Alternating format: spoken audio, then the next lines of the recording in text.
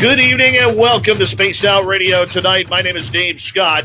Thank you so much for taking the time to join us as we have a power show tonight on UFOs. If you haven't heard, we got the two board members from the SCU, the Scientific Coalition for UAP Studies, Mr. Robert Powell and Dr. Paul Kingsbury. And Science Bob is going to be joining me as a co-host tonight. We're getting into the who, what, where, when, why of UFOs, maybe even a little how. I don't know. Maybe they'll even let me slip in a little woo. I don't know. We'll see if I can slip it in there, and we'll go from there. Race fan in the gold medal position tonight. Good to see you. Gorgeous Jenny Metz, Black Dragon, Semper Fi to you in the bronze medal position, my friend. Thank you for joining us. Let's roll it on down. Mennonite Abe, gorgeous Cosmic Floor, the stunning Aussie Ange. Nice to have you all here as we continue on scrolling on down. Philip Bacca, nice to have you back. As we continue on here with our scroll down, Sassy Steph Dickey has returned. There's Stewpot, everyone. Stewpot will be signing autographs after the show. Line up to the left of the studio if you do not mind. We'd appreciate that. Cat Chaser's here. Awesome, Cat Chaser. Thank you so much for kicking off the super chat tonight. And we really do appreciate your love and support of Spaced Out Radio. Adnome, it's a long time, no time, buddy. I am so glad you're here. Thank you, buddy, for joining us. Let's talk soon. Todd Purdon, good to see you here. Thank you for joining us. The Ronald Penton is here, everyone. The Ronald Penton. Moving on down as we continue on with our roll call tonight. Nicola, good to see you. Thank you for joining us. We really do appreciate it. Chefist is here. He'll be signing autographs after the show as well. Line up to the right of the studio. To the right. He does not like eye contact. Mama Susan, thank you so much for joining us. Black Dragon, thank you so much for that awesome super chat. Really do appreciate your support of Spaced Out Radio. Doc from Wyoming, good to see you, my friend. Stu Gerson's here. Right there, buddy. Good to see you. Open Mind and Clarity, thanks for joining us. Richard Elmore, Peppa H, and Millennium, thank you for taking the time in. Vinman, Fidgety Aura, good to see you guys. Lazarus and Grandpa Holland in Australia, thanks for joining us. Hey, there he is, everyone. It's Double Tim. Double your pleasure, double your fun with Double Tim. That's right. Swampy Waters, welcome back. Thank you so much for that super chat. I really do appreciate your support of our show. And thank you very much for that. And continuing on, Kings of Kvist, good to see you. Uncle Dale and his Power Stash are here. Remember, if you're in Austin, Texas, and you find Uncle Dale, rub his Power Stash for 3 weeks of good luck. That offer of 3 weeks of good luck ends on September 30th. So get in there soon. Moving on down, Alien Critter, good to see you. Spooky Morales, thank you for coming on in. Really appreciate that. Double Tim, thank you so much for that awesome super chat, man. Really do appreciate it, buddy. Thank you so much. Square Hammer, are you on the square? Are you on the level? Are you ready to stand right here, right now before your Davo? Let me know. 509er, good to have you here. And we continue on. Sonny Conway, Jurassic Joey, thanks for joining us. The gorgeous Helena J, welcome back, my friend. As we continue on, we're going to start the radio side up here on the feed. And continuing on, Sinister Vax, Project Blue Book, gorgeous. Where are you? Cedric, what's happening, man?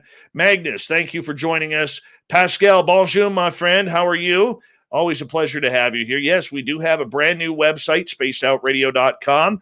The gorgeous Ave Marie. There she is, everyone. Give us a wave. Science Bob, thank you so much for your dedication and support of Spaced Out Radio with that super chat, my friend. Really do appreciate you. Low Pro, good to see you. Michael Huntington, how's your goatee? Please let us know with an update. 416 Bitcoin. Glenn John McEnroe, the pride of Wimbledon. Good to have you here as we continue on. And let's see here. Where are we? War Eagle to you. And who's this? Sinister Vax. Thank you so much for that. We got about 20 seconds here, everyone. Remember, super chats are a great way to support what we do on this show on a nightly basis. If you haven't subscribed yet, please hit that subscribe button and ring that bell. We are here 7 days a week for you as we do this thing. I'm here Monday through Friday, Lynn Wallington Saturdays and Sundays. And remember, we're always here. Thank you to all the veterans who are tuning us in. We absolutely love you. Get your horns up. Get ready. Let's kick it off right now.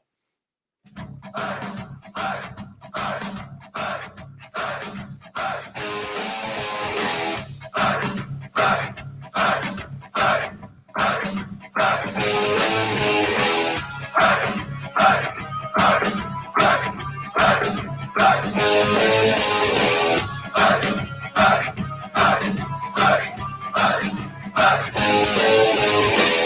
the mountains of central British Columbia to you listening around the world, this, my friends, is Spaced Out Radio.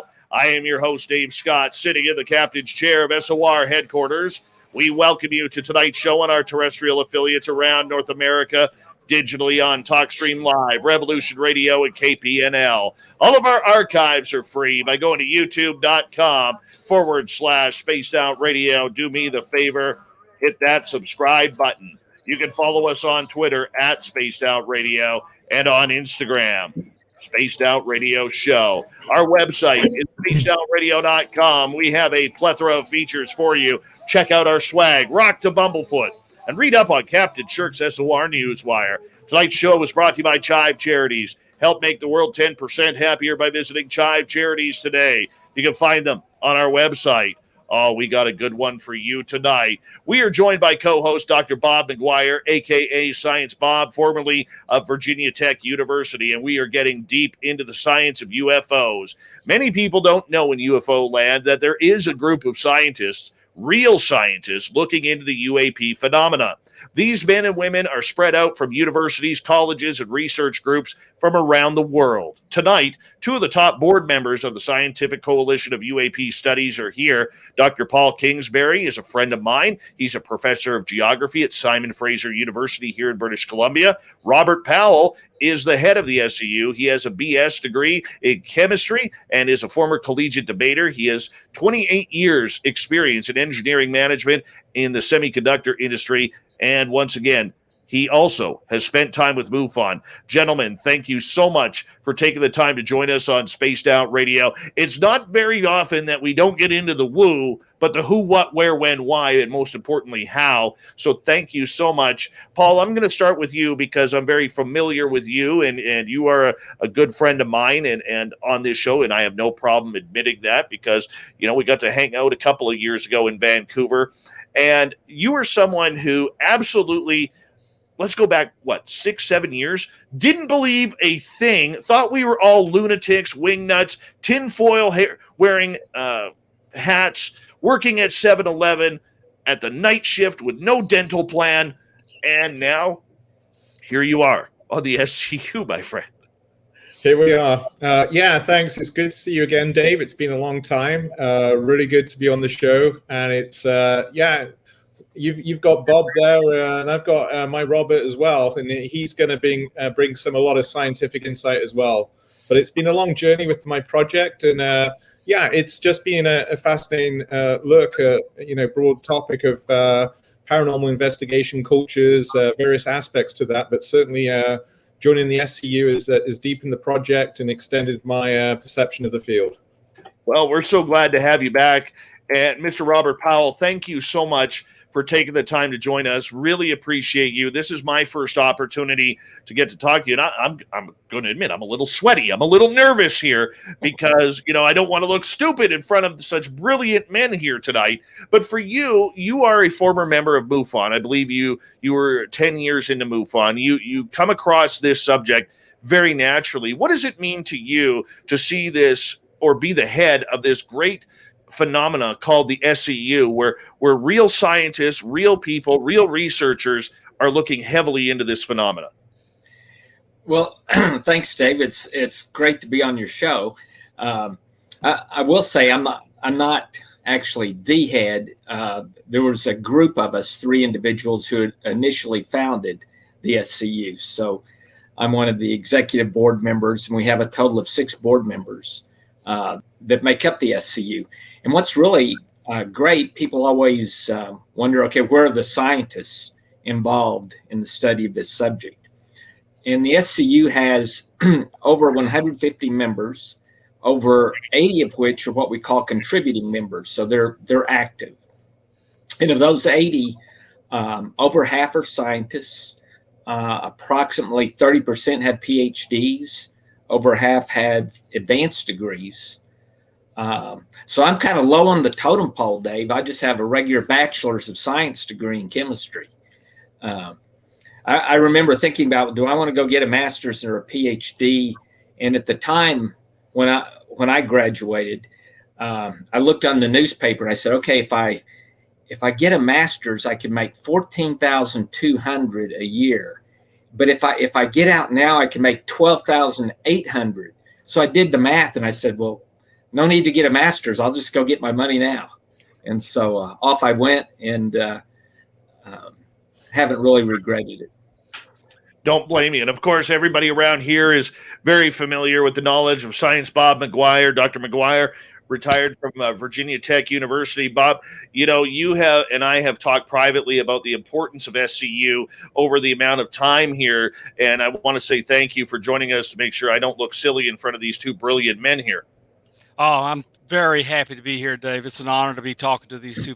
And Robert is he's being a little modest because his work in nanotechnology and other areas would have easily earned a PhD in engineering or elsewhere. I mean, he's PhD level person, period. And I know we'll get into it, but his research report on the Aguadilla a UFO in Puerto Rico is just amazing. So, Robert's done extremely high level work, and it's his professionalism has made a major contribution to SCU. And I wish more people could see the SCU conferences. They would have no doubt it is extremely high level work. Robert, I want to get to you. What was the importance of setting up a group like the SCU for ufology? Well, the main importance, in my view, was I did not feel there was a group anywhere that it was truly science-based. I mean, MUFON wants to be science-based, but I wanted a group that was just purely science-based, and that's what the SCU is today. So, and I don't know if all your listeners have heard of, having what they call a secret college, because with all the stigma that's involved in the study of the UFO subject, a lot of your people with science backgrounds don't want to be involved. So it's great to see that more and more people today are not worried about the stigma. And that's starting to change. And I think that's very important. And I think two things have made that change. One, of course, is the December 2017 New York Times article on the Nimitz incident. But the other thing that's made it change is the discovery of thousands of exoplanets. And it makes people realize we are not unique like we thought we were only 30 years ago. So I think that has been a big change also. And just let me add quickly, I think it is a major contributing factor to people's perceptions in and around scientific communities and endeavors that the chair of the astrophysics department at Harvard is now a major contributor to the overall area with Avi Loeb and his Galileo project. Now, I'm not sure how well Avi Loeb is going to aid us in kind of the things that most of the people in SCU want to do. I think he just wants to look for big rocks that are flying through the solar system from outside of our solar system. But it's a contributing thing because he really stirred up a lot of stuff with this Oumuamua. Yeah, I think you're right, Bob. It's great to have a Harvard scientist, right, come forth and say we need to look at this subject, right? That's in the past you couldn't even get people to say they were willing to look at the subject. So I think that has been a big plus with the Galileo project. Yep. Paul, I want to bring you in here for a minute here because I want to get your opinion of the fact that, more scientists are starting to take this subject seriously. They're not poo-pooing it the way they normally did, as a bunch of rednecks out there, looking for satellites at night. So for you, seeing the scientific community start to shift and start to change in the wonderment that some way, somehow, we may not be alone in this universe or in this dimension, is it the younger scientists that are really starting to drive this forward, that we may not be alone, or let's be open to the study? Or is everybody collectively trying to come together and really take over this brand new phenomena that could really transform science of what we know today? Yeah, that's a good question, Dave. The relationship between the study of UAPs, UFOs, and how it relates to academic, conventional scientific approaches. Generally, it's the ufology group that try and reach out to academia. So when I first met Robert and also Rich Hoffman, who's on the board of SCU, this was a MUFON conference in 2015, Irvine, California. And one of the themes of the conference was to engage with academia. So there was an attempt by MUFON, to reach out to academics to frame the conference for one of those goals. But of course, there weren't many academics there. I mean, I was there as part of my study, which is a social scientific study, to think about the role of UFO studies within society, relationship with academia. But for over 6 years at least, a major organization, MUFON, was trying to link to universities. And then, of course, we had the New York Times article that Robert mentioned, which was, that was a major piece of news, first and foremost, for assigning names, dollar amounts to, previously pretty obscure studies by the U.S. military on UAPs.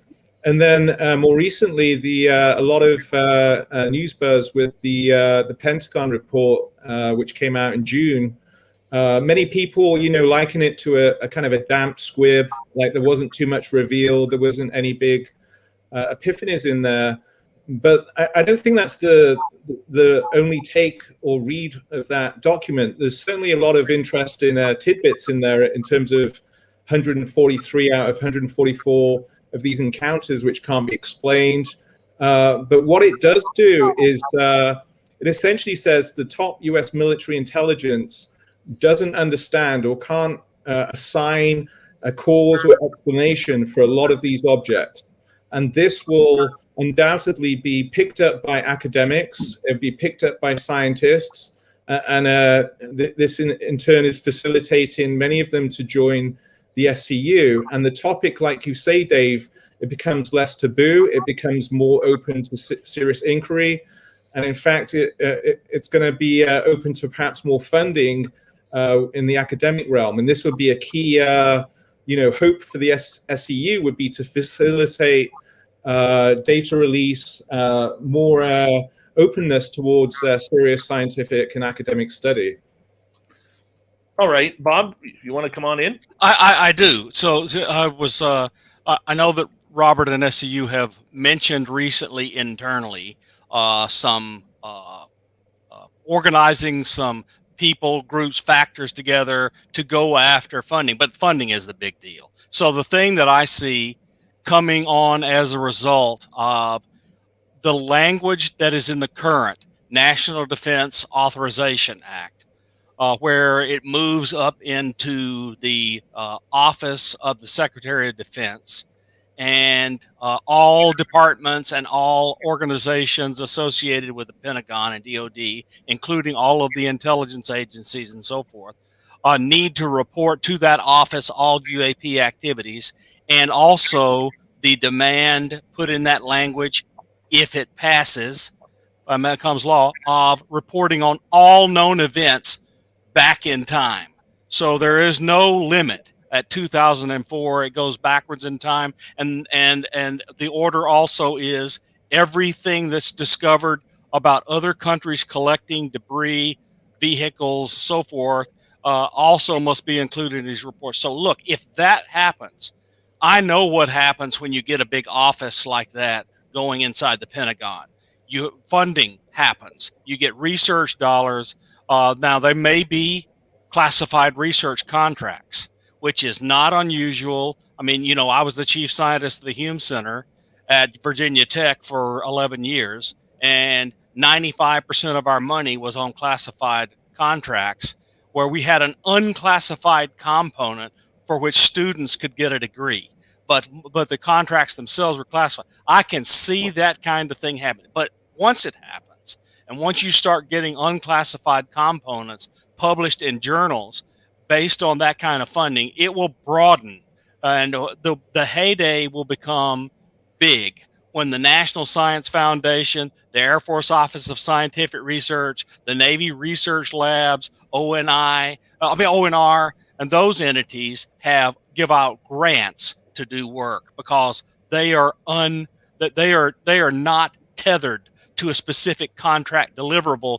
They allow scientists, engineers, and so forth do research that is broad and can change with time as they make progress. When we get there, we will have reached the Holy Grail, and then the study of UAPs will be a scientific mainstream endeavor. Absolutely, absolutely, gentlemen. I want to get right back to the SCU for a minute. What is, so for our public, because we got about 6 minutes to go here before the break at the bottom of the hour, what is the goal of the SCU regarding UFOs? Is it the science? Is it to bring that science to the public? Or is it about culminating together to try and figure out the technology that is behind these UAP? Robert, let's start with you. It was kind of all of those, Dave. I mean, we want to get the information to the public, and we want to engage mainstream science with the subject, right? I'm hoping it turns out like Bob was suggesting, and that there will be grants and money supplied to universities to work on this subject, and that it won't be reports that are always classified and we don't get the information on them. Like Paul mentioned, 144 of those 145 reports, we don't have an explanation. At some point in time, there should be an explanation provided, and that it's hard to imagine that information needs to all be classified. You can explain why those other 144 either are terrestrial or are not, without violating, national security. So I think that's important. Paul, I'm curious your opinion. Yeah, so a big part of my role on the SCU, I was brought in to help facilitate the peer review process for the papers. So, SCU, which is first and foremost a think tank, multiple missions, elements to it that Robert talked about. One of the key goals is the dissemination of serious, rigorous studies. And so I've got a background in editorial roles with journals, book series, University Press with Nebraska. And so I kind of lend my expertise to make the peer review process, for which we get papers from SCU members, as objective and neutral as possible. So that means facilitating choosing the correct reviewers, going back and forth with the authors and the reviewers' comments. And so a key part then is to publish the papers which have been through a rigorous referee process. And so, again, this is all part of the SCU mission, is to try and use our collective skills and background to, disseminate scientific studies of the phenomena. For those of us who don't know much about the SCU or the players involved, are a lot of the scientists and members on board involved in classified projects where they may have or may not have come in contact with any type of foreign material? I'm not aware of anyone within the SCU who's engaged in a classified project or has had definite access to foreign material. I did do a paper which Paul's group peer reviewed on the Ubatuba sample, which was from back in 1957. We basically did some what's called the high-res ICP-PMS testing to look at isotope ratios on that material. We weren't able to establish that it was non-terrestrial, because of some of the techniques that we used. But we did establish that, as far as we could tell, the magnesium was terrestrial, but some of the trace elements is what we wanted to look at. Okay. So when you're going through that, how does it work? How does someone join the SCU? What are the qualifications they have to bring forward in order to sign up for it? Well, to join the SCU, if you go to our website, which is explorescu.org, on that site, you can find an application to join the SCU. And there's basically an application form, and you send in a copy of your resume. And that's basically the process. We have two basic categories of members. We have, members who initially join, and then we have what we call contributing members who actually provide some type of contribution to the organization. Okay, so with that happening, does it matter what they have their education or their scientific background in? Well, there are different ways people can contribute to the SCU, right? For example, we always need people who can edit, who can write articles, individuals who are good project managers. There are a lot of roles that are available that are not necessarily require a science type background. It is important to be able to just do critical thinking and logical thinking, but you can do critical and logical thinking, without having a science background. All right, 1 minute to go, Paul. I'll give you the final word on this. Yeah, I mean, I think Robert's right. The point of SCU is because of the, this is evolving field of study with the reports being released and, the ongoing phenomena. A key part of it is trying to include many different kinds of people who can help with the project. And so this may include PhDs who want to play a very active role in some of the studies, or it may be more folks who can help with the publication process with the web page. So it's a fairly young organization, but we're seeking to grow and attract people who can help our mission. Well, that is awesome, and I know we got to get Science Bob in there because he kind of likes the woo of the whole UFO aspect. Gentlemen, I'm going to get you to hold on right there because that was a quick first half hour, and we are going to go into break here at the bottom of the hour. I am so excited about this show, and why? Because we have two members from the Scientific Coalition of UAP Studies, the SCU, Robert Powell. Three members, sorry. Bob. All right, Paul Kingsbury from Simon Fraser University, my competition in Vancouver. And, of course, Science Bob McGuire. Gentlemen, we'll be right back with more Spaced Out Radio right after this.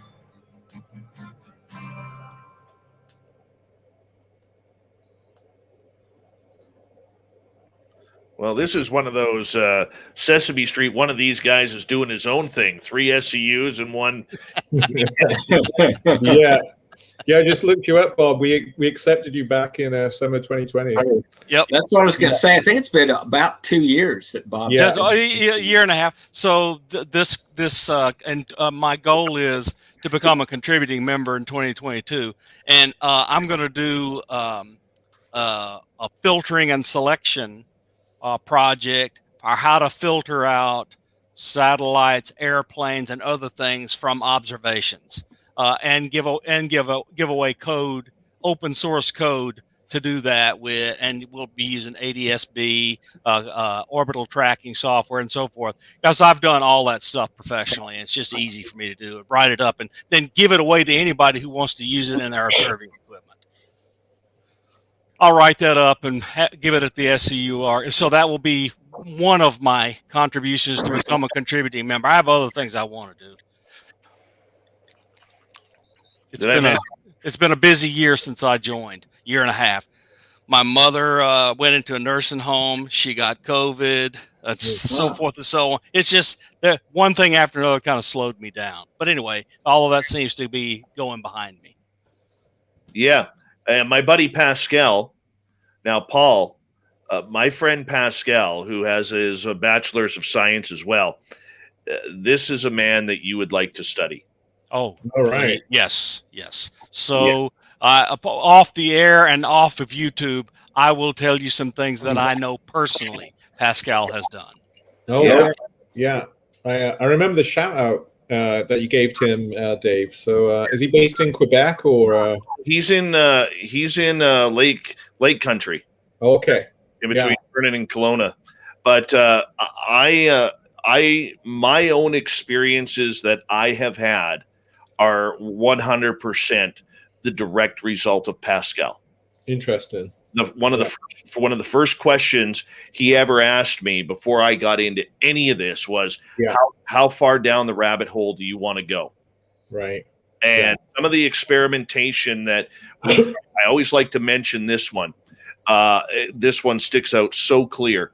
He and I did this very unscientific study of sitting in a black room, completely black. He blacked out his window in this spare bedroom in his condo, and he blacked out all the lights in his condo, and then he sealed the door so that way there was no light coming in. Like you couldn't see your hand this far in front of your face. That's how black it was. And both him and I actually saw I'm going to use the word solar system appear between us in the room. Wow. And you could see little orbs flying off of it. I know this sounds completely woo, okay? But if God is my witness, man, I'm saying God in front of three scientists, what the hell? Okay. But I'll put on my children's lives that it was one of the most incredible things I have ever seen. And it was incredible. And it was for an attempt to conjure up or to manifest? It was complete meditation did it. Meditation. And this, like literally this solar system was spinning and you would see these little orbs shoot off of it every now and again. And then spirits started coming in where I couldn't see his spirits. He couldn't see my spirits. And the one cool part about it was I remember putting my hand up in front of my face and, humans glow, right? I think we all know humans glow. I could actually see my hand glowing in front of my face and I'm like this and I'm like looking at my fingers luminescent. He couldn't see it. And every object in the universe glows, Dave. It's called black body radiation.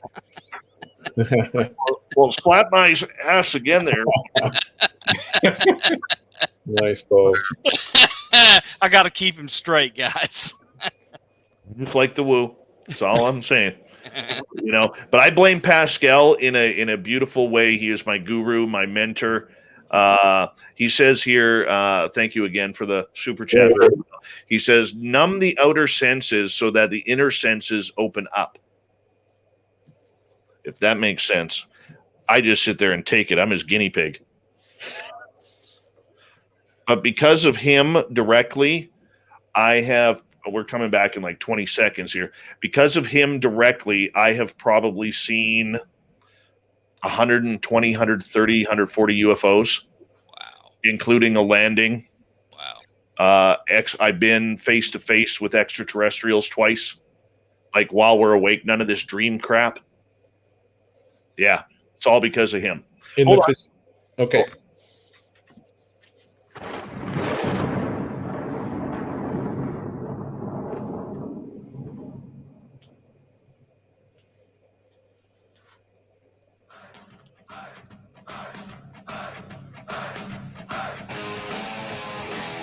Second half hour of Spaced Out Radio is now underway. My name is Dave Scott. Thank you so much for taking the time to join us. We really do appreciate earning your listening ears. Want to remind you that if you miss portions of this show or others, check out our free archives by going to youtube.com/Spaced Out Radio. Do me the favor, hit that subscribe button. Our website is spacedoutradio.com, where we have a plethora of features for you, including rocking out to Bumblefoot and reading up on Captain Shirk's SOR Newswire. Follow us on Twitter at Spaced Out Radio and on Instagram, Spaced Out Radio Show. We continue on tonight with exploring UFOs and science. With us tonight from the Scientific Coalition of UAP Studies, we have Robert Powell, Dr. Paul Kingsbury, and of course, you all know Science Bob McGuire. Gentlemen, welcome back. Thanks a lot, Dave. Good to be here, Dave. Not a problem. Not a problem. I want to ask about UFOs, UAP. Okay, I know your terminology is UAP when you've got aliens. Like I always say, if you don't have aliens, it's never aliens. If you've seen extraterrestrials and UFOs, it's always aliens. I just love saying that, saying as stupid as it probably sounds right now. But nonetheless, let's get into the scientific side of everything. Dr. Paul, what do you think UFOs, UAP are? Because that's one of the great debates going on right now. Yeah, I think my first entry into that question would be to really emphasize the the unexplained, because essentially there's been many different kinds of encounters with this phenomena. We know all the spectrum here between the nuts and bolts of sightings of craft, which may leave physical traces in the landscape, to the the Whitley Strieber type encounters and abductions and so on. So there is a massive kind of range here, first and foremost. But what ties them together would be the unexplained. So before we kind of say what they are, their ontology, we first have to confront the fact that we don't have the knowledge. We are epistemologically uncertain about what they are. Now, of course, some people will be quite definitive in terms of their experiences. There will be, as we've seen with the Aguadilla case, for example, very definite video recordings, tracking of various objects and so on. But they, in the latter case, where there's been lots of, with the FLIR camera mounted on those jets, those Hornets, they still remain a sign or a representation. So we know that science demands an object which can be explained or is explained. Science demands repeated observations, measurability, prediction, falsifiable hypotheses, empirical testing, and so on. So that's why, as a field of study of UAPs, UFOs, they still remain with that letter U, the unexplained, and so we're still on that path of trying to explain and understand them. So that would be, I would have to answer that question with that first kind of emphasis on the U of the UFO or UAP. Which makes sense. But, listening to Luis Elizondo, Paul, recently, the big debate that they seem to be having on their end, at least publicly, they're not sure if it's coming from space, from another dimension, from underwater, from inner Earth, from time travel, from the future. I mean, is this something you guys are debating as well? Over beers. Yeah. I mean, look, Yeah. the SCU is about doing observational science. Yeah. You got to gather a lot of data. You need to do observational science, but that means with discipline, with scientific discipline. That means your data has to be objective. It can't be tainted by your personal bias. You want to do everything you can to remove cognitive bias and make sure that everyone trusts your data so that later on, when we get 1,000 times more data, some reasonable theories can be constructed that present falsifiable hypotheses. Until then, we're all just gathering data. Look, you know me, Dave. I've had experiences, but I never claim what they are, ever. I know that I've had these experiences, but they are not scientific theories. Experience is not a scientific theory. And I'm not going to try to guess what they are until I have have a way to make a theory, which means enough data and some things I can test. And here I would like to prompt perhaps Robert to discuss the Aguadilla case and that paper, which is a very extended paper. It's one of my favorite cases, and central to that paper is where Robert and others they engage their hypotheses that it's that object is a balloon or is it a lantern and so on. So, and the core of that paper is essentially rejecting these hypotheses, but in the conclusion there is still the conclusion is essentially we cannot explain the object, but it involves a very step-by-step rigorous analysis of the Homeland Security video footage. There's multiple witnesses, but Robert, why don't you just elucidate some of the dimensions to that paper? Yeah, so kind of like Paul said, I mean, the very first thing we did was we verified the video was real, right? That's the first step. And we were able to do that by getting radar data and verifying with radar data that the plane, which was taking the video, was at the exact XY coordinates that the video claimed it to be. So then once we verified the video was real, then we began to examine the object and try to determine what it was not. So, could it have been an airplane? Could it have been a bird? Could it be a balloon? Could it be a drone of some type?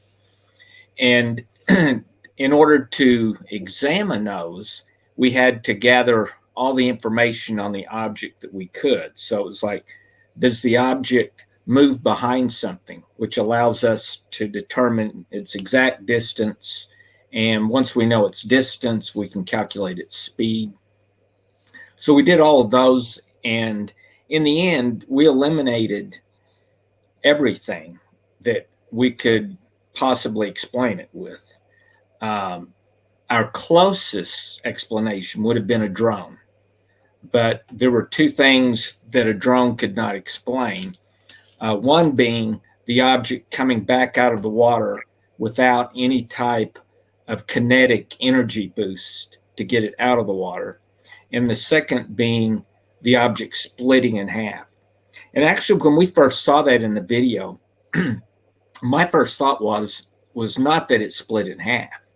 My first thought was, oh, there must be another object coming out of the water. And so now we have two. And what we did is we looked at it frame by frame. And the amazing thing was you could count the pixels, and you start off with an object that consists of 60 pixels with a heated center. And it frame by frame, it grew to 120 pixels. So it's doubled in size. And as it's doubling in size, you see the heat center growing, and then it just starts to pinch off and break apart, just like mitosis in a cell. And then the next thing you have two identical objects, both with their own little heat center, moving along. And that's not what we expected to see, but that's what the data showed us. And what's fascinating there, we often put the woo on one side and the science on the other, but in the narrative, recalling what Robert just said, there is an extraordinary object here, which is being pixelated, and there's close-ups of those pixels, analyses of those pixels, and for me, this is the beauty of this case, is where the woo, or that which can't be explained, that which is beyond our comprehension, is actually visibly captured.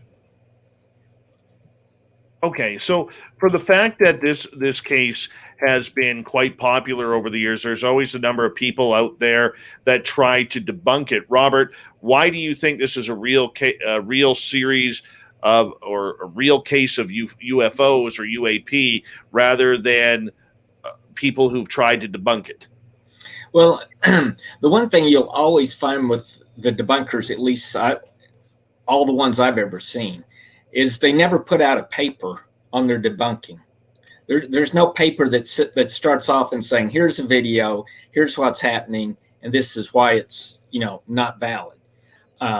There was one guy who put out one which was a partial paper, it didn't cover the entire video. It basically covered the part to try to explain it as a balloon, but it looks at only a segment of what's going on. It doesn't explain how does the balloon disappear into the water, how does it come back out of the water, how does it split in half. It doesn't explain any of that. And this gets into way too technical, but when you look at the lines of sight to try to explain it as a balloon, that falls apart also. So there just hasn't been a good explanation for the Aguadilla video. And the explanations, I'll give you an example. Sometimes they'll say, okay, they try to explain that the object disappeared in the water. So their first explanation was, oh, a cloud came in between, and so the cloud blocks the infrared. But the problem with that explanation is you can still see the ocean waves. So the cloud can't block the object and not block the ocean waves right below the object. So that fell apart. So then they come back with the next argument. So it's like, well, it must be that the camera just lost its ability to focus at that point in time, and so the object just disappeared because of the camera lost stability. But then that falls apart because the object's moving away from you, so it's getting farther from the camera, and yet it suddenly shows back up as it comes out of the water. So all of a sudden, I guess the camera regained its ability to focus just in time to see it come out of the water. So it's I get where I don't even pay attention anymore to the debunking arguments. Most of them are not really sincere. Science and they really just look. If you have an ensemble of collected data around these events, you can't pick out this 1 second of 100 seconds of data and claim because your 1 second of data has a different explanation from the 100 seconds of data, you've debunked it. That's just not the way it works. The Aguadilla UAP had a collection of events, all produced by an object that became two objects. It was transmedium. And for example, I mean, look, when the object enters the water is still in focus, both in the foreground and the background of that when it entered the water and when it came out, split in half. You just can't explain a tiny piece of the data and neglect all the other things that makes your explanation wrong. You just can't. It's just debunkers are not clear thinking logicians. And I'm a mathematician, and that's logic is what we do all day long. It's just you have to be logical, and you have to have a complete logical argument that explains all of the data and call it not a UFO. And just people don't do that. They don't ever do that. Never. Okay, so what do we classify this as? Do we classify it as a UAP? Do we classify it as something else? It's unknown. Yeah, unknown. I have no valid hypothesis for what that is, that I can give you any data to prove my conclusion. None. It's just one of the greatest studies of one of these objects that's ever been done. Robert and his team's work on that. It was just remarkable piece of work. It's just how it ought to be done. Okay, taking that what Bob just said there regarding this is how it's supposed to be done.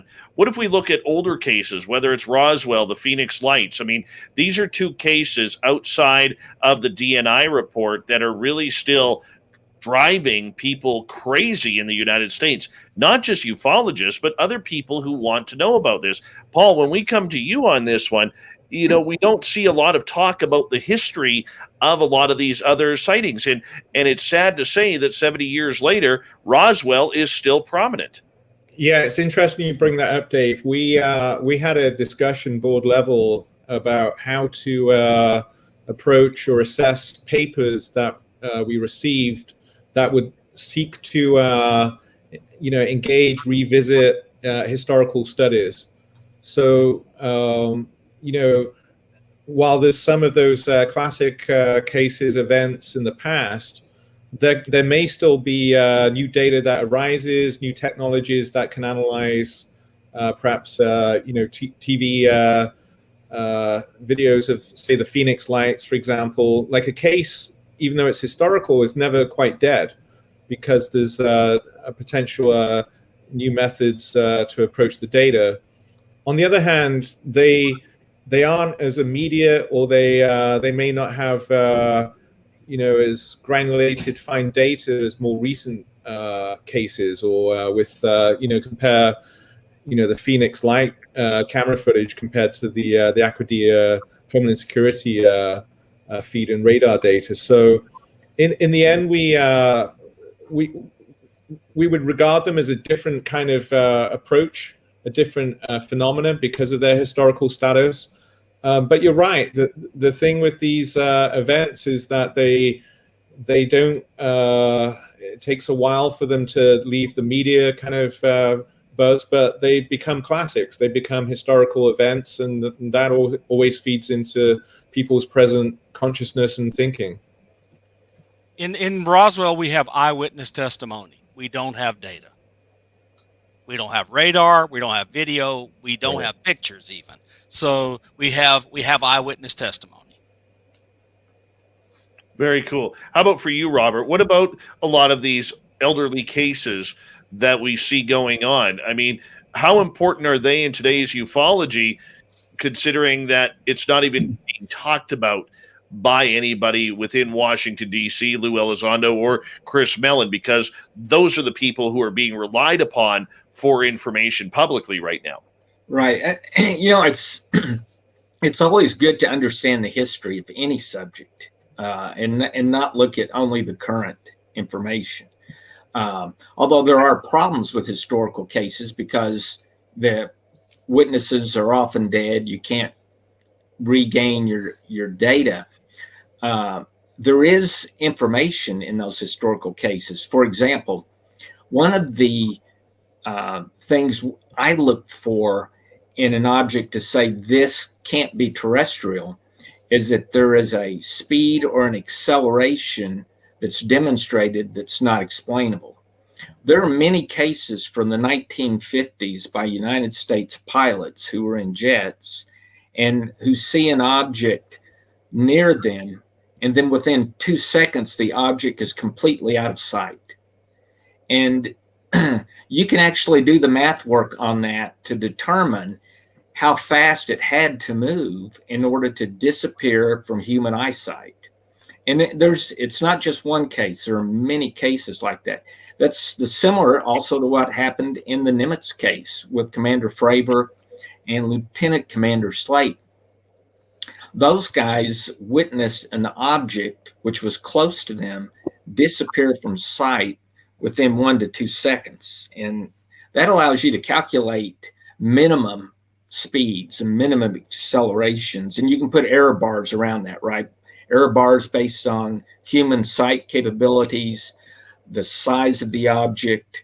And so you can say that acceleration is somewhere in this range. And if that minimum number is beyond terrestrial capability, then you've got an anomalous event.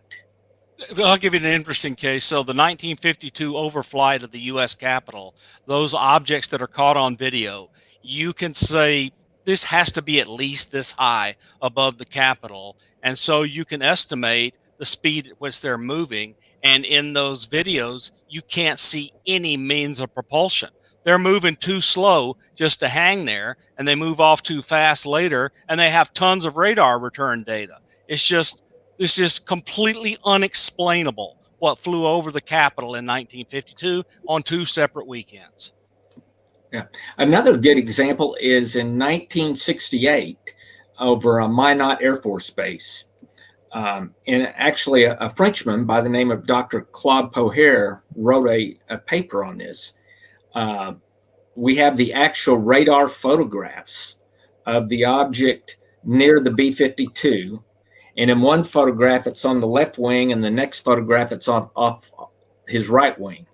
And so you can calculate how fast that object had to move in order to go from one side of the plane to the next within one sweep of the radar. So it's there are a number of incidents.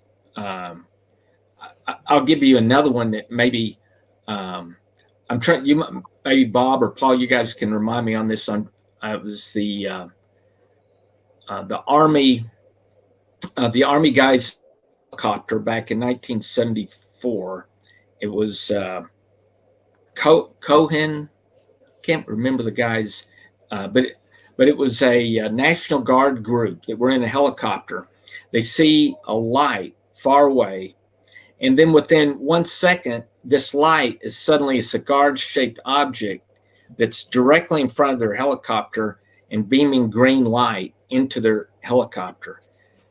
Any object to become a pinpoint of light to suddenly just be standing right in front of you, that's an enormous speed, let alone the de-acceleration of stopping right in front of you. So there are many cases like that in history. Very cool. Very cool. Gentlemen, we have about 2 minutes to go here before we got to go to break here at the top of the hour. We're talking SCU and UFOs tonight. The big question is, are we ever going to learn what a UFO is or a UAP is, Paul? Are we getting closer to that date?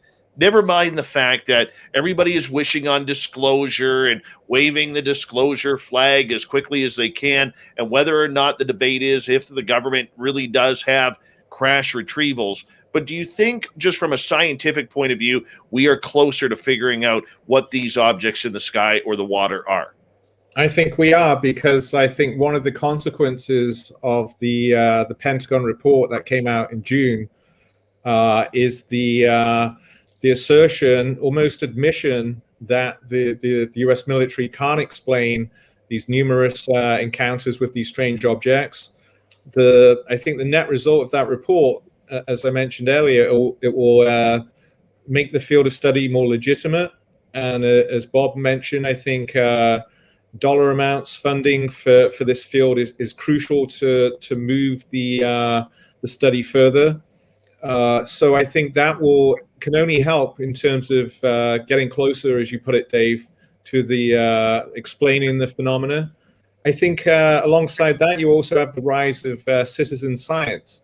So since the internet, social media, there's the wider practices of science amongst citizens. It could be pretty rudimentary, counting various kind of animal species across forests or whatever, but merely with greater technologies in our hands with our devices, I think that may help gather more data. And it is one of the reasons that SCU was formed, was to be able to provide a viable area of study for any interested citizens gathering data. So my bet would be that we are getting closer to some kind of scientific explanation. Wonderful. And that's good timing right there, Paul. I know you've done media before, and you know it's time for us to go to a break here at the top of the hour. We have Dr. Paul Kingsbury, Robert Powell from the SCU, and Science Bob from the SCU, and, of course, Science Bob and friends here on Spaced Out Radio. We continue with the UAP talk when we come back for hour 2 of Spaced Out Radio right after this. Hold on.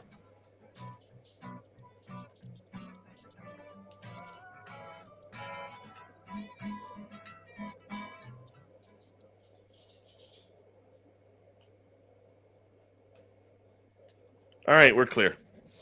It's amazing how fast time goes on this show. It's just always amazes me. 10 o'clock, yeah. I don't ever worry about it because time just flies. We always have such a good time, Dave. I don't ever even look at a clock. I'm going to be honest with you. I don't know what the hell I'm talking about with you guys here tonight. I am making it. No, I'm teasing. But Robert's on at midnight, I think. We're on for another hour. Is that it, Dave? Hour and a half. Hour and a half. Another hour and a half there, Robert. But never mind. Okay. It just goes so fast you just can't even notice it. I mean, you've been on before. Well, it's stimulating because I'm not getting sleepy, so that's a good thing. No. So, Paul, can we talk about your studies? Yeah. So I mean, I don't know how much of the stuff you've done. I know you got graduate students and so forth, and I don't want you to screw up their publications, but I would like to hear some of your conclusions. Yeah. So I'm essentially just going to hit the bathroom, guys.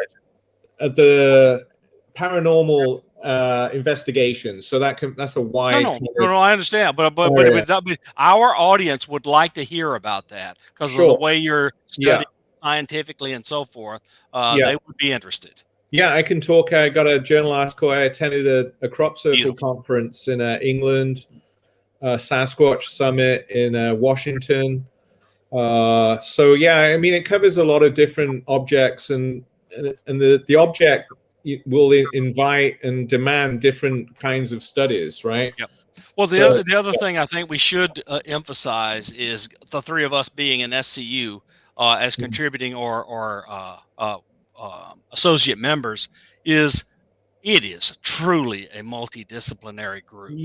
And this problem is going to require the minds from all sorts of disciplines to make any headway. The other thing is, I mean, we have one of the greatest people in the world in SCU to talk about and discuss the potential methods for propulsion in Eric Davis. I mean, we just have a terrific group of people here.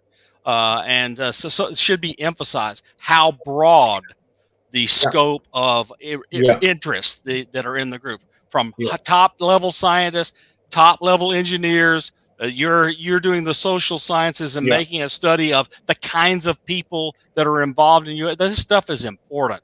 We have to look at this from all aspects to gain that, to get a real handle on it. Our science advisor Sarah will often say, interview data is still data. Like even if it's there's different kinds of experiences, of course, but even firsthand testimony is still data, even if it's a sighting. Since I was 20 and started doing real math, I'm a Bayesian. You do not throw away data; you weight it differently. You don't throw it away; you weight it differently. And the nice thing about doing Bayesian training is you can jointly re-estimate the probability distributions along with making conclusions. And so the more data you get, the more you can do that. I mean, I've been doing this forever. I learned doing that stuff when I was doing cryptanalysis for NSA. It just was pounded into me to be this Bayesian since I was 20-something years old. Yeah, so I'm just looking that up, Bob. So so it's a way of describing epistemological uncertainty. Through probability. And re-estimation. So look, typically the systems I've studied a lot were Markov models. We're not going to go into it, but there is a theorem that says that you can jointly re-estimate the parameters of your probability distribution and the expected values of your observations given the data, and you can jointly re-estimate, and under light conditions, the predictions always get better, even if you throw in trash data. I mean, it's just the right way to approach this problem because we don't have a choice. Because we're going to get this ratty, crazy data, and our hope is going to be that we get so much data eventually that the crappy stuff will filter itself out automatically. We just got to take that approach. That's my opinion, right? We've got about 90 seconds here, guys. Or make it, 90 seconds. I hope you guys are having fun, Paul. This is good. Yeah, you're doing a great job, Dave. Thank you. I like it. Thank you. I really appreciate that. That means a lot from you guys. Yeah. No, it's excellent. Yeah. Oh, come on, Dave. I wouldn't hang out with you if you were a waste. I'll be honest. I will be honest with you.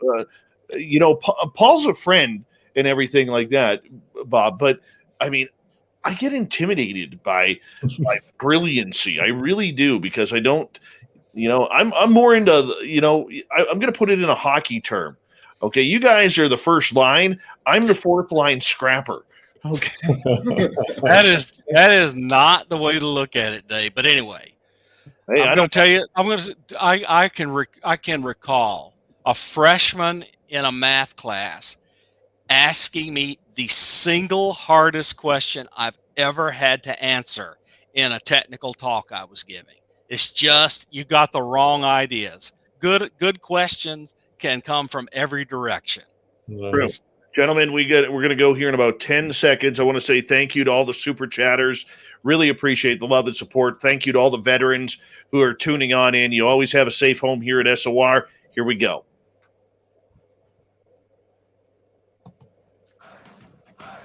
You're listening to Spaced Out Radio with Dave Scott. Follow Dave on Twitter at Spaced Out Radio and on Facebook, Spaced Out Radio Show. Hour number 2 of Spaced Out Radio is underway. My name is Dave Scott. Thank you so much for taking the time to join us. We really do appreciate earning your listening ears wherever you are on this beautiful planet we call Earth. Want to say hello to everyone listening in on our terrestrial affiliates around North America, digitally on TalkStream Live, Revolution Radio, and KPNL. All of our archives are free. You just go to youtube.com/Spaced Out Radio and do us a favor, hit that subscribe button. The Desert Clam has set the password for tonight in the SOR Space Travelers Club. Xanthodont. Xanthodont is your password. Use it wisely, space travelers, as a clam sets a password each and every night right here on Spaced Out Radio. Our website is spacedoutradio.com, where we have a plethora of features for you, including rocking out to Bumblefoot and reading up on Captain Shirk's SOR Newswire. Follow us on Twitter at Spaced Out Radio and on Instagram, Spaced Out Radio Show. We continue on talking SCU and UFOs. Joining us from the Scientific Coalition of UAP Studies, Robert Powell, Dr. Paul Kingsbury, and of course you all know and are familiar with Science Bob McGuire. Gentlemen, thank you so much for going with us here. Over the next couple of years, because you guys have really been highlighted since the 2017 article when all of this story blew up on a journalistic and public level. But behind the scenes here, you guys are kind of doing the dirty work, looking into what the phenomena is, where it's coming from, what's it all about. Robert, what really interests you about this entire subject? Is it the technology of the craft or the potentiality of where it's coming from? To me, Dave, it's the potentiality of where it's coming from. I mean, as a scientist, you have to be open. You know, there's all possibilities, right? We don't have the data yet to say where it's coming from. But if you look at the data we do have and the knowledge of all these exoplanets that we have out there, in my opinion, the extraterrestrial hypothesis is the leading candidate to explain it. Now that, like I said, you might get some data that would give you a different, support a different hypotheses. But the reason that excites me is because that indicates at some point in the near future, being decades probably, we might have first contact. And to me, that is such a monumental thing for the human race, right? That goes beyond nation states and nation state militaries. That's something that's for the whole world. And even if that's not what it turns out to be, just what limited possibility there is that is it, that justifies the work that's done and the excitement about doing it. May I please ask a follow-up on that question? Because when we start looking into where is this technology coming from, whether it's in space, whether it's a different dimension, time travel, whatever, it opens up the fact of, are we alone in the universe? That opens up the whole idea, at least in my perspective, of ET contact and the experiencers that are out there. I know a lot of people have asked me leading into this interview tonight, Robert, whether or not the SCU will eventually take its research into the experiential realm. There are a number of PhDs in psychology and sociology within SCU. So we have the manpower that could look at that, right? We just need to focus it on that area. But it can be done in a scientific manner, right? I mean, you can basically create an entire questionnaire that you would ask experiencers. You would look at, their backgrounds, then you compare them to a control group, within the population and say, okay, are experiencers within, a certain psychological set, or are they no different than anybody else, right? So that's important things that can be done. Now, I'll also throw this out. I mean, I'm more of the nuts and bolts guys, right? So if someone says they've experienced it and they say they got an implant, well, I want the implant and I'll go test the implant, right? So that's the way I kind of go. Which makes sense. But let's just suppose that you have a civilization that's thousands of years more advanced than us, right? And it's comes by to visit. I would suspect that they have the capability of putting thoughts in your head to make you feel like you experienced something, and there's no way you can tell whether you did or not. I mean, if that's implanted in your mind, then that's what happened to you. And for all we know, they could be running a giant sociology experiment on us, saying we're going to take 1,000 of these humans, implant this experience into them, and then let's just see how they interact with the other humans. Right. And I understand and appreciate that, but the majority of the UFO community believes or has this idea in their brains that the scientists, such as you three grand members of that club, really don't care about the experiencer, that the experiencer has been cast aside because we cannot prove anecdotal evidence. Right. And okay, so from my viewpoint, for me, I don't have a background in psychology and sociology. Right. So I don't feel qualified to look at that aspect of it. Well, I think that rests with people who have more experience in that part of human nature. Right. Let me comment, Dave. No one in the scientific groups that we're talking about inside SCU would be more in need of actual funding to construct one of these questionnaires and put together all the computing resources and all this other stuff that would take to gather and analyze the data.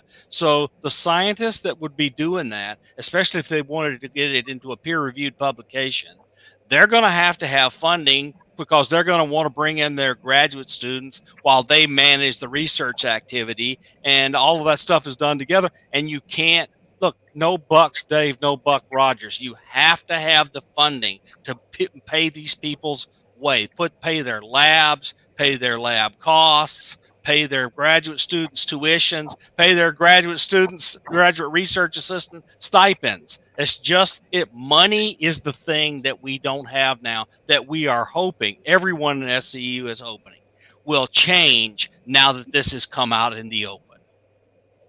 Yeah, and another thing as well, Dave, is there's different kinds of science as well, right? So there's, I would classify myself definitely as a social scientist. And so the data here isn't, the same as physics or chemistry. This is, interviewing people, collecting the words from the interviews. You can use programs to, look for key terms and patterns within their language. We have a science advisor on SCU, and she often always says, look, interview data is data. We can use this data information to analyze more carefully, rigorously a UAP case. It's a different kind of data, but nonetheless it can help further the field. Very true. I want to get to a question here from Excalibur, who is asking, what type of telescope could validate the extraterrestrial hypothesis if we could track the craft leaving and coming to Earth? Paul, do you want to start with that one? Well, then, so the validation there becomes, following these objects, these crafts. So I'm not an astronomer. I'm not really conversant with telescope technology, but the telescope would have to be able to do so reliably, it would have to be able to ascertain the propulsion systems, maybe the kind of materials that the craft is made of. It would also depend not so much on the kind of telescope, but rather the frequency and the behavior of the craft. So yes, we can improve with technology, but again, the object of study has to be conform to the criteria of scientific truth. So I have a large telescope with all sorts of instruments, and I can tell you we can track, say, the typical UFO maybe to low Earth orbit, and after that we will not get enough photons back from it with any reasonable sized telescope that we could possibly track the thing leaving the atmosphere to even come close to say it was going to another system. We might see it a little bit outside the atmosphere, and that's it. That's just the limitations of our ground equipment. Very cool. Very cool indeed. Okay. So with the fact that these telescopes, do we need something up in space like another Hubble that is strictly for UFOs or looking for other planets and civilizations? I promise you, if you gave Avi Loeb $1 billion, he would be happy to lead that construction. But it's $1 billion+. Yeah, probably a more effective way would be to use our radar systems. Yes. Right, and what you would be looking for there is the trajectory of an object as it was leaving the atmosphere and the amount of acceleration and speed. So you would want to be able to determine that what you're looking at meets what you would expect from a craft that had capabilities of traveling interstellar. And of course, the problem with trajectory, though, is you're assuming they don't change their trajectory, which they could. So there's no guarantee there, but the strongest signal would be that the acceleration and speed matches what you would expect of an object that's going to travel outside of our solar system. Very true. Very true. So for you guys, as you look towards trying to figure out where this is coming from or where it's coming from, Paul, I'm going to ask you in regards to the phenomena itself and where it is originating from. What is your best guess? Because it's all hypothesis right now. Yeah. Well, I'm trained as a human geographer, and so I'm really appreciative of the role of regions and space and scale. And you may recall, Dave, we at the conference we met at the New Paradigm Conference. Yes. Local skywatcher Charles Lamoureux, based in Vancouver. He's on YouTube with numerous videos. He talking about technology and telescopes. He spent a lot of money on equipment to try and catch, if you will, these sightings. And Charles is a big believer in the flap areas, or thinking of, so the question, where are they from? You have to think about, well, where do they appear? Where do they manifest? And so Charles, like many other researchers, noticed that there's a spatial concentration or flap areas where UAPs can be, they're observed, that we know that there's a temporal variation there. The sightings go up and down over the years and so on. So flap periods. So Charles is a big believer that there's something maybe on the Earth's crust or even bodies of water that may attract these UAPs. I'm a big fan of the work that was done in Hessdalen in Norway, where there was, this is a good example of academic, scientific and local citizens project in the Hessdalen lights during the 1980s. And there's some really interesting data there, essentially unexplained, but the recurrence of lights in that area again suggests a kind of regional geography to the phenomena. So it's really important to think about the geography of the sightings as well. Yep. Bob, your opinion. Okay, so a thing that I think we should bring up, why people want debris. I think we should bring that up. So if SCU got its hands on debris, what are one of the things it would look for? Okay, so we know, because astronomers look through their telescopes at stars all over. Let's restrict ourselves to our galaxy right now. The materials that make up the stars and the solar system that they have around them are different from one star to another. And the atomic fusion, the nuclear fusion that goes on inside those stars, and the materials that came together to make those stars and those planets, they have different makeups. And we can look at the light coming from those stars and tell lots of things about their different makeup. So where am I going with this?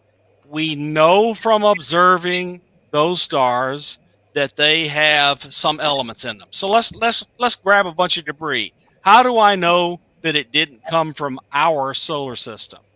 Well, our solar system, we pick up pieces in meteorites or Earth or Mars or wherever, and we look at them inside the laboratory, and we know that different isotopes of the atoms that make up these materials have different weights. So we weigh the different atoms, and we know that in materials that are around our sun and came together to make us, there's a so much percentage of one type of carbon and so much percentage of another type of carbon, so much percentage of one type of manganese, iron, all metals, etc.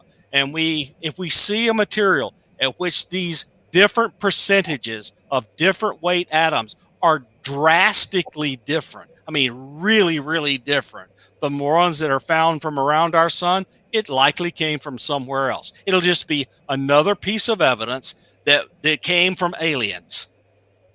Well, let's talk about metamaterials and different types of materials that are out there. If there are materials on this planet, which people like Luis Elizondo claim, Robert, I'm curious for you, if you got your hands on these metamaterials, what are you looking for? Well, you're looking for two things. One is what Bob just explained. And that was a great explanation, Bob, the way you did it. I've made it where everyone could understand it. So that's one, which is your isotope ratios of your elements. And then the second is you would use what's called a TEM, which is a type of scanning electron microscope. And you would look at the grain structure of the atoms, layer by layer. That would be the other thing you would look at.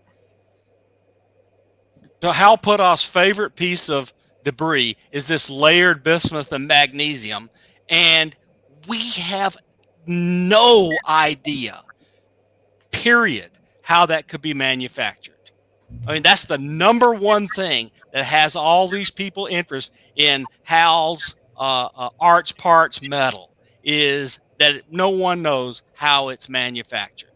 It's very, very thin layer of magnesium, very, very thin layer of bismuth, alternating, stacked up together, and no one knows how you could manufacture that, or even why such a thing would be manufactured. And it would be ridiculously expensive to manufacture it given the current Earth technology. So that's why everybody's interested in figuring out what the heck is going on with arts parts, layered bismuth magnesium from Linda Moulton Howe and Hal Puthoff. That's why there's an interest. We need to do more of those kinds of studies of the materials we have and look at other evidence.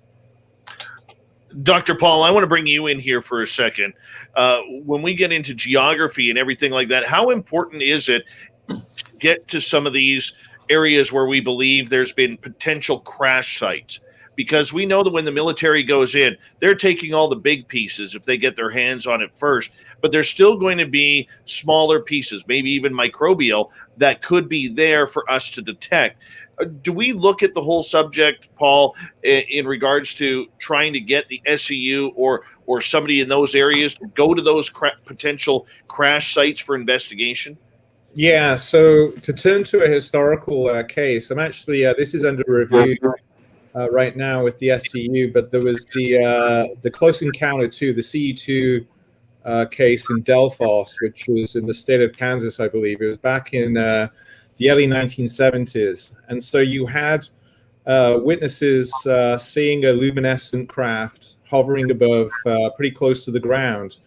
And in this instance, there was illuminated, aftermath on the soil, which was observed. So this makes it the close encounter to for Hynek. It leaves a trace with the surrounding landscape. So there, the access isn't so much the materials, but it doesn't involve a crash, but it does involve a trace element from the craft. So the author, Errol Farouk, is currently providing his updated interpretation of the soil sample data that he did back in 1977. So again, the problem is talking about materials of UAPs. George Knapp likes to go on and about the unobtainium, because the essential substance of the craft is always out of reach, and this in a sense defines the unexplained, the object. So in terms of catching up with crash sites and debris, I mean, again, it's the data, the testing, the small trace samples that are. It's very difficult to obtain credible data or samples. I know that MUFON put a lot of stock in their field investigator responses and so on, but I so far I don't think that has been a break open case. All right. How about for you, Robert, with going to these crash sites to see if there is any unclaimed materials that could be out there? How big of a clue would this be for dissecting the materials of these potential craft? Well, I mean, the example, that Paul gave is for trace materials, and it sounds like you're asking, Dave, an actual physical craft that has crashed. That would be a wondrous thing to have your hands on. As far as I know, there's never been a physical crash with material like that. The only thing we've ever gotten is either a claim of a small piece of a craft, such as an Ubatuba, or trace materials, such as in Delphos, Kansas. That's as close as we've gotten. My personal view is that if there ever was a crash, that whoever crashed there, their comrades would be there to pick up the remains within a very short time. I mean, that's what we would do, right? If something happened, with a spaceship, if we were over Mars and we're a little more advanced and developed, we're not going to leave it there. I guess I don't have a lot of hope that we'll ever get something like that. Here's kind of the example I like to think of, Dave. When we're trying to get this kind of information, it's like you've got the professor in the laboratory, and he's got these rats, and he's running experiments on them. And it's like we're the rats, and we look up at that professor and we go, I need to get some data on that guy. I mean, there's some problem to start with right there. Gentlemen, I'm going to get you to hold on right there, because we do have to go to a break here at the bottom of the hour. Man, this show is flying on by. Science and UFOs from the SCU, Robert Powell, Dr. Paul Kingsbury, and Science Bob McGuire. We continue with the scientific talk, and maybe we'll throw in a few of your questions when we come back on Spaced Out Radio.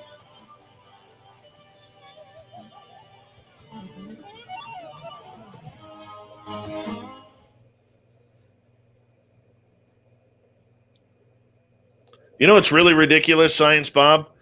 I was so pumped up for tonight's show, I actually wore pants. Oh, that's a newbie. But I'm telling you, this is the fastest the clock has ticked on any one of these shows I've ever done with you. Yeah. Robert, the point that I was getting at is I have had this dream idea of taking an underwater submersible, and much like what the Discovery Channel did with the Blue Hole of Belize, Shag Harbor, and go down to Shag Harbor. Yeah. Now, outside the great white sharks that are now living there, and I'm telling you right now, I'm not going because of them. All right. I really do believe that there could still be something there. And I think that is a real big point. Now, sure, it could have moved from currents or crustaceans carrying pieces off, but I really do believe that there could be some, if that crash actually did happen, and there were hundreds of witnesses to that, I really believe that there could be some sort of material or chunk still down there 50 years later. I mean, it's always possible. Yeah, we need the money for the submersible. Yeah. You know what? I'll tell you, I called my submarine guy. Yeah. Yeah, I have a submarine guy. Holy cow, right? But apparently that company is now closed. Ah. It people that see my Twitter stuff and all that stuff, they see me on the conning tower of the USS Hampton, and I don't think anybody's going to take a 435-foot long Los Angeles class attack submarine and go look. So, Dave, we need something a little smaller than that. Well, Pascal has a good comment here. He goes, do a group of remote viewers, but you could test the remote viewing theory, and if you had the submersible, to go get it from there or see if it's there. Nice. If you have the submersible, there's a big if. Yeah, but if you could get Discovery Channel to pick this up. Well, where the thing went down at Shag Harbor is not that deep, so it's not going to take the world's greatest submersible, but it is going to have to be maneuverable. No, but they do have horrible currents in that area. I know that, and that's the reason I think most of the debris is distributed halfway across the Atlantic. There's only one way to find out. But there's it'd be great if there was one piece the size of a softball that we could get hold of. Boy, we could do a ton of tests. Oh yeah, just give us a pound of it. Oh yeah, do an isotopic ratio test and find it can't have come from the solar system. That would be lovely. I really do believe, gentlemen, that outside of what the United States military may or may not have, that is the only place that we could really do scientific study on a public level. That's it. And I think there are a few others that, look, no matter how hard the military or whoever tried, if there was a crashed vehicle, there is stuff left behind. And so there are multiple sites that you could go to, I think, and still find debris if a crash happened. Paul, another interesting place would be, about 7-8 years ago, where there was that alleged crash in Lake Winnipeg on the First Nations grounds, because a lot of the First Nations say that when the military showed up, they literally shut down and shut up all of the elders in that area. Wow. That's interesting. I just jotted that down, Dave. 7 years ago, roughly? Yeah, let me get... how in the world did they do that, given the current way Canadian relations is with First Nations? How do they shut them down? They're autonomous. Yeah, it was in 2015 called the potential jackhead crash. So what I'm going to do here, Paul, is in our stream here, if you look on the right, you'll see private chat. I'm going to put the link to the story there for you to grab it. Got it. Thanks. Appreciate that. We've got about 30 seconds. I want to say thank you to Cat Chaser, Black Dragon, Swampy, Tim, Science Bob, Sinister Vax, Excalibur full ×2, Carl, Cosmic, Pascal ×3, Kira, Aussie Steve, Alicia, Dirty Filth, and Teresa for the amazing super chats. It's a great way to support what we do on this show on a nightly basis. And a big thank you to all the veterans out there who are tuning us in and watching live. We love you, and thank you so much. You always got a safe home here at Spaced Out Radio. And, of course, to all our regulars, we love you. Here we go with the second half of the show.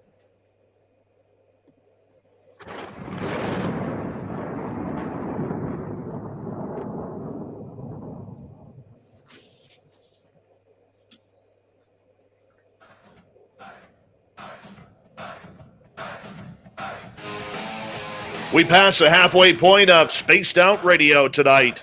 My name is Dave Scott. Thank you so much for taking the time to join us. We really do appreciate earning your listening ears. I want to remind you that if you miss portions of this show or others, check out our free archives by going to youtube.com/Spaced Out Radio. Do me the favor, hit that subscribe button. Our website is spacedoutradio.com, where we have a plethora of features for you, including rocking out to Bumblefoot and reading up on Captain Shirk's SOR Newswire. Follow us on Twitter at Spaced Out Radio and on Instagram, Spaced Out Radio Show. Science and UFOs, it's a big hot topic debate tonight on Spaced Out Radio. Joined from the Scientific Coalition of UAP Studies, we have Dr. Paul Kingsbury, Robert Powell, and of course you're all familiar with Science Bob McGuire. And I want to start this next segment off with a question from Solar Warden here, because earlier in the last half hour we were talking about telescopes, and he is asking, gentlemen,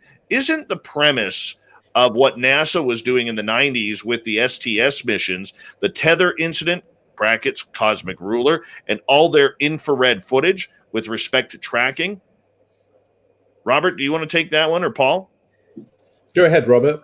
Robert's going to have fun parsing that. I'm not sure on that one. I mean, as far as I know, NASA has not done work trying to identify, UAPs leaving our atmosphere. That's about all I could comment on that one. Okay, but that does open the door to a little bit of the conspiracy talk, because you guys are looking for hard evidence. You're looking for stuff you could scientifically work on. At what point do you start to try and blend in the potential, I'm going to use the word conspiracy, of what is being covered up and what isn't regarding this topic? Because there is a real fine line there of what the government says they don't know and what they do know. We've seen it before. I mean, look at ATIP. ATIP never existed until it came out in 2017. People heard about it. People thought it was there, but Lou Elizondo never existed. None of these people investigating this existed. So it's opened up the world to kind of blend, in my opinion, science with the conspiracy field of some of these what sound like outlandish stories that are turning out to be potentially true. So how do we combine that then, gentlemen? I guess on conspiracy theories, if you look at time going along, right, from the 1940s to modern day, and you say, okay, is there some secret organization that has been conspiring to hold all this information in the United States for all this time? And I'm confident the answer there is no. Is there maybe an organization which in the last 15 years has been collecting UAP data? And I would say maybe. I'm not sure. If that organization exists, it wasn't ATIP. I think ATIP is not an organization that was gathering the really good data. I think those guys got scraps from wherever they could garner them. I think, unfortunately, I think most of the time through history, as you move across history, you have incidents where someone gathers data and maybe they throw it into a corner and dispose of it. I'm more of the notion that it's human lack of a proper handling of information that's been happening. That it's, I guess you might say, incompetence is, I think, what we've been dealing with more than a conspiracy theory. And in the example that kind of puts it in a nutshell, I had a guy who on a Navy ship who I was interviewing him, and he was telling me about a disc-shaped object that was following their cruiser. And he said they had all hands on deck. And at the end, the object left, and he went to the captain of the ship. He said, "Should I put this in my log?" And the captain looked at him and said, "No, I would like to make admiral someday." I don't think that's a conspiracy. I think it's our human nature, and because it's such a taboo subject, and that captain does want to get promoted, he figures that is not going to help his chances to report there was a UFO sighted any more than it would help his chances to write in the logbook, we saw a ghost at 2 a.m. last night go across the front of the desk. He's going to say the same thing. Don't put that in my logbook. Yeah. Well, look, I think Paul has been involved in study of these kinds of communities, where whether they're cryptid, whether they're UFO, whether they're paranormal, etc. And I'm sure that in his research activities, he's come to some conclusions about these communities. Paul, why don't you tell us about that? Yeah, so thanks, Bob. Part of the wider study, which I conducted, rigorously, field work, going to conferences, fieldwork sites, was looking at paranormal investigations and the live spaces, geographical term. So that was looking at Sasquatch, Bigfoot research, conferences, field sites, UFO, working with Charles Lamoureux, and then later joining SCU, and also the ghost investigators as well, and crop circle researchers. And each of these fields, though under the title of paranormal, they each have their own kind of practices, theories, geographies. I think one of the aspects of the study, no academics really interviewed or studied real live paranormal investigators. It was always through the mainstreaming of the paranormal investigations on TV, Ancient Aliens, Finding Bigfoot on these educational channels, History Channel, Animal Planet, and so on. And so that was one of the hooks for my research contributions, looking at real on-the-ground people and so on. But I think this mainstream of paranormal research, unexplained object research, if you will, that someone actually mentioned in the chat box there on the show, Dave, it has gone mainstream. And in many ways, it's gone mainstream is because the trusted entities, these large entities, be that governments, science, universities, have become in the past decade or so under greater suspicion, or they've become fragmented, if you will, in terms of their the way they disseminate information through social media. So there's been it's easier for people today to tap into their kind of online communities with their own theories, with their own knowledge systems, as a result of how knowledge is transferred through essentially through the internet. And so you get the rise of different groups of theories. And I think of course, conspiracy theory has been aligned with UFOs for a long time. Government secret agencies, the veiling of knowledge, dissimulation of knowledge, and so on.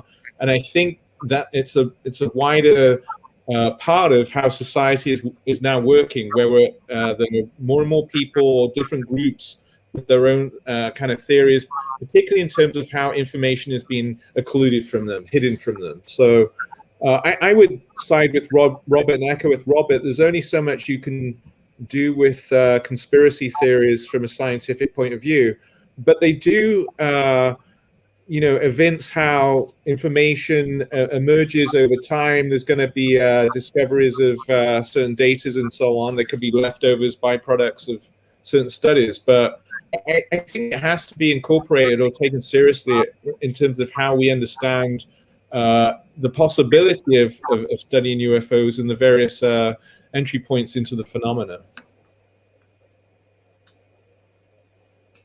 Good. Very true. Go ahead, Bob.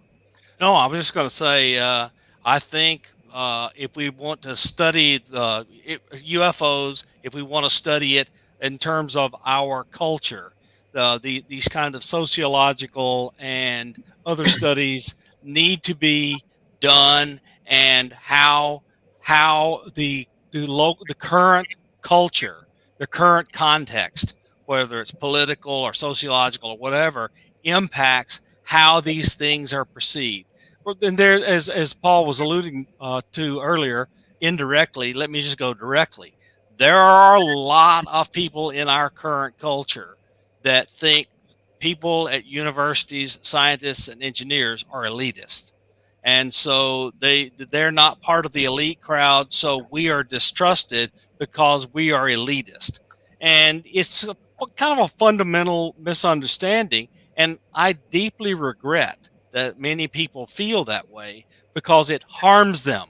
Their belief that scientists and engineers are elitist is harmful to them in many ways. And so but we need to understand that if we are to understand how a group of people get together, believe in conspiracy theories, and they may have valuable data, irrespective of whether they believe nonsense or whether it's real. Whether it's nonsense or real, we need to understand how all of those beliefs impact their transmission, collection and transmission of data, which might be useful if we're ever going to be able to work with them. And we can't have them thinking we're being elitist. We just have to have them thinking we want to understand the data they have, and we have to collect it in a way that makes sense for us to do analysis on it. That is as elite as I think most scientists would be. Is we need to collect it in a way that's useful. Where do we get the evidence from, though? I mean, it sounds like such an illogical question, but from coming from somebody like myself who really doesn't understand the full scientific aspect of the phenomena, how do we get that evidence? Where do we find it? The government's not going to hand it over. We can't trust anecdotal evidence. How do we get there? What's the bridge? No, that's a very good question, Dave. Great question. Yeah. The problem, right, is that we know the military does, even though I don't believe in conspiracies per se, we know the military does have some very good information that we can't get our hands on, right? And probably the best data, I think, that's probably out there is controlled by Norad, because they have radar capability that can see an object the size of a baseball out to 5,000 miles from the Earth. So if there's an object that leaves Earth's atmosphere and goes out into space, they're going to know about it. So to your question, how do we get the data? I think I've finally decided that the only way we really get it is if Congress appropriates the money for universities to begin to study this question, so that you take it out of the military sphere and you put it in the academic sphere. And then I think we will have a much better chance of getting an answer. And the other thing is, in the military sphere, you're going to use instruments whose very existence and how they work is classified. And since their data comes through a classified system, the data itself is stamped classified as the system is until it's been washed. And when you wash data, that really taints it to most scientists. It's not as useful for analysis. So I'm with Robert. If we're going to win, we have to get it out of the military and into the scientific establishment, where university professors and their students are allowed to conduct research. Yeah, to echo Robert, that's a great point about the links between military and universities. I mean, in my discipline, geography, there's been a very close link between geography. Back in England, late 19th century, geography was used for imperial expansion, geopolitical concerns with Europe and so on. So there has been precedence here with geography, which actually continues today. Go ahead, Dave. No, I was going to make sure you had the final word on that. One of our listeners, Rather, is in here. He says, great discussion. Thank you, guys. Is ufology still a philosophical issue?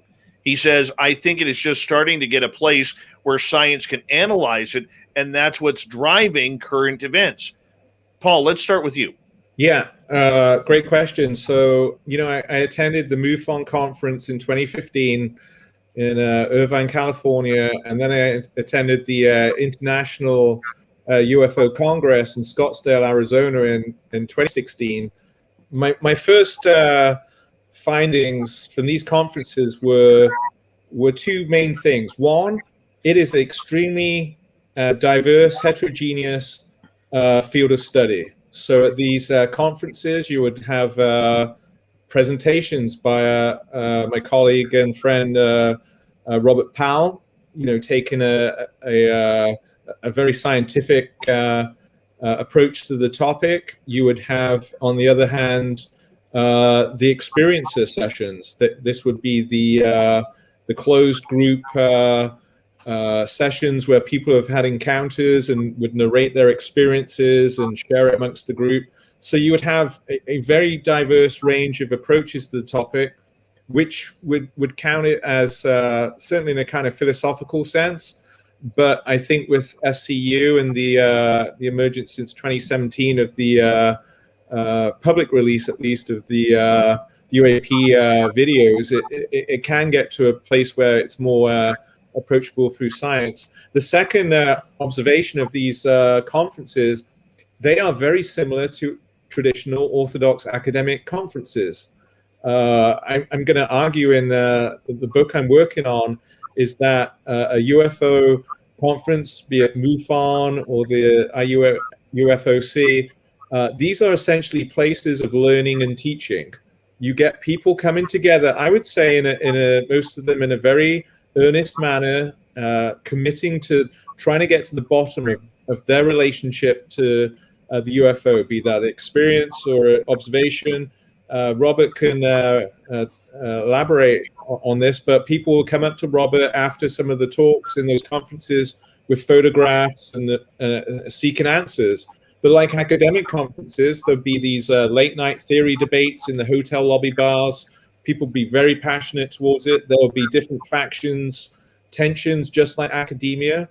Okay, it's a different object of study. It's very elusive compared to a lot of mainstream science objects. But I'm going to argue, like echoing the attempt Bob was talking about, to try and break down the mistrust about elitism of scientists, but also trying to, I hope, to show the earnestness and dedication and indeed credentials that are now growing in the field of UAP studies.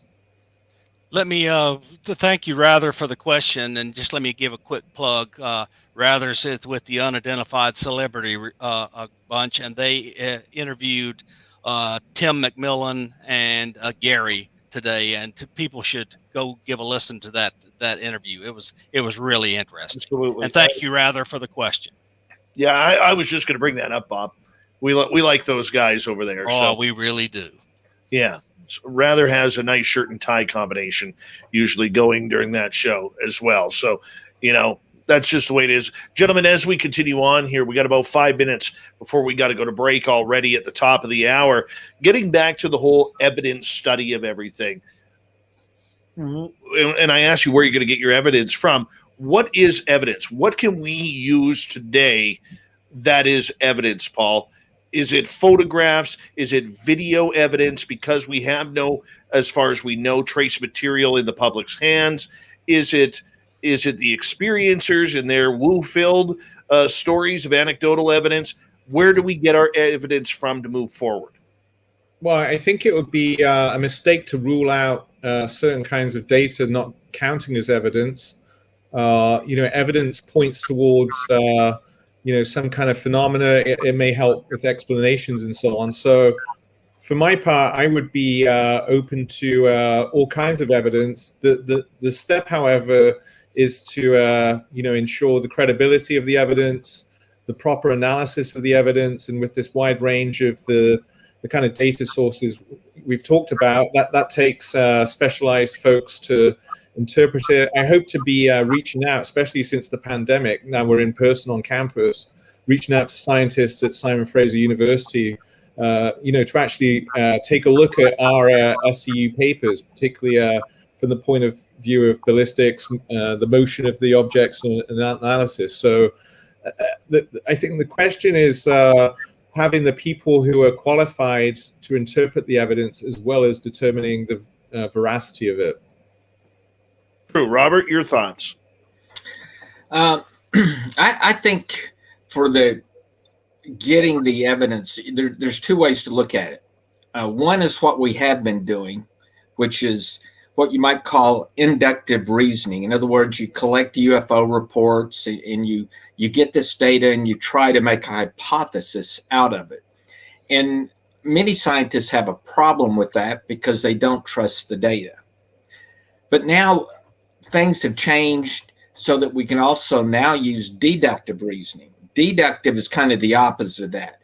In that case, we take information we know. We know there are thousands of extrasolar planets, right? And so then you start deducing, what does that mean? So if there are thousands of these planets, and if we make the assumption that there is extraterrestrial intelligent life on some of them, right? And then if we use our own society as an example, we already are almost capable of detecting the atmospheres around a planet.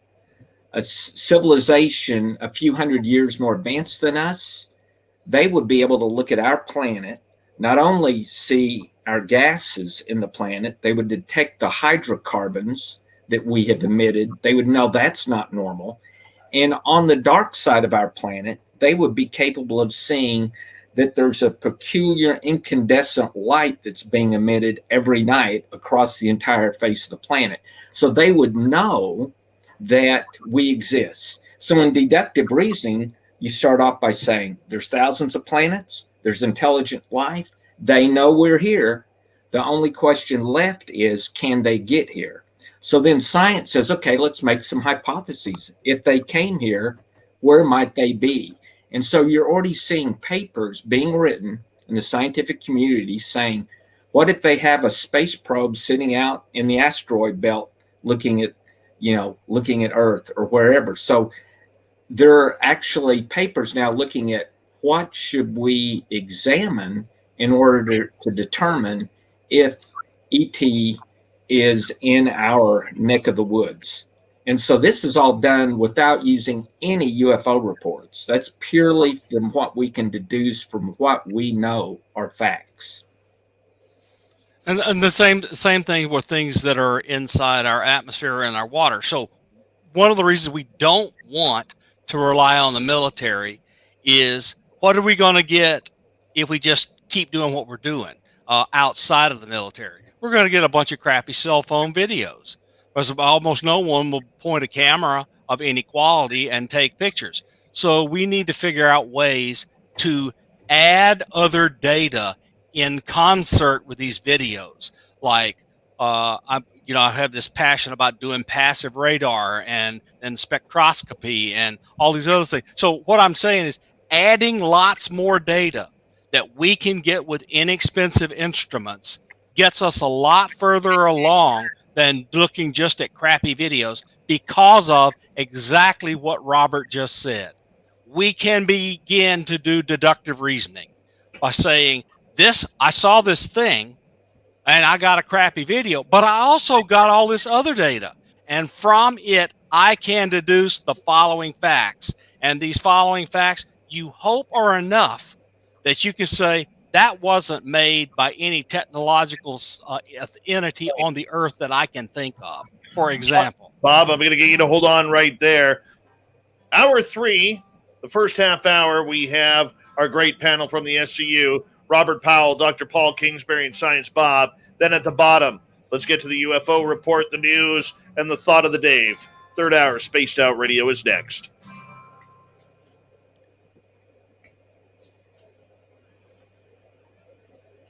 All right, we're clear.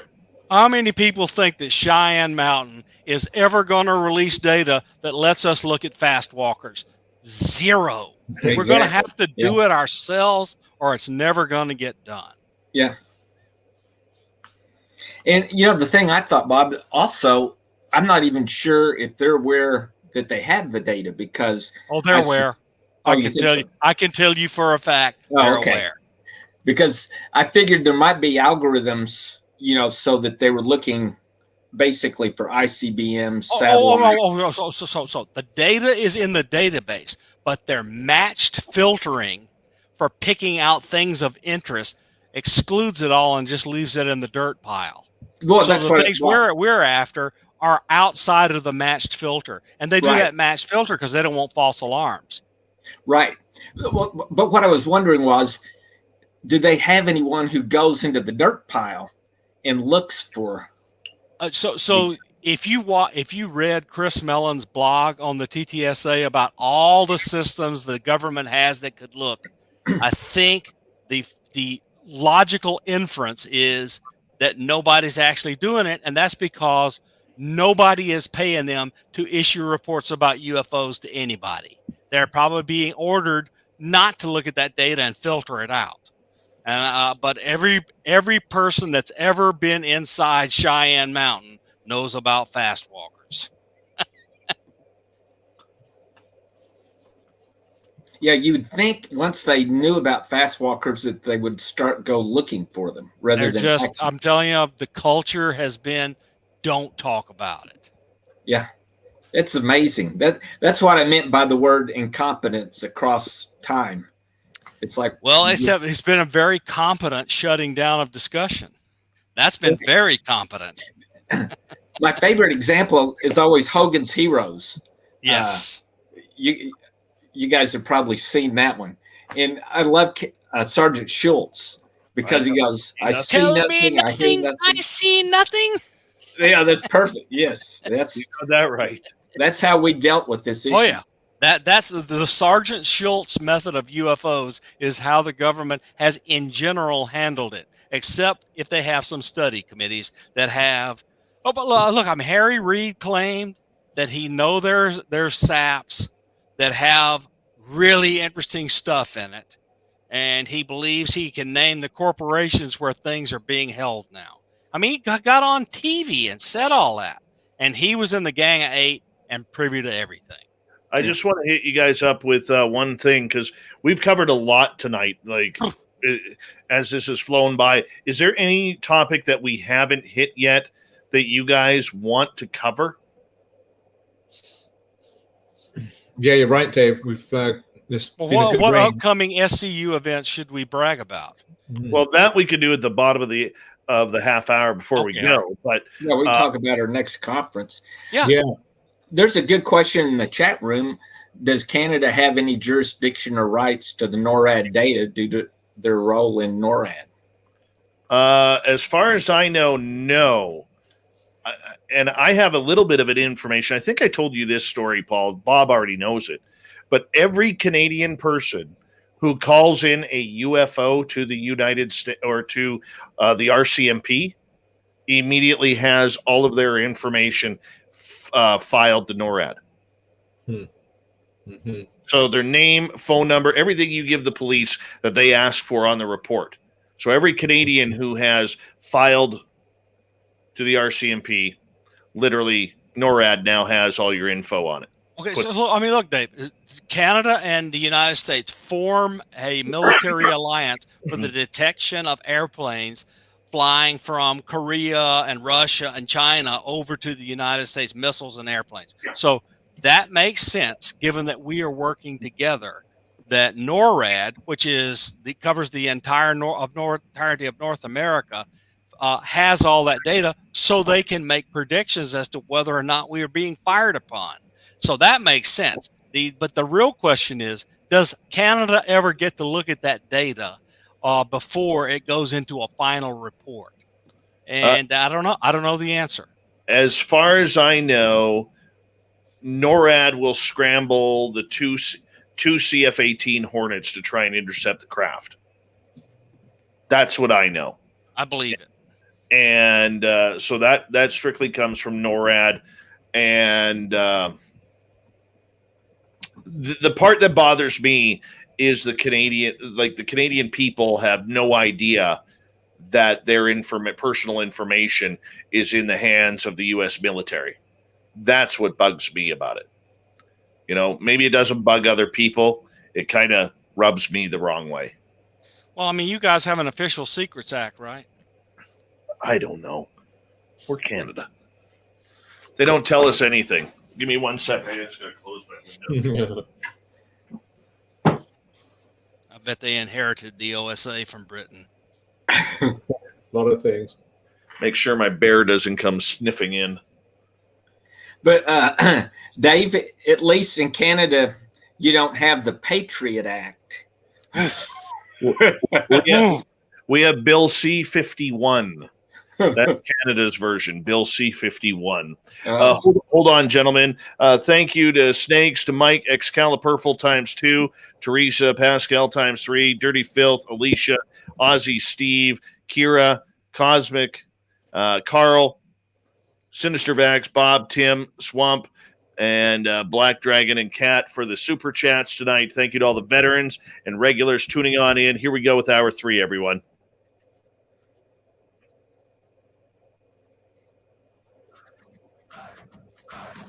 Would you like to connect with us? Head to spacedoutradio.com for all your latest show info. Now, back to Dave Scott and SOR. Here we go at the third and final hour of Spaced Out Radio tonight, a show that is flying on by. We appreciate all of your listener support. If you're tuned on in on our terrestrial affiliates around North America and digitally on TalkStream Live, Revolution Radio, at KPNL. All of our archives are free. Just go to youtube.com/Spaced Out Radio. Do me the favor, hit that subscribe button. The Desert Clam has set the password for tonight in the SOR Space Travelers Club. Xenodont. Xenodont is your password. Use it wisely, Space Travelers, as a clam sets a password each and every night right here on Spaced Out Radio. Our website is spacedoutradio.com. We have a plethora of features for you, including rocking out to Bumblefoot and reading up on Captain Shirk's SOR Newswire. Check out our new swag as well. And, of course, follow us on Twitter at Spaced Out Radio and on Instagram, Spaced Out Radio Show. For the final time tonight, UFOs and science. Is there such a thing? Well, of course there is. And we got the men to prove it tonight. From the Scientific Coalition of UAP Studies, we have Robert Powell, Dr. Paul Kingsbury, and of course, you all know Science Bob from Science Bob and Friends. Gentlemen, welcome back. Good to be here, Dave. It's been a good night, Dave. It has been. Fast night, way too fast. And we've covered a lot of topics tonight. But, gentlemen, one of the topics that always comes into play is the military. Whether it's up here in Canada, whether it's in the United States, the United Kingdom, and what are the secrets that they are holding. Never mind the fact that it could be crash retrievals, it could be aliens. We can only hope, for me at least, because that equals woo. But for you guys, you know, we see a lot of reports coming out. And earlier in our chat room during the break, John had asked about NORAD and what role they play, whether it's in Canada or the U.S., for information regarding UFOs. How do we, as a scientific community, break into that militarized area where the secrets are so secretive, some of them don't ever see the light of day? Is that even possible? Only if a bill passes the Congress and is signed by the president to make it happen, because they're under National Security Act. Period. That's the end of it. Well, I guess that was a short-lived question. I'm just that's it, because they are under the National Security Act, and the President of the United States can't order them to violate the National Security Act because that's an unlawful order. It'd have to be the Congress pass a law and the president sign it. Now, this may be a follow-up question that you may not be able to answer, but we talk about it quite a lot here on the show. And it may not do with the hardcore science of everything, but more the philosophical side. Does the SCU just ever discuss the problems that may come about any type of disclosure? Because we have half of this planet's billions of population who still believe and pray to a religious deity, where anything coming from space is demonic, could lead to Armageddon. Yes, that's the religious side. We have a lot of people out there who are concerned about whether or not this is going to affect the world markets, from oil to the financial Federal Reserves. We have people who are wondering on whether or not this is going to affect everyday people. COVID has been a great rule of thumb for this, where we've seen mass panic in people, going to the store, buying $1,000 worth of toilet paper and $2,000 worth of meat and milk, and basically saying screw you to your next human being beside you. We've seen probably some of the worst in humanity over the last year and a half. Have you guys looked into the socio-economic side of this as well with the SCU, Paul? Well, I would say with, it's interesting, the split between science and religion. I would suggest sometimes that faith and reason can coexist. I would have to state that in terms of they're not naturally opposed. In fact, they can be combined with one another or work together. Religion, look at the Vatican. Pope Francis has actually said he'd be very open if it was proved that there were extraterrestrials circulating around on Earth. The question would be whether an alien would need baptizing. So there's actually a book being written by a priest on that topic, and the short answer would be, well, perhaps they don't commit sins, and thus they don't require any baptism. And if they had that degree of technology, then they must be a pretty functional species. So I would first of all want to complicate that, rendering that science versus is against or is in contradiction to religion. I know it's a big topic, but that would be the first take on that kind of interesting point there, Dave. Conspiracy theories and the limits of the knowledge and so on. What was the original thrust of the question? I got kind of sidetracked with the religion science thing. Just the fact, is the socioeconomics of this planet ready for any type of disclosure of, I'm not saying aliens right now. Yeah. I'm saying UAP. If the president of the United States came down, or whether it's Biden, whether it's Vladimir Putin, whether it's China, Japan, or whoever's going to be prime minister on Monday in Canada, okay, if one of them stood up to the podium and said, we are not alone. We have these craft. We don't know where they're coming from, but they are visiting Earth. That is going, the sheer panic of what we've seen, I think, will go above and beyond what we've seen with the way people are treating people with COVID. And this is a big issue. Yeah, I had a sense, I was following the COVID on a news report back in December, and there's this strange flu in China, and then it kept on spreading beyond China and Southeast Asia. And I said to my wife, we may be looking at something much bigger than 9/11 here. This could be a big phenomena. It could be 10 times bigger. But I had a creepy feeling about what was going to happen. And like you say, could COVID be eclipsed by a full-on disclosure?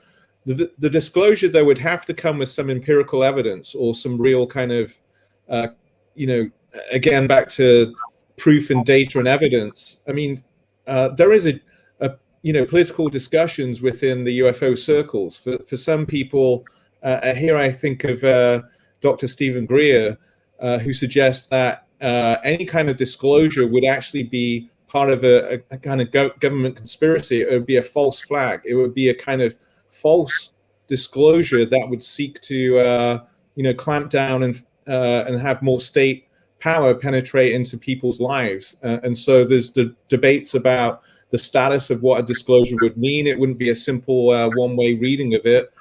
Some people, of course, think that disclosure has already happened, that there's sufficient evidence that the government is slowly leaking out to people. It's not going to be a big flash in the pan kind of announcement. So what I find interesting, it's a thoroughly debated term. What exactly counts as a disclosure if it's already indeed happened or it's on a slow drip? Robert, what's your thoughts? Well, on the religious part, my view is the same actually as Paul.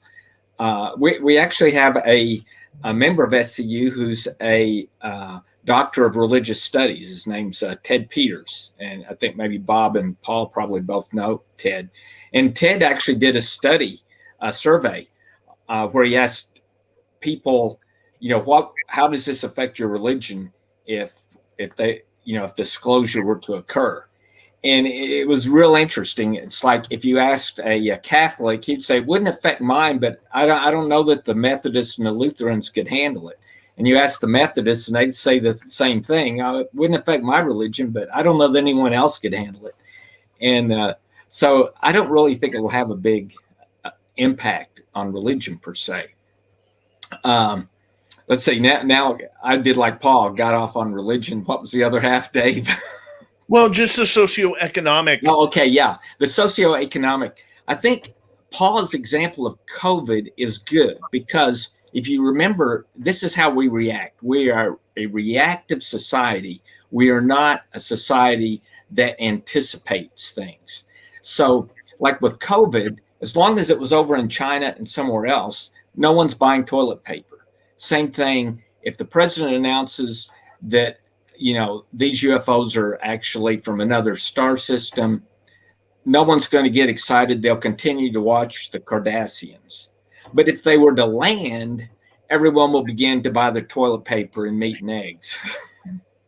And that's my view of it. Very true. Yeah. So my father had a doctorate in theology from Vanderbilt, and he attended Birmingham Southern and Emory and Vanderbilt, and was a Methodist minister for 50 years. And my brothers and I, we're all believers. But I live my every day here on Earth working with scientific stuff where I look at data and analyze it. And that in no way contradicts my personal beliefs about whether or not there is a great spirit or a universal consciousness or a God. Because to me, they are not incompatible. There are, of course, very, very, very argumentative scientists that we all came from nothing, from nowhere, because quantum mechanics says we did. And and I've heard people take them on and argue against it. So it's a wide range of people that do science and the scientific type studies. Now, so I want to point out that we've had a lot of people act like idiots with COVID. On the other hand, there is not a single community in the entirety of the United States, Canada, that I'm aware of where people have not sacrificed themselves and their well-being to take care of others at great danger to themselves and to their families. It's going to be a time where we have some bad stuff happen, and history will see it, but there's also going to be a celebration of the unbelievable resilience we showed to deal with this. It took time to get there, and I don't think this is going to last as long as the Spanish flu. There's going to be some good, bad, and the ugly, but the good is going to win out because of the fantastic science, the fantastic medical professionals, and the fantastic public health people that have dealt with it. The people that are in our hospitals, they're unbelievable. Well, they're just so good. I can tell you this, Bob, that it better end soon, because it's sure putting a real damper on us putting together an SOR Vegas party. We need to have a party in British Columbia. Well, you got to get up here, and we got to introduce at least Dr. Paul to Samantha Mowat. Yes. Yeah. Yeah. You want the real weird side of ufology. Oh, that is brilliant. You need to meet Samantha. Yes. This, Robert, this one young lady who I met back on April 15th, 2014. All right. 25 minutes after meeting her, she walks me into a forest. This is 5 days after I had a craft land on the ground in front of me. She walks me into the forest behind the same property where this happens, and she's a lifelong ET contactee. We get 200 feet into the forest, and she asked me to look in a certain direction. I look in that certain direction, and 200 feet standing in front of me is a 10 to 12 foot extraterrestrial. right in the middle of a forest. I would not believe it if I didn't see it for myself. And this lady, I always call her the best kept secret in ufology. She lives in Prince George, Paul. Okay. Yes. Yeah, Snow Country coming up soon. Yeah, so you won't be able to see her until at least April or May now. But yeah, she is literally the real deal. I actually had someone close to Luis Elizondo investigate her for a potential project. And this person actually called me back and said, Dave, she's incredible. We can't use her because she's way too far ahead of the game. That's how ahead she is. But you guys, that's not really the topic for tonight, neither here or there. But moving on, as we have about 7.5 minutes left with you guys tonight, SCU and science and UFOs is the topic tonight on the big show. As we start to wind down here, what do you guys, and Robert, I'll start with you, want to profess to the UFO public, UFO Twitter, those who are just jumping on the bandwagon of this subject in regards to what they should be looking for, how they should take this entire phenomena and the strategy scientifically that you guys are taking to try and find out what is truly happening? Oh, man, you don't ask any easy questions here, Dave. Sorry, that's the Canadian in me. I got to apologize for that then. I guess I would suggest that they read a good book that kind of covers a little of the history of the subject as well as a little of the science of the subject. I'm trying to think. I think J. Allen Hynek's The UFO Phenomenon is a good one, is a good starter. Jack Lay's The Secret College. Good one as well. Invisible College. Invisible College. Yeah. Yeah. Thanks, Bob. In terms of the kind of underground academic work, that's a good kind of historical touch point. What do you want to see from the public? Let me reverse the question then for you, Paul. What do you want to see from the public as this subject continues to grow and take more mainstream attention? Yeah, I think universities, public universities, they're right there in the public realm. Simon Fraser University, it typifies that place. I think the university is a place. It's raison d'etre is a place for free exchange of ideas, serious research, funded research. And I think for the university, the modern university is a prime ideal site where discussion can happen. I think, maybe it was partly because of the pandemic, but there has been a kind of slow uptake maybe from some of the report from earlier this year from the Pentagon. I would like to see, with my work, greater links with academics, just who are connected to SCU. But, when I walk into the dean's office where I do a lot of admin work these days, I walk past through either the physics kind of corridors or past the chemistry labs. I would like to be able to reach out to my colleagues around the corner and really ask for their input with some of the papers that we've published with SCU. So, that bridge to getting the evidence that you talked about, Dave, closing the gap between the always seemingly just out of reach object and the truth. I think the academia has a big role to play here in bridging that gap. And I would like to see, maybe some of that funding trickling into the universities. I would like to see a bigger kind of focus from academia on the topic. All right, Paul, I have another question for you regarding this, because this topic isn't as hot button up here in Canada as it is in the United States.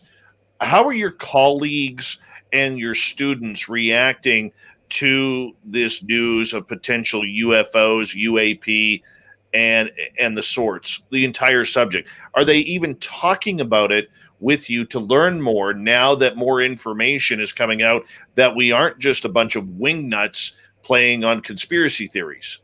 Yeah, so with my project, it's always been well received. So we often think about, academia as being very suspicious about the UFO topic.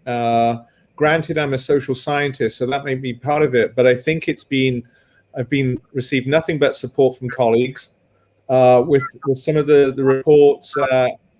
What I find useful is that I can use the U.S. military as a source when I speak to my fellow academic colleagues to say, well, they're documented. In effect, these UAPs have been acknowledged to exist by a big establishment. And so that just makes it much easier for my colleagues to accept the conversation that we're having. It really helps legitimate my project, the SCU's work.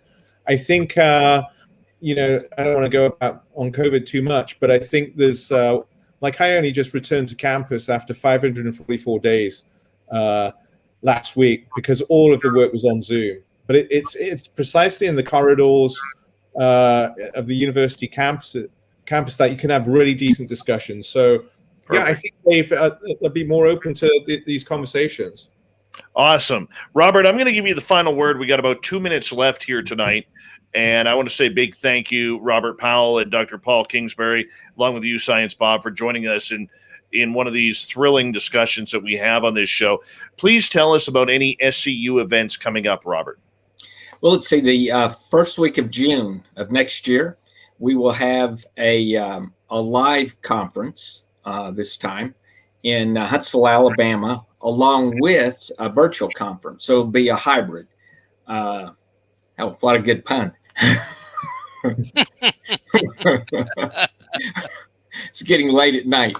So at any rate, you can join the conference in person, or you can join it via the internet. That will be the first week in June. And if you keep up with the SCU website at exploringscu.org, you'll get information as we identify our speakers, etc.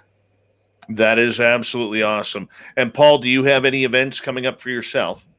Well, the main event is just I'm hoping to get the Errol Farouk's analysis of the Delphos case published on our website. Hopefully within a month. It's been through 2 rounds of revision. It's been pretty rigorous. So for me, that's a big event with the SCU, and I'm continuing to plow on with my single authored book about my entire project. We need to remind people that SCU has a YouTube channel and a lot of really, really interesting technical talks in this field by Kevin and others that have just been terrific. And people should go to the YouTube channel and check those out. Thanks, Ben. That's right. Gentlemen, thank you so much. Science Bob, we'll talk to you very, very soon here on Spaced Out Radio with Science Bob and friends, about 10 days away. Robert Powell and Dr. Paul Kingsbury from the SCU, the Scientific Coalition of UAP Studies. I'm going to tell you, I was so nervous going into this show. I'm nervous that it's ending.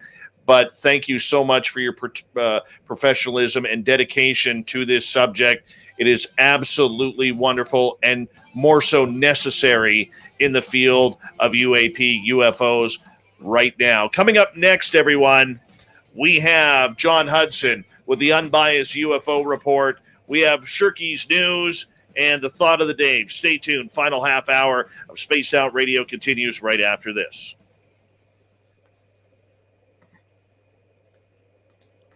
That was a fantastic show, gentlemen. It was wondergoing It was good. Thanks, Dave, and thanks, Bob. Oh, it was so good. I can't believe how fast it went by. Yeah. I'm going to be honest with you. I feel I got my ass kicked tonight. You did great, Dave. You did. And I only had to bust your chops twice. Yeah. Well played, Dave. That was excellent. Yeah, great. Yeah, it was excellent terrific. traffic control. Like Robert said, these were toughie questions. Some of the good ones. Yeah. Well, I appreciate that, guys, because, the one thing that I cannot offer in this entire field is research or scientific data. I went to journalism school, man, because I was terrible at math and science. And, I hate to say it, it really is when I'm around. I love being around brilliant people such as yourselves. But that, that inner child that we all have kind of makes you feel like you're only about this big and really, really stupid. And not that you guys made me feel that way. You didn't at all, but there's an intimidation factor of it all that, even though I'm a professional on the radio, Sure. I'm still human in the background, so any kind of compliment you guys are giving me, I'm going to graciously take that and say thank you to both you guys for coming on in. Science Bob, I'm not worried about you. I speak with you way too often, but every day, pretty much.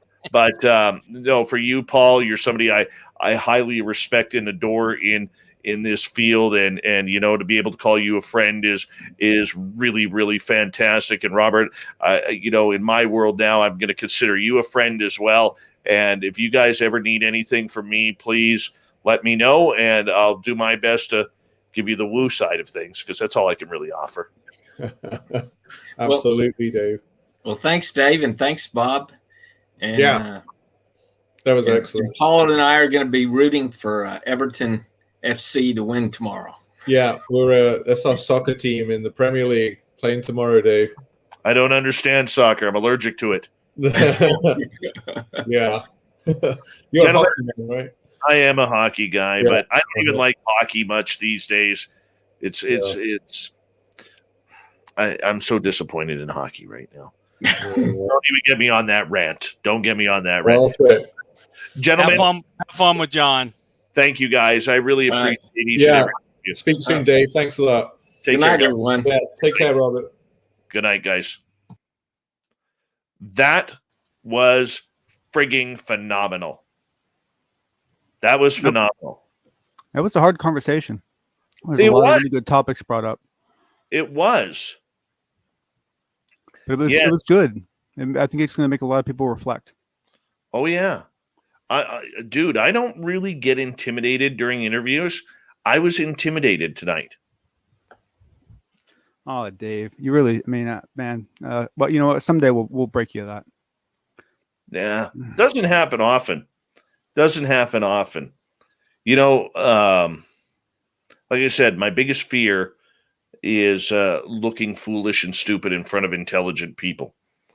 And because I've never really considered myself as an intelligent guy, I'm more of a blue collar guy. And, for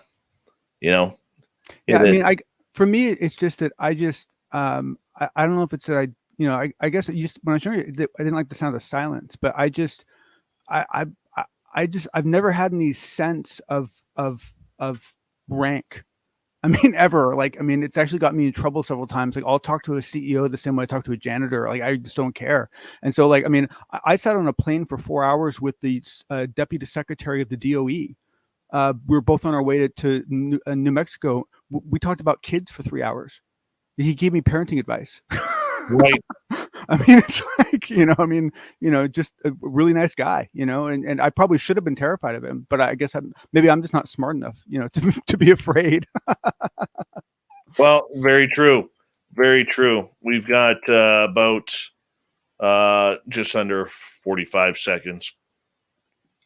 Hey, Jerry, how you doing? Jerry 2025.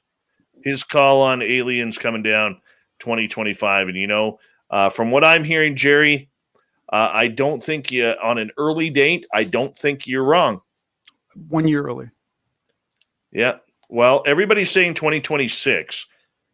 And I've heard anywhere from 2024 to 2054.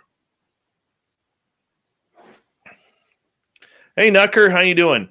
I'll give the rundown of the chats. Hey, guys, everybody in our YouTube channel, don't forget that there is the after show. John and I seem to have started this after show BS that keeps me up all hours of the night. I'm off tomorrow, too. So, yeah. Here we go.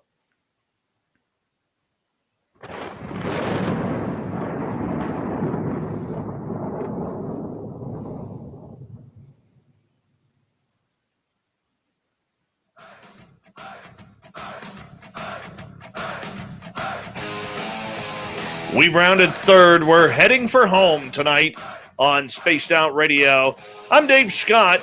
I'm the guy behind the microphone, the guy who brings the woo, not the science. But nonetheless, that's what we're here for a cornucopia. I don't think I've ever used the word cornucopia on this show. The cornucopia of topics that we like to bring. I can use cornucopia there, I believe.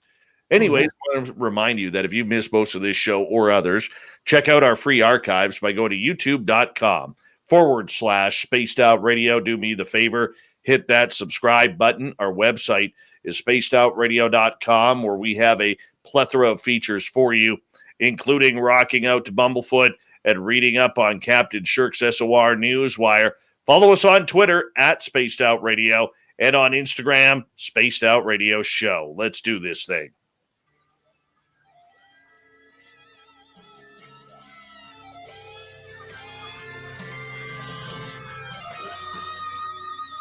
Every couple of nights, we bring in our UFO Grandmaster, the fedora-wearing John Hudson, with the unbiased UFO report. And I'll tell you, there's a lot of interesting news coming down recently, John, as we bring you on in here, because Lou's talking again overseas. We got other things happening, like the SCU going into more science, the government and what they're covering up, and now Project Titan. Project Titan, this sounds pretty badass here. Yeah, well, first off, hats off to whoever named it, right? I mean, that's one hell of a name to get things started, right? Strong. Yeah, strong name. Yeah, so this is, I'll be honest with you, I haven't yet found out what the real source of this is. I mean, was there an earlier attempt, or has this been in plan for a long time? But essentially, in the Italian town that called San Marino, that basically this conference has been held, I believe, every year for 30 years, if I understand correctly. It's been a small conference, but a dedicated one with good open conversation and so forth. And Lou Elizondo came to this one and spent some time, with a lot of different people at this conference. This is where the information about the AI tool came from. This is where some other things came from. And what this comes down to is that the government, the Italian government in San Marino is working with representatives from CUN and ICER to essentially petition the UN to adopt their yearly meeting and make it an official UN intersection for countries to come and discuss UFO issues. And they seem fairly confident that they have a good chance of pulling this off. And so the phrase that I really liked, but that I heard, was they want to basically turn this into the Geneva for the UN, that for UFOs that Geneva is for everything else. And so they're really putting a lot into this. And Lou seems to be Lou Elizondo seems to be pretty excited about it. There seems to be a lot of energy. They're certainly hitting at a fantastic time in that this all came out the same weekend that those bills came out in the US. We know that Lou Elizondo was speaking to many, many people at the conference. He presented at the conference, gave them an update on where we are with our research as much as he could, and seemed to build some good relationships with some folks. So my early judgment is this has some legs to it, but nonetheless, the attempt is honorable, and I applaud their effort. Well, that's really cool that they're trying to bring the European side together. Have we noticed any differences of what they're doing in Europe with this topic comparatively to the way we're handling it in North America? Unfortunately, yes. It depends on the area, right? I mean, you talk about the states being different. Well, let me tell you, the European countries are as different as anything else. And so, what you have in the north is you still have primarily a media blackout going on. I mean, there is especially when you get up near England, there is a real pushback, it's bad. It's not nice. It's a very unpleasant for the folks we have out there that are doing hard work. But in the South, it appears to be a little more open-minded. And I'll talk about something else in a minute. But there was actually some interesting occurrences that happened while Elizondo was down there. So I think what you have is, I think you have different regions handling it in different ways. What were those occurrences? Well, for example, there was a case that I'm sure it's not a hidden case. It's a case that many people have heard of. But there was a supposed crash, an alleged crash that happened in Italy in 1933. And this was evidently difficult to get information on because Mussolini was in charge at the time, and his government wasn't really known for being open and friendly. And so but it turns out that a group of people, including, from what I'm told, some actual members of the Italian government, actually reached out to Elizondo while he was at this conference and presented him with documents pertaining to this case. And a friend of our show, Macmillan from the debrief, basically said that he actually saw some of the documents himself. He wouldn't speak to what he saw, but he did say that he saw some of the documents himself, and he seemed a little excited about it. So just the fact that locals are reaching out to Lou Elizondo to share information, it's encouraging. Well, that's good that this is encouraging, and that Lou continues to be the face of the franchise regarding this. The one thing that I did notice, and that Lou finally went public recently with Max Moskowitz in his interview, that over the last few months he was diagnosed with cancer. Yes, well, it looked like it was going to be cancer. It looked like it was going to be cancer. It was a dense mass that was worrisome, and what he was basically told, just I believe it was 3 days before this conference, was that after some further tests and so forth, they no longer believe that it's malignant. They now believe that it's just a mass. So it looks like he's going to be okay. But needless to say, the scare and the challenge that put him and his family through for the last 3 months is it's difficult to put into words. Very, very, very true. Let's move on to another topic here. DHS video being reviewed by the Scientific Coalition of UAP Studies. Yeah, so actually, I was hoping you might know something about this, Dave, with your connections, because I'll be honest with you, it's a little hard to find out what's going on here, because there are videos that a couple of us suspect that might be the video they're reviewing. Because my understanding, it's a long video. It's like a 20 or 30 minute video. And so I didn't know if it was possibly that A10 a video that we saw a while ago, or there's a new video that surfaced a couple of days ago that everyone's arguing about on Twitter, where it shows two craft flying next to a plane, and they look like very classic saucers. Very poor quality video, but still in heavy debate. So that could be the video. I don't really know what the video is, and I didn't know if your little elves and fairies have told you what video is. No, I knew nothing about this, man. Okay. All right. Okay. Well, yeah. So I guess they're reviewing it. I don't know how long they've been at it. And I have no idea what sort of date they were talking about, but I know that they are looking at it, which is cool. I mean, A, it'll be nice to get their perspective on something. B, I'm just excited they're participating. I'm going to give you crap here for a second, because out of all the nights you could have maybe tipped me off. Yeah, well, I know. The truth of the matter was that I for some reason I completely blanked on this one until like an hour ago, and it suddenly came back to me, and I was like quite irritated with myself. So I do apologize. That's okay. We'll forgive you, because you work hard for us. You really work hard. But it's exciting, because if they're really putting their efforts behind a true, honest analysis of the video, one, it's just great to get their review, but also we really haven't, like, since they did the Nimitz stuff, right? We really haven't seen what is representative work from them, right? So it'd be very, very interesting just to see what they produce, right? Because it will then become a model for us to see what we can expect from them in the future.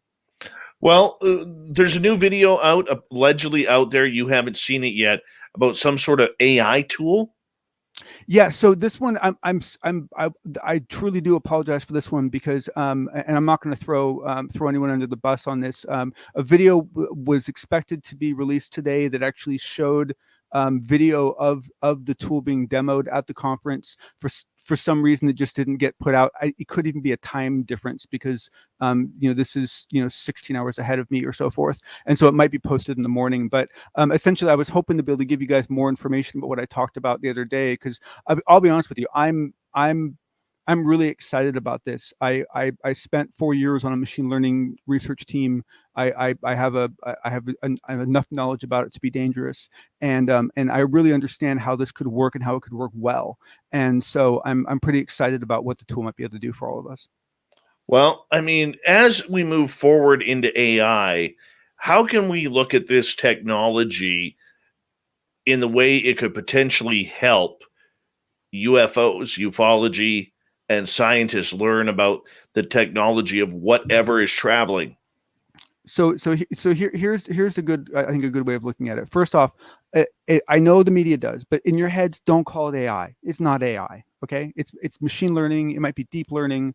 There's other names for it. It's not artificial intelligence. It's not thinking I want a sandwich. It's not thinking it wants to kill you. These are magnificent algorithms that are good at learning what is normal and then pointing out what isn't.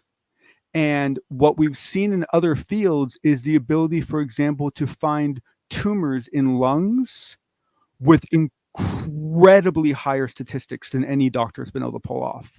We've been able to, there's even a project right now looking for signs of early Alzheimer's in brain imaging that's being done. Basically, our machine learning, it's good at whatever you teach it. And so if you feed it the right data, if you feed it enough of the right data, and you pick the right algorithms, and you take care of everything. There's a lot of details in this. You can get this magnificent system. But let me give you a quick example of how it can go wrong. There was this one gentleman that tried to program his camera so that it only opened the back door for his cat. Okay, and he took all these pictures of his cat and fed all these pictures of his cat into his algorithm, and then it didn't work. And what he didn't realize was that every picture he took of his cat had grass in the background. And so what the algorithm was looking for was a cat wearing grass on its head. And it never saw that. So it couldn't see the cat, right? So what I mean is it really is about the data you feed it, like data cleansing, data management, data massaging is a big aspect of this. But what it means is that if you feed this machine everything that you should be seeing in the sky, it is going to be able to find everything that is not supposed to be there with such speed and such accuracy, it'll blow your mind. And that's really what the value is of this technology. And it's not about thinking. It's not about considering. It's not going to noodle on something for some period of time. It's a matter of learning weighted systems that give it statistics and then using those statistics to predict things. And it's damn good at it. And it's being used in all sorts of things, and it's about time it be. The other place I want to use it, and I've been trying to find a way to get this project started, is I want to use it. I want to take it and I want to feed it every single document anyone's ever produced. Every single document in this field that anyone's ever produced, and I want to see what patterns it can find. I want to see if it can find authors. I want to see if it can find tones. I want to see if it can find source offices. Because if an office is from a certain part of the country, there's going to be a certain cadence, a certain different style to the way they write. Then it's going to be in a different country. There's all sorts of patterns you're going to be able to find. And that's something that I would love to see. There's a lot of opportunity for machine learning in this field. That is so interesting, pumping through that. I mean, God, it would take days and months just to get through Stanton Friedman's files. No, but that's the thing. It wouldn't. It wouldn't. It would only take a couple of days. I mean, the difficulty would be normalizing all the data so you could feed it to the machine. But once you start feeding it, these things can absorb vast amount of knowledge at incredible rates of speed. And I'll be honest, some of it's a little spooky, right? Some of it's a little weird the way it works, and we're not really sure how some of it really works so well as it does. But it's amazing technology, and we should be applying it wherever we can. All right, John, thank you so much for a wonderful, unbiased UFO report. And don't forget, it's that time of the week where John and I will stay up late with our YouTube and Twitch audience to hang out. And if you want to join in the chat and ask us a bunch of questions, you're more than willing to do so. We never really put a time limit on it, but it's basically until we get tired. That's just the way. Until Dave gets tired. Until Dave gets tired. Out here. John, thank you so much. We'll talk to you in just a few minutes' time. Right now, let's get to the news.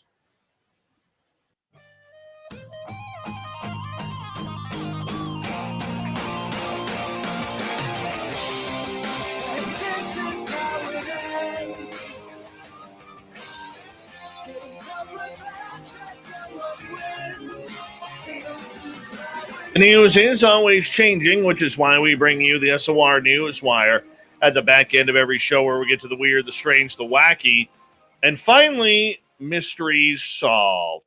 You know, remember the good old days when McDonald's actually had characters like Ronald McDonald, the Hamburglar, Grimace? Did any of us really figure out what Grimace was? You know, just this big, purple, hairy, happy, smiley face, big-eyed guy. Looked like an alien. I would say something else, but I'm trying to keep this a family affair here. It turns out the large purple McDonald's mascot, who pals around with the likes of Ronald McDonald and Mayor McCheese, is an enormous taste bud. That's according to Brian Bates, who manages a Windsor, Ontario McDonald's. Yeah, he said that Grimace is an enormous taste bud, but a taste bud nonetheless. His purpose, according to Bates, is to show that McDonald's food tastes good. Bates was named Outstanding Manager of the Year for Canadian McDonald's stores. McDonald's did not reply to a request to confirm this news that Grimace was actually a taste bud. The character was first introduced in 1972, originally as a villain. But that version of Grimace scared some young customers, and he was turned into a less threatening, friendly blob, which we now know is a taste bud, a purple taste bud. Hey, for you parents out there, or people in general, what would you do in this situation? A mother in Alabama has been arrested and put in jail for assaulting an 11-year-old she believed was bullying her child on a school bus. The Jefferson County Sheriff's Department says that 37-year-old Nanette Waldrop boarded the bus Tuesday morning to beat an elementary student she thought was picking on her child. It was caught on video. Of course, it went viral. Waldrop was charged with assault and disorderly conduct, along with trespassing. She was posted a bond of $10,500 and was released. While this is now a law enforcement matter, let me just say what I saw on the video just deeply disturbs me, the superintendent of Jefferson County Schools said.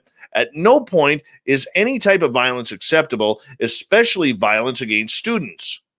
Now, the question is, if you were a parent and your kid was being bullied by a student, I could understand where she lost it.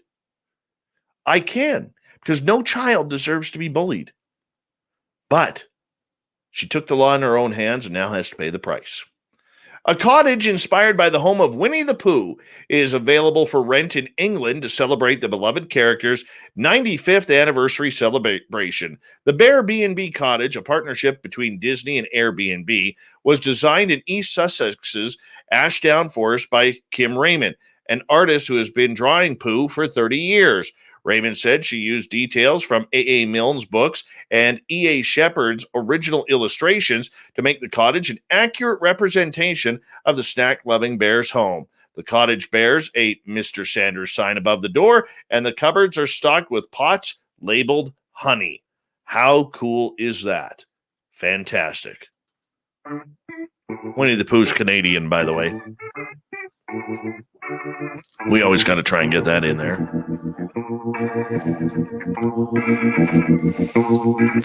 Thought of the Dave happens every night at this time, where we ask a question on our Facebook and Twitter pages. Get your responses. Today's Thought of the Dave is, What's your thoughts on Lou Elizondo writing an autobiography? Jeff, I'm not against it, but I'm sure I've heard him make comments about how more people are worried about protecting their cottage industry and selling their books than getting to the truth of the matter. Chris, fine by me. Jeremy, sick of Elizondo, honestly. Appreciate what he's done, but I'm sick and tired of the teases, and I need to be careful about my NDAs. Gail, everyone has a right and privilege to write books. His life has been filled with remarkable people and events. It should be a good read. John, unless it's all aliens are real and I've seen them, then it won't be much more exciting than what he's already told us. Lee, I'd sooner see him share some new authentic evidence, but if he wants to write a book and donate a huge chunk of the royalties to a worthy cause, I'm cool with that. Grant Cameron, who are the authoritarians trying to deny his right to pen his book? Well, there's a bunch of people out there who thinks he's a conniver for doing so, a cheater, somebody who's using ufology to make a dollar. Heaven forbid. Yep. Davey, bet that he writes his autobiography. Then when he writes my biography, that would be a dull read. Ray, really? A guy with 4 letters in his first name needs a shorter nickname? Apparently so, Ray. Apparently so. Catherine, isn't an autobiography written by an outside source? No, that's a biography. James, looking forward to it. Thank you to everybody taking part in the thought of the day. Shirky Poo for the news, John Hudson for the UFO report, and Robert Powell, Paul Kingsbury, and Science Bob for some scientific UFO talk. We got Mr. Ron Bumblefoot Thal rocking in the background with Little Brother is Watching. Bumblefoot is the official music of Spaced Out Radio, rocking us in and out of every single show. Get your horns up for the guitar god himself. Special thanks to everybody listening in at home, at work, in your cars, wherever you may be. Thank you to everyone on YouTube, LGAB, Revolution Radio, Spreaker, Twitch, Facebook, the Space Travelers Club, and on Twitter at hashtag Spaced Out Radio.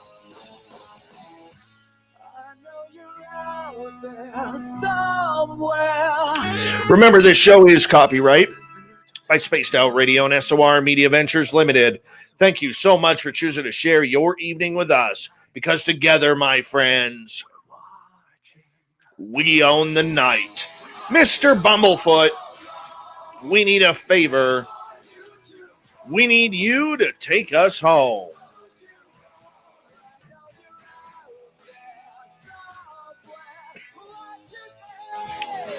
Yes, the Woo train has docked for the night.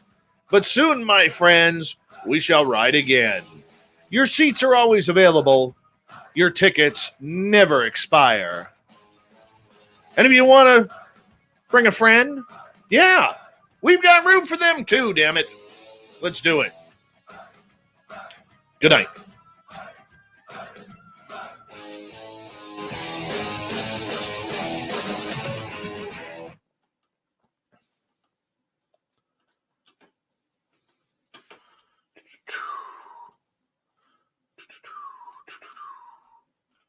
One sec here, people. One sec. YouTube crowd, yes, I know you guys can hear me cough when I do, but the radio side doesn't. So that is one of the benefits. One second here. Oh no, I knocked George down. Sorry, George. There he is. Damn filth, putting a shark in my upstairs. Hey, little Johnny. How's it going, man? What is happening? Well, besides this idiotic coughing fit that I got in right near the end of the show, that was pretty good. Yeah, man, that was a hell of a show. Oh, God. I mean, that was actually kind of intense at times to listen to. Yeah, totally.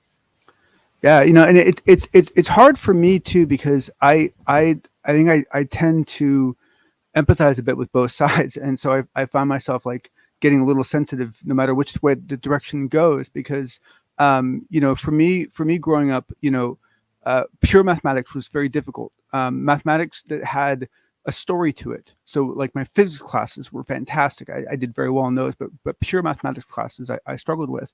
Now, luckily I went into computer science in the end, so it didn't really matter. But, you know, I certainly understand the feeling that some people can feel about, you know, feeling, getting a sense of feeling inadequate, or getting a sense that you're being judged inadequate by someone who holds an advanced degree when you don't, right? I mean, I've hung out with a lot. I mean, I can't tell you how many of my friends have had PhDs, and you know, once in a while, you know, it's like, oh, you know, at the same time, I've been blessed by a lot of education on my own, and a lot of education through formal means that I just didn't bother getting a degree in. And so then I have the other side where I have people going, you know, well, you know, why do you talk this way, or why do you go into those details, or you know, or people just don't want to talk to me anymore because they don't want to dig to a certain depth in a certain topic. And so, you know, I think I've seen both sides to a degree, and the truth is it's just hard. It's just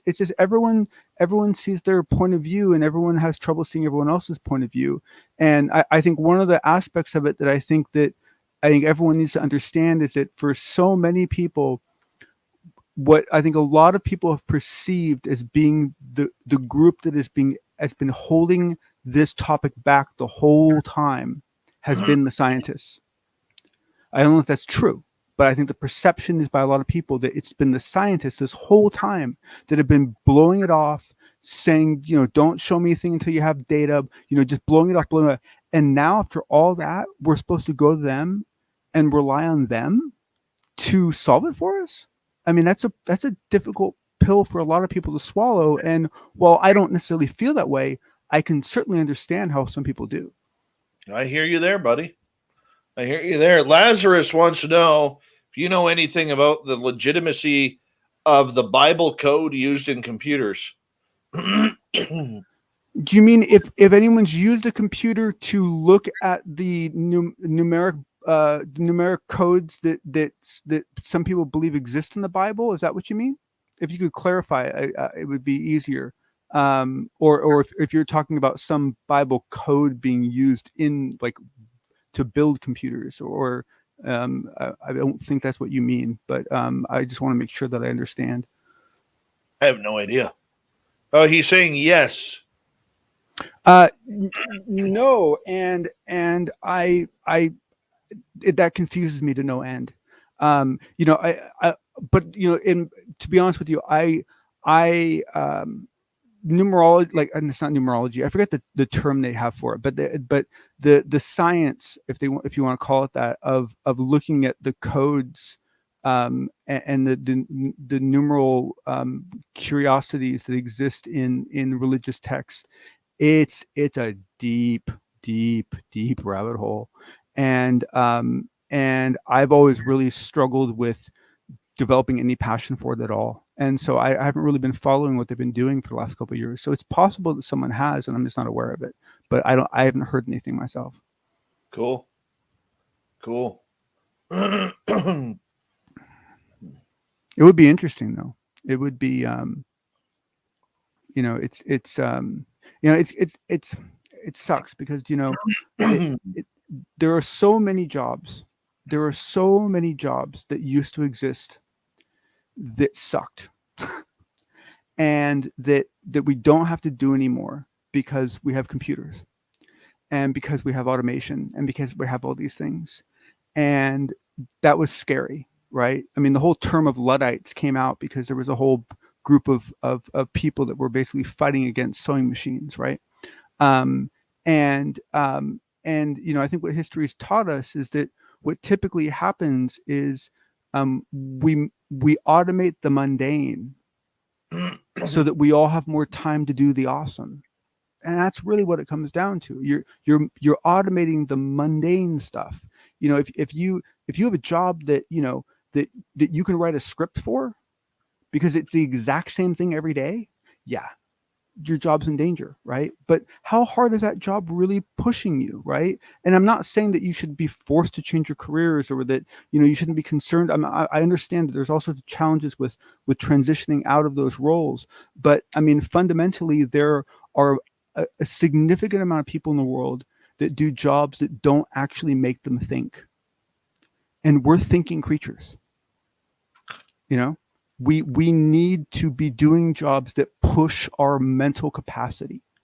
And if your job doesn't do that, then, you know, it sucks. It's not fun. You know, you get sleepy, you know. It's hard. And I know it's sort of thing where, you know, I was given this talk once to this group of they were actually federal engineers, and one of them actually stood up in the back of the room and said, "So what you're telling me is that my career's over and I should just go file for unemployment?" And I was like, "Oh God, no, that's not what I was trying to say." You know, it's hard. It's really, really hard. It's really, really hard. Because there are so many things it does, like some of this technology does so well. I mean, it's astounding how well it works. It's oh man, it's just, you know, and it's funny, like machine learning is it's so much simpler than most people realize. It's so much simpler than most people realize. Like with a whiteboard and like 20 minutes, I could like make a lot of people understand just how incredibly simple it is. And the reason why it works is not because of its complexity. It's because you can take it and do that same thing 1,000,000 times. And it would take a human a long time to do that 1,000,000 times. And it's I don't know. Did you ever read the Dune books, Dave? No. So Frank Herbert's son, Brian Herbert, I believe his name was, he got together with another author and they wrote 6 prequels to Dune. Right. And the first 3 I didn't really get into. They were about like, they took place like 20 years before the Dune books. They were about the houses and so forth. I didn't really get into those. But there was another set of 3 called the Boulutarian Jihad. And these books take place 10,000 years before the Dune book occurs. And what you see in this series is what happened. Why did it all end up the way it did? Why did they stop using computers? How did the Mentats get created? How did the Spacing Guild get created? What happened to the religions? You hear about all of it. And let me tell you, it is one of the most disturbing and upsetting stories you will ever read in your entire life. It is absolutely horrifying what happens in those books. They're fantastic. They're really, really good. But I mean, just to give you an idea, like the whole book starts out with the fact that humans have now automated everything. Okay. And instead of like humans then using that time to do better, cooler things, they just lay around and eat grapes and drink wine and get fat. Right. Basically like that movie with you know, Eva. Right. And this group of like, I think it was 20, like essentially like sysadmins. Right. They basically get together and they build these huge, giant, like mechanized battle robots, and they have their brains removed from their bodies and wired into these machines, and they're called Cymex. And they basically slaughter everyone and take over the planet. And they end up taking over like large portions of the universe. And they basically do it because they have such disdain for all the lazy people that just laid around and did nothing. And it's I think about it a lot when I talk about automation, because like there's this little part of me that's really terrified that that's how it's gonna go.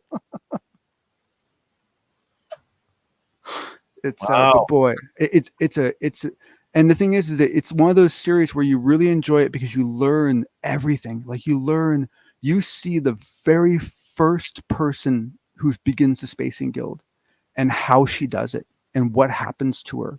And it's an incredible underdog story. That's like the one story in the whole series that ends well. That one ends well. For everyone else, I'm gonna be honest, dude. You lost me like 15 minutes ago when you started the conversation. It's okay. It's okay. I've been seeing some notes from people, so other people are enjoying it. So hopefully Oh someone's yeah, getting that's something why I out of it. let you go. And I saw the chat room too, and I'm like, holy cow! First it's SCU, and now it's John going off on a dude tangent. Dave has no fucking clue what he's Oh talking. man. Oh, Dave. Actually, you would probably like it though. You would probably like it. I can't remember the last time I sat down and watched. Actually, I do. You know what? The last series I really got into was the Purge series. It was on Netflix. Oh, you're talking about movies. Oh yeah, no. These were books. These were never proved. Yeah. Oh, you like those Purge ones? Really? There was something really twisted about it. Yeah. It was totally twisted. Totally twisted. Yeah. Something really twisted about it. I didn't find them scary, but yeah. I actually used to watch all those movies when I was a kid intentionally to desensitize myself, because I wanted to get to the point where I could see any kind of bloodshed whatsoever and it wouldn't faze me. Back then movies weren't quite as intense as they are now. Yeah, Brian, I've heard the new Dune movie. I've actually had a chance to look at some of the script, and the guy's doing a magnificent job on it. The guy's doing a magnificent. Yeah, but back then, like the worst movie you could get was there was one movie called The Faces of Death that was actually a film of actual deaths, of actual people dying. And it was like this very very hard to find VHS tape back then. And, and that was basically as dark as you get. Some of the movies they're making now they're horrific. They're really well done. It's very impressive. It's very, very, very impressive. Really pushes your tolerance for humanity. All right. Questions from the audience. What do you want to hear from John and myself? As I have lost myself on my script here. Dave, that's like another perfect example of where machine learning could help. Like we could automate so much of the editing stuff that you do. Oh man, like it would be really cool. Like your whole finding of swear words, like that could be totally done by an algorithm. Yeah, it'd be awesome. Sure, it could. I don't mind. Actually, you know who could help you is Science Bob. Bob's actually got a really good handle on this stuff. You know what I want to find is a good program that converts voice to text. Voice to text. Oh, it's funny. I was just going through that same thing myself a while ago, and as far as commercial products, that Dragon company, I think it was called Dragon, ended up producing, I think, one of the better commercial products. But I've been actually quite impressed. Do you have any Macs in your house? No. Oh, I think Windows has gotten pretty good at this too. How long will it take to automate Dave? Dave's so quirky, it would be really difficult. It would be really. Dave would be you're getting a taste of Dave. Dave is quirky. Dave's more random than a Go game. Like it would be very, very hard to automate Dave. Very, very hard to automate Dave. But that's the thing, it'd be like, people, you people that are worried about AI. I can't even tell you how silly it is. Like we have no concept of how the subconscious works. So how are we going to model it?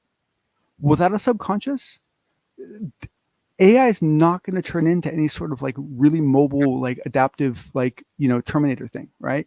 That's what you say now. All you science pricks say that it's never going to do that. We saw the movie. We saw 3 of the movies. Okay, so it's real. So there's this book. There's this book called Super Intelligence. I think it's what it's called, and that's a pretty dark AI book. And the reason why the two aspects of AI that can get dark, right, is one is if someone builds one and keeps it sequestered, doesn't give it access to data, and feeds it a story and lies to it, right, and really deceives it. And if that system then gets the ability to learn from the outside world, it would drastically change its behavior. But you got to realize that it wouldn't get mad. We have no clue how emotions work, right? Like, I mean, these systems have no concept of ego. They have no concept of until hate. they start building robots to shoot back. Okay? As I've told my son since he was born, never date anyone named Sarah Connor. Sorry. Oh man. Sorry, man.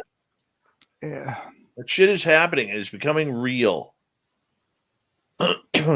Robot police dogs, robot cops being built in Japan, or robot security guards. That's all we need.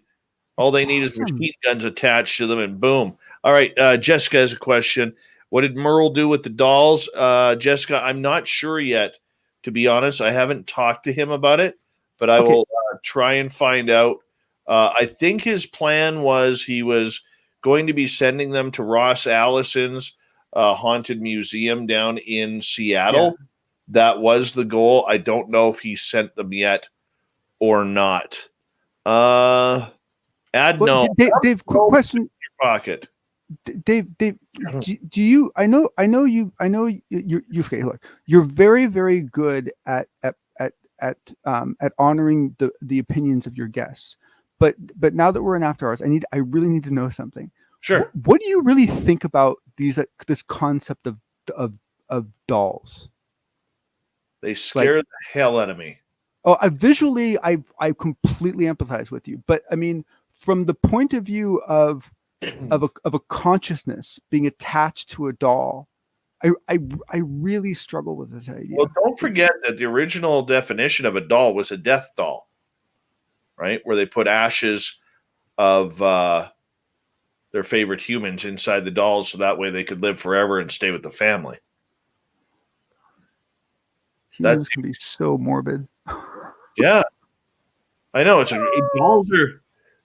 Dolls were never meant to be a child's toy. By the way, they ended up being that way. But I just, I mean, like the movie Chucky, right? Like that guy didn't want to be in that doll, right? Like the whole point of the movie was actually a freedom film, right? It was all about that poor guy being trapped in that doll trying to get out, right? He wanted out of that doll. That made sense to me, right?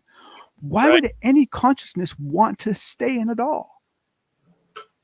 I don't know. A completely boring life. I mean, you just sit on a shelf, make faces at tourists. I mean, I don't know. Next question from Magnus. Thoughts on Valis? I don't know what Valis is. I don't either. Let's look it up. Magnus, give us some more information. Hi, Alex Kuhn. Every Friday, man, my voice is dead. My sinuses are killing me. Every Friday. I hate to say this to you, Dave, because I know you're working through it and you're doing a good job. But if you weren't vaping so much, it would be a different experience. Yeah. I'm not saying it would completely go away, but it would be a different experience. I'm not making excuses either, but this goes way back. It's a radio thing, dude. Really? I talk for 16 hours a day. Oh, that's true. Okay. So right here is where I get it, right in my voice, larynx there. Well, you must have to consume an insane amount of water. Yeah. I mean, just an insane amount of water. I always have beverages in my daytime office.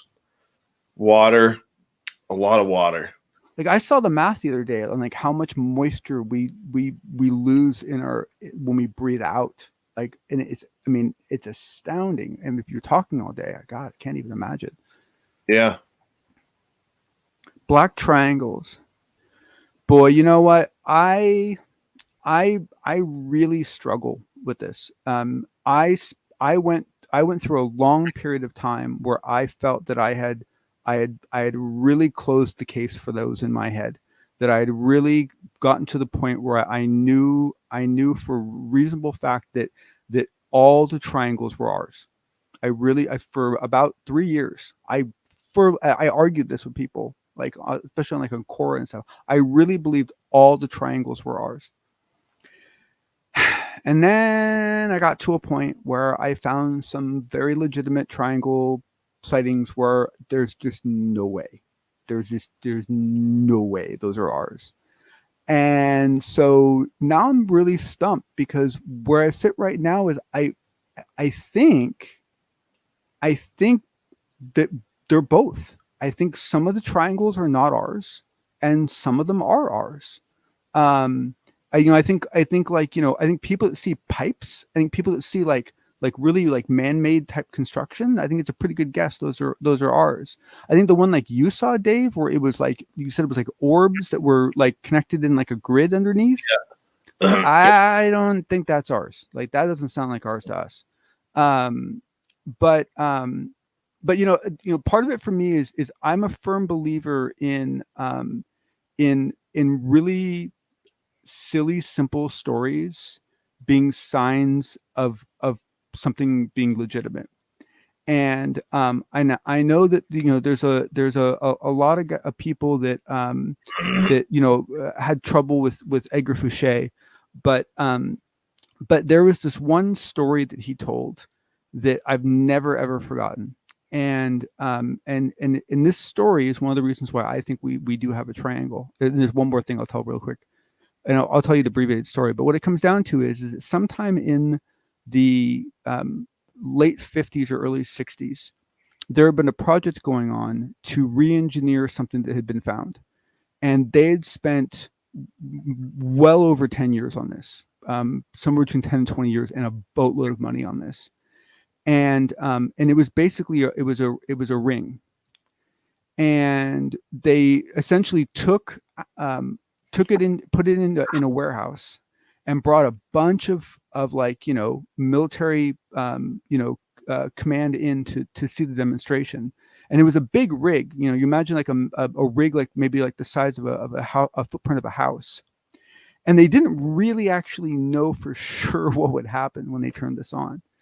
And so they turn it on, and hum comes up and everything, and it does nothing. It just sits there, does nothing at all. And the colonels and they're all start kind of playing with their ties and getting bored and so forth, and a couple more minutes goes by, and a couple people storm out, and they're just losing it, right? Because they've spent at least 10 years of their life on this.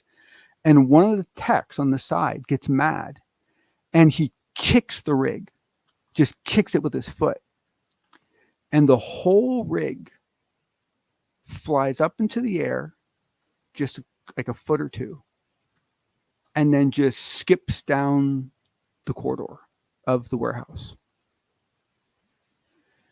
And what Fouché claimed was that through a means of rotating a type of plasma around a donut shape at a certain pressure and a certain number of revolutions, that you could essentially cancel 89% of the mass of an object.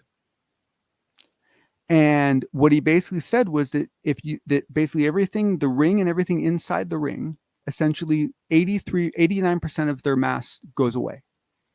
That's why the whole rig picked up and floated down the thing. And he said, so because of that, once you build a triangled craft that's essentially mostly that ring, but the only part that's not the ring is like these little corners that stick out, that the whole craft only ends up weighing like, maybe like 1,100 pounds or something, right? I mean, it doesn't end up weighing anything. And so as a result, they don't even need that powerful of engines, right? He basically said they used, can't remember the company now, but they used basically a couple of these, placed jets. And they can hover, they can hit Mach 9. He went into vivid detail about this. And And that's where the whole TR3B name came from, was from Edgar Fouché's presentations. Wow. And he was I did not know that. Yeah, that's he was there. If anyone said it before that, I don't know, but to my knowledge, he is the originator. And the thing I find interesting about what Edgar Fouché said is, one is that he talked about quasi-crystals. He talked about quasi-crystals and said, you wait, quasi-crystals are going to become a big deal. And it took a while, but he's right. They're now a big deal, which I just think is interesting. Now, that doesn't mean anything. A lot of things are predictable, right? Like, you can't say, oh, element, 190 is going to be something else, because someday we might find it, right? So yeah, okay, it may not be everything. But what I find interesting is that then that Navy patent comes out talking about canceling inertial mass. And the way it's doing it is with a double hole and putting a gas in between the holes at a certain pressure. Mm-hmm. And that this cancels mass. Well, having a double hole and having a gas in between the two holes is really no different than having a donut with a plasma running through it, right? You're still talking about a rare element running at a certain pressure in a fluid state, whether it be a gas or a plasma, and it's basically rotating around an object, and that you're getting a loss of mass, right? And then you add to you add to this, that, so yeah, you had that. And then one of the more interesting things is Tom DeLonge's books. Okay, in Tom DeLonge's books, not the nonfiction ones, but the fiction ones. It's supposed to be a mix of truth and fantasy, right? And AJ Hartley, the guy who really wrote the books, right? In one of the interviews that he gave, he said something that I still don't understand why everyone didn't freak out over. It was one of the most amazing things I've ever heard. And what he said was that when he was writing the books, that he had to be able to write what it felt like to fly some of these craft. And he talked to people who'd flown helicopters, and he talked to people who'd flown jets, and he talked to people who'd flown all these things. So he knew what that was like. But, he really didn't have anything to go on for, like, a craft that can hover, or a craft that has any kind of zero G type, effects. And what he said was, in this interview, he said that he was put in contact with someone through people that the TTSA people knew. And he was permitted to talk to a pilot. And this pilot was not allowed to tell him any details about the craft that he flew. All he could talk about was what it felt like. What it felt like when you moved left. What it felt like when you dove. What it felt like when you accelerated. That's all he was allowed to talk to AJ Hartley about. And AJ was permitted to interview him on a secured line for a very short period of time. And he used that information to then write the book. And in the book, one of the main characters becomes a pilot of a TR-3B and flies it all around the place and has some very interesting occurrences in that plane. But he has to learn how to fly this craft that cancels out most of your mass and doesn't have any inertia. And according to Hartley, the way he learned what that would feel like was he was permitted to talk to a U.S.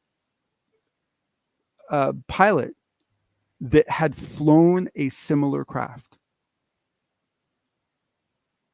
Wow. And I still don't understand why no one else picked up on that. That blew my mind. That just totally blew my mind. All right, let's get to another question here. Crunch Time is asking, John, do you think the Phoenix Lights craft was ours? No, I don't. Not because of the way they reacted, right? I mean, more stories are coming out about that now. I mean, now that people are feeling free. I had someone reach out to me on Quora like a year ago, this woman, and told me her whole story about Phoenix Lights, and she's never told it to anybody, right? She just always kept it to herself. I mean, Dave, you know this. I mean, there was something, like 10,000 witnesses? No, there was like 65,000 witnesses to this. I mean, it's crazy number of people saw this, right?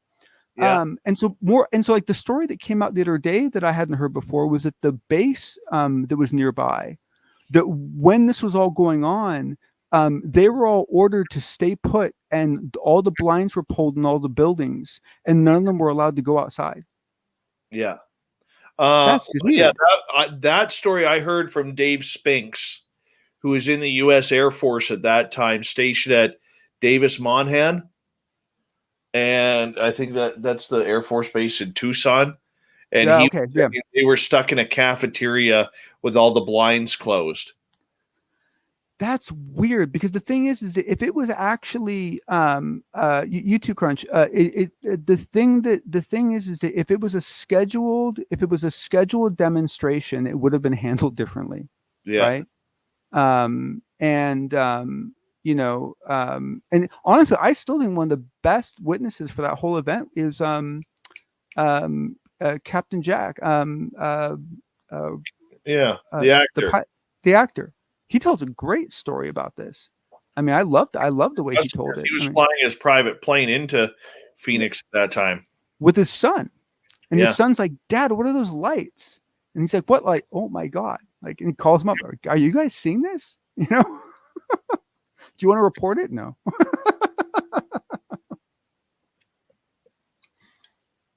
All right. Next question from Third Phase of Moon. Hey guys, hope you're having a good night. Why all of a sudden, after the Congress drop on UAPs, has silenced Jeremy, Leslie, Chris, Nick, Lou, and Sheehan on the major media? Okay, this is what I have heard. Okay, we recently found out that Lou was going through potential cancer studies. He had a health scare. And that's why he took the better part of 6 weeks off. 2 months. Nick Pope really has nothing to report on if Lou isn't speaking, because Nick never gives us anything that isn't already said. Jeremy Corbell, from what I have heard, has been shut down. He has been timeout. He has been shut down because if you notice, the last video that he posted of those red lights that look like helicopters, okay, that video was not, like, out of the videos that Jeremy released, that's the only video the Pentagon did not confirm. They did not confirm that one whatsoever. I also know that there was a big spike in people trying to figure out how Jeremy was getting the videos and who his sources were. And it caused a really, really big argument between a couple of different UAP factions behind the scenes, basically saying, we have people, whether it was Elizondo or others, who could release these videos. Why is it going to George Knapp's underling? Why isn't it Knapp who's releasing these videos? And there was a big fight over that. And from what I heard, that's how Jeremy ended up getting shut down. So that's and I'll be surprised if it's permanent. My guess is that he's been suspended for a season or two, and he'll return he'll become a player again later, but who knows when. You're potentially right there, okay? And this is what I have heard, okay? These things go in cycles, okay? At first it was the TTSA who got the videos and turned them over to the New York Times. And then out of nowhere, after those videos came out of nowhere, after Blumenthal and Keene, it went back to George Knapp to breaking stories on this. Then all of a sudden, this guy named Tim McMillan comes out of nowhere with all of these UFO stories that he's writing about on his personal blog at that time. And people are like, who the hell is this guy? Popular Mechanics immediately gets a hold of Tim and Vice, and he starts writing for them on the subject. And then Brian Bender had a couple of stories. because he's with Politico. All right. And they wanted it in the political magazines. And then it went back to Knapp. Then it went back to Tim McMillan again. And then it went back to Knapp. And then it went back to Leslie Kean and Ralph Blumenthal. And then it went back to TTSA again because we're at around Crata time. So there's this big circle of who they were choosing, who was going to break the news at that time. And what I find interesting and both concerning about that is it from one aspect, I've seen it happen in cases where someone releases information through a certain reporter, it goes well, they've been tested. Now other people will then try to use that reporter to get their information out. And then a point comes where there's too much attention on that person. There's too many people watching them, and everyone steps back and they wait for someone new to be selected. So I've seen this happen organically when there's pressure on the inside trying to get information out. That to me is perfectly normal and okay. What the part that concerns me is there's a king-making aspect to this, right? There's and I'm not saying that's happening. I'm just saying there's the potential for that happening.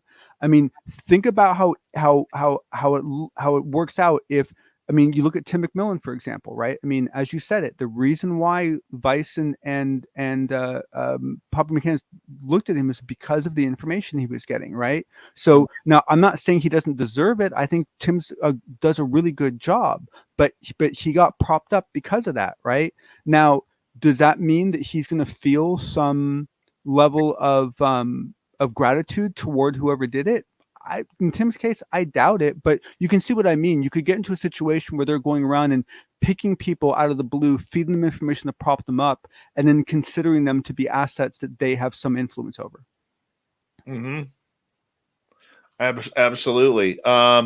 Who else? Leslie Kean. It's not her turn yet, and I'm not saying this to start the rumor or anything, but it wouldn't surprise me if Leslie's name pops up as the ghostwriter for Elizondo's book. Would not surprise me on that at all. Mellon. I'd like that actually. Mellon I haven't heard why Mellon is taking a break.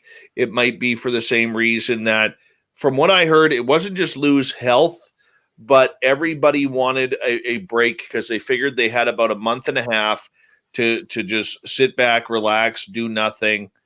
I know one member of that team was really pissed off with a certain group on UFO Twitter that was spreading his private phone number around, and he was getting calls and prank calls and threats at all hours of the day and night about cool. from people on UFO Twitter. Oh, that's horrible. Daniel Sheehan, obviously, he recently was working with Mark Sims on that new virtual conference, and while Lou was kind of down with his health scare and everything, that's kind of the reason where Daniel went. Is he's teaming up with Mark Sims for basically a Woo-university. Right. Actually, Dave, what they were talking about earlier on the show about the fact that they need someone to really fund a large experiencer. Mark can do that. Mark can do it. Bingo, right? Mark he claims to have all this passion for it, right? Mark that's his whole movement. Major multi-millionaire. And we're not talking about $10 or $20 million here. Yeah. I've heard in excess of 50 to 60 plus. Yeah. So I mean, you get him and and maybe Bigelow and maybe you could probably find a couple people he's not in Bigelow's area. He's not in Bigelow's area of finances, but Mark Sims will, from what I heard, his grandchildren's grandchildren will still be millionaires. So G. West is asking, do you think that a Galileo type project concentrated on the ocean would be helpful. So Avi has really has strongly indicated a complete lack of interest in doing so, right? So that should just be said out there to begin with. I would argue yes, for two reasons. One, we've all seen what's going on, right? I mean, let's face it, right? I mean, this is like the big elephant in the room, right? I mean, whether the ships are staying there, whether they're coming from there, whether they're vacationing there, whether they're refueling there, I have no clue. But there is some relationship with the ocean, right? So from that point of view, yes, obviously, right? The other thing I think is really important is that because of the DOE's responsibility to monitor Earth for nuclear explosions, they're the ones that have to watch everything so carefully, right? They're the ones that have the IR network that watches the globe. They're the ones that have the acoustic network that watch the globe, right? They're the ones that found that new pod of whales that we didn't know existed in the ocean, right? So they're listening to all this stuff, but we can't really get that data. And I was so glad Bob brought it up in the talk tonight, but he said something really important, and that is that even if you clean the data, you've tainted the data. If you clean the data, you taint the data. So even if we got the DOE to give us the data, by the time they gave it to us, it would be so stripped out that I don't even know how useful it would be for people. So if we know they're hearing things, then we should be hearing those things on open gear. So from that point of view, I would argue it should be done. So my opinion is yes, but I don't think you're going to get anyone like Avi interested in it. Right. I agree. All right. Ivy is asking, is Daniel Sheehan another David Adair? Not even close. David Adair is a rocket man who allegedly flew one of his rockets into Area 51 at the Air Force's request. And Sheehan's an activist. Lawyer. Way different people. Sheehan gets the way he is about, so the way he's behaving right now about this whole UFO topic is exactly the same way he behaves whenever he's into a case, right? Like when he's defending Native Americans, he's all about Native American rights and Native American activism, and he goes all in on that. When he was defending John Mack, he was all in. I mean, he goes all into whatever he does. He does also care about this topic. He does believe in this topic personally, but his passion for it right now is because it's where his work's coming from. Like it's what he's doing professionally. Yeah, absolutely. Any more questions from our people in the chat room? It's all up to you guys. All up to you guys. So, Dave, one question I had for you is that I understand the arguments that I've been hearing as to why it's good for the UN to get involved, right? I understand that it sends a positive message that it's okay for other governments to open up UFO investigative offices. I get that. I get the idea of having an open conference where people can report research and it's not under the purview of a specific country. I get that. But in general, I usually see the UN as something that is, well, it's hard. I usually deal with the UN from the point of internet standards, and they're difficult. I struggle with them from that point of view. And so I have a really hard time seeing their involvement into this topic as like a really good thing. But I was curious what you thought. Oh, I don't even know, dude. I don't even know. Repeat the question again. UN involvement. No. The UN can't even get its own shit together, let alone, all of a sudden getting involved with UFOs. Look, I'm really surprised when it comes down to it that we haven't heard more out of Russia. China, I mean, you can never trust what their government is saying. Well, but that's it. I mean, someone brought that up. Someone brought that up recently, and they were talking about how Russia is the reason why they're not making a lot of press about it is because they're being very internally vocal about it. I mean, I think it was Tim McMillan was saying that internally in Russia, like they're talking about it. They've even put up like slides and so forth showing like all the different weapons technology they hope to get from re-engineering UFO craft. They've even shown that information publicly. Like they're being very open about it. Like it's like, oh yeah, no, the first country to get one of these things and re-engineer it, like they're gonna win. Like they're all like rah pom-poms about it. No, I don't see the UN getting involved. I mean, I can see them doing it. I just don't know how much it would really help. You know, I don't know. I don't know. It's like big giant bureaucracies. Now, Dave, one thing I was curious about is have you seen this video that I talked about these two discs that are seen outside of the plane? Do you know what I'm talking about? I've seen some discs out of planes lately, probably about 7 of them. Oh, here. I don't know if this is going to send to you or not because I don't know how big it is, but let me see if I can send it to you real quick. But it's a really bad quality video, but it basically shows these two discs like flying, in and around the wings of a plane. Okay, I'm on Facebook waiting for it. Yeah, so we'll see if it works. It's like a 1 minute video. I should probably try to cut it down so it's easier to send to people. But this video it's so hard. I mean, it's not useful from a research point of view. It's interesting from a just a researcher point of view, just because it's a very different looking video. But it's impossible to tell whether it's. Yeah, I just saw that one the other day. I don't buy that one at all. You don't buy that one? No. Yeah, to me, it's got a lot of red flags, but then there's certain aspects of it that are like, I just don't know why someone would fake it like that. That just seems like a dumb way to fake it if you're going to fake it. Yeah. Chad is asking, Dave, when you leave a shot in a cigarette for a ghost, does it ever move? I was going to ask that myself. I have never had it move, ever.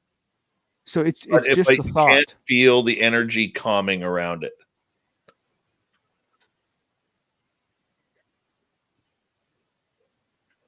Yeah, that it confused, like, to me, like if okay, so yeah, so I mean, assuming that it's a real ghost, and it really asks for something, like, why is it asking for something? It seems like it's just asking, it wants you to do something that it's asked you to do. Like it seems like it wants the action, it's not really about the thing, you know? Hey, did you ever hear any more about that Bigfoot video, that recent one where, you just see like the 4 seconds of the thing walking? Have you heard anything more about that? No, haven't heard a thing. I like that video. I liked that video too. I really want to see more of that video. It bugs me. Totally bugs me. Really, that was the best question you guys could come up with was no, I'm just kidding. I actually wanted to know that too. I totally wanted to know that.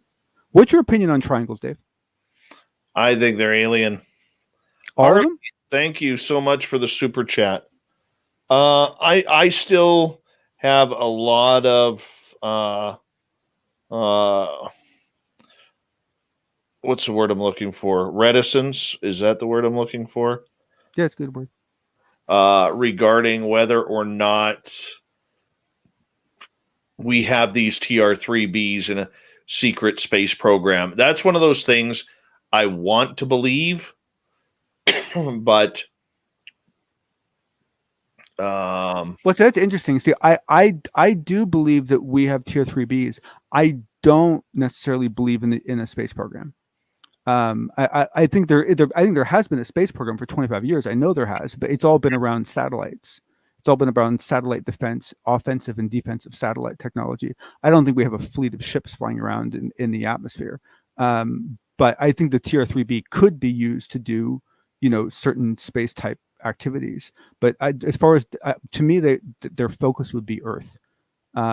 There's no countries close to our planet that need to be saved.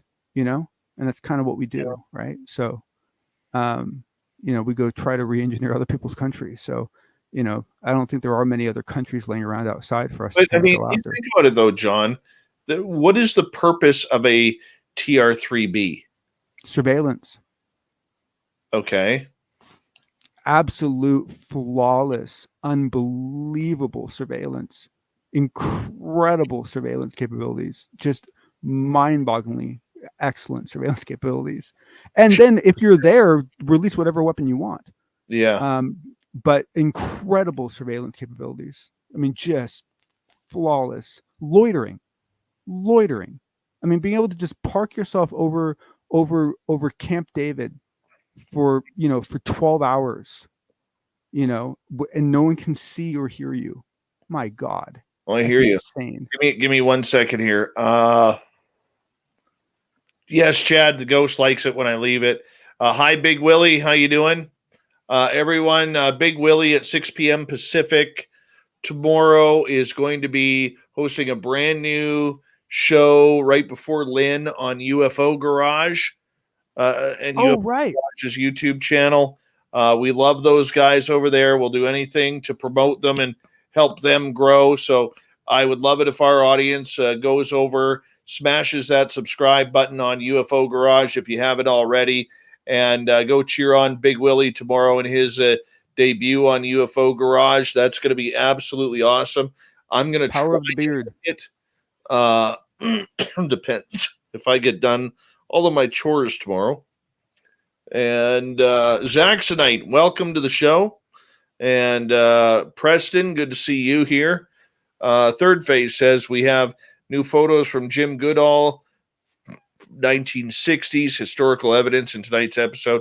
Go check out Third Phase of Moon too. Cool. We love those guys over there, and they're really good people, and we like supporting good people here. So make sure you go check them out as well.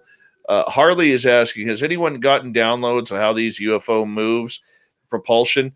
No. I mean, there's people who claim it, but the most people who get these downloads are more about communique regarding the planet, the environment, what we're doing, how we got to be better humans. Some people get the technological downloads. That being said, we have a damn good idea of how they work. And there's some consensus among a lot of people as to how they work. It's essentially, if we're all right, and I came to this conclusion myself through my own research. It is essentially, it's very much akin to the Alcubierre drive. It's essentially a warp bubble where everything inside of it is in a different reference frame. And so nothing inside that bubble will suffer from anything, and any effects of anything. And this will allow it to penetrate the atmosphere at unbelievable speeds, the ocean at unbelievable speeds. If the way I understand it works, it would actually allow it to penetrate material at any speeds. And you could do any maneuver and nothing inside of it would feel any inertia whatsoever. There's a lot of differences as far as how it moves itself while inside that bubble. There's some interesting ideas about the fact that it might be able to just fall and change its orientation and actually just fall. There are other people that believe that it actually propels itself within that sphere, or somehow propels the sphere. There's lots of interesting questions there, but basically these objects being inside some sort of a warp bubble type of technology, it is what makes absolutely the most sense. And there's a lot of there's a lot of anecdotal evidence for that being what's going on. But we don't know for sure. But I mean, that's essentially where Eric Davis and where like Howell, and like that's where a lot of people have gone. Like that's kind of, and there's differences on how it's created and how it's maintained and what it's like to be inside and how does it propel itself, and there's a lot of differences on how it's done. But essentially, removing your sense of anything that's in our reality, like all of our gravity, all of our air resistance, all of our anything just goes away. And that's what makes the most sense. And that's kind of the consensus among a lot of people. Right on. All right. Solar Warden is asking, why did no one in the media or talking heads in the UFO community ever go and speak to the CEOs at the defense contractors? Not one went to Lockheed, Northrop, General Dynamics. The reason why is this, and I've said this many a times on this show, and that is you have to understand how the media works. All right. We've seen a major shift in mainstream media over the last few years to where the majority of people, especially in this field, do not trust it. And most people out there are sick and tired of the news because they're not reporting news anymore. They're reporting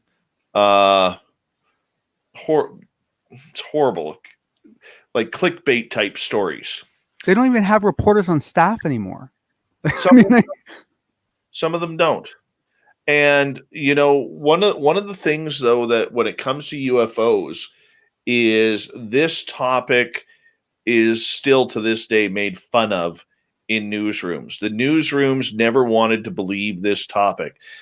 So when all of a sudden they were treated as if the topic was real, which was proven with the New York Times article in 2017, the newsrooms were jumping to try and figure out what to do because nobody was really studying this subject.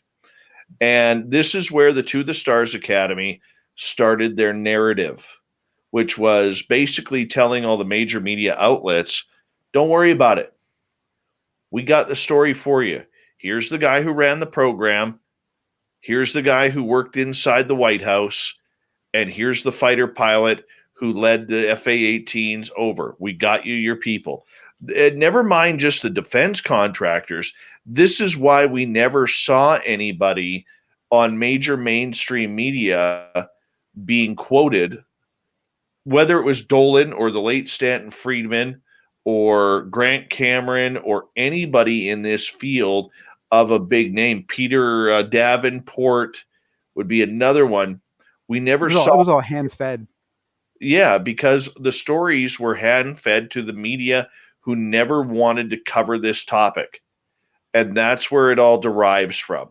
So the media, now that they have their contact numbers for Lou, for Chris, for Sean Cahill, and other people like that, for Nick Pope, who, in my opinion, is stealing money from Fox and providing zero information. Literally, they don't know where else to turn because they haven't done their homework. They've already got their guys, courtesy of the TTSA, on who they're talking to regarding this story. So anybody else who has a differing opinion, whether it's Third Phase of Moon, whether it's Dave Scott, whether it's Jimmy Church, George Norrie, or any of them, we're just not worthy enough to grace the presences with our opinions as a counterpoint.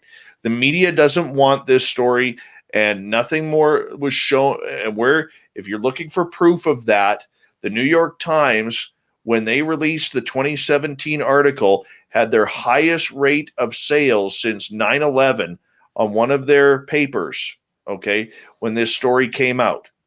You know what happened? They didn't do a follow-up story. Every time you have a major story break like that, give me a sec, John, there's always a follow-up.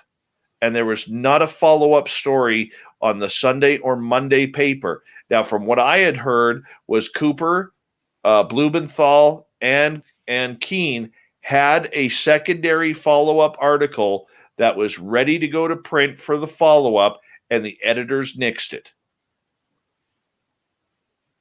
Well, and I was going to say that I forgot, I was going to mention this in today's news, that Blumenthal actually gave an interview the other day, and he talks about a article that he's written about experiencers that he cannot get the times to take. Yeah. They won't touch it. Yeah. They won't touch it. Now, let me add, I want to add something else to this question. So Lockheed, Northrop, these companies, they already deal in secret programs. Okay. They already have black projects. So what this means is they don't normally just talk to anybody. So there are defense contractor focused reporters, right, that focus on defense company things, and they do have relationships with these people and can actually get meetings. But good, I mean, like I don't even know how you would get I don't even know how you'd get the chance to sit down with the CEO of Lockheed and ask them about UFOs. Like I don't even see how that could happen. Like I don't even think, I think they would just walk out.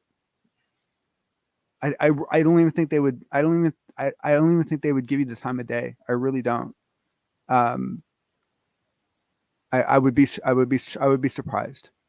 I think the only corporate CEO that would talk to you about UFOs right now is the guy running Tic Tac. Yeah. That's pretty much the only company right now doing that. All right, Black Dragon, how many licks does it take to get to the center of a Tootsie Pop? According to the Owl, 3. 3. Yeah. 3. I just pulled that video up for my daughter a couple weeks ago. Oh yeah.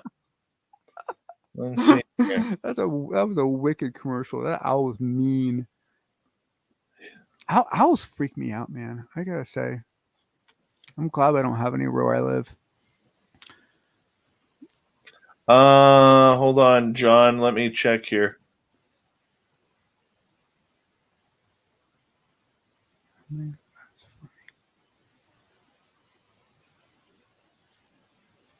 Yes, I do got them. Yes, I do got them.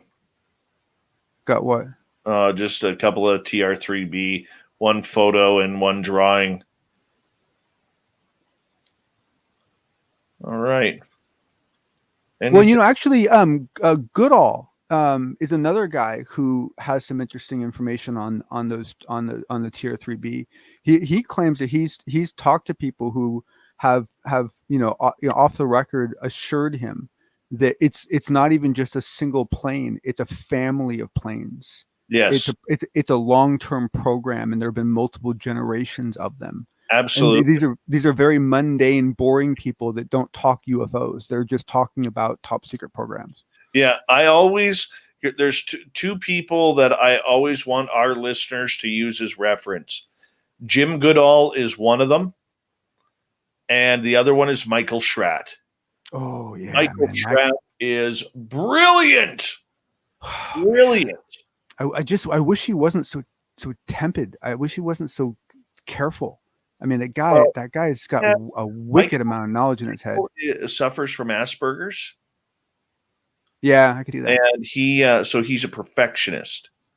And most people that shows are perfectionists on things. Beautiful work. Michael, when he was in San Francisco, the same time I was speaking at UFO Con, Michael and I and James and the guys from UFO Garage, we got Michael. I think we may have got him quite intoxicated, and he was so funny and so sorry I missed that.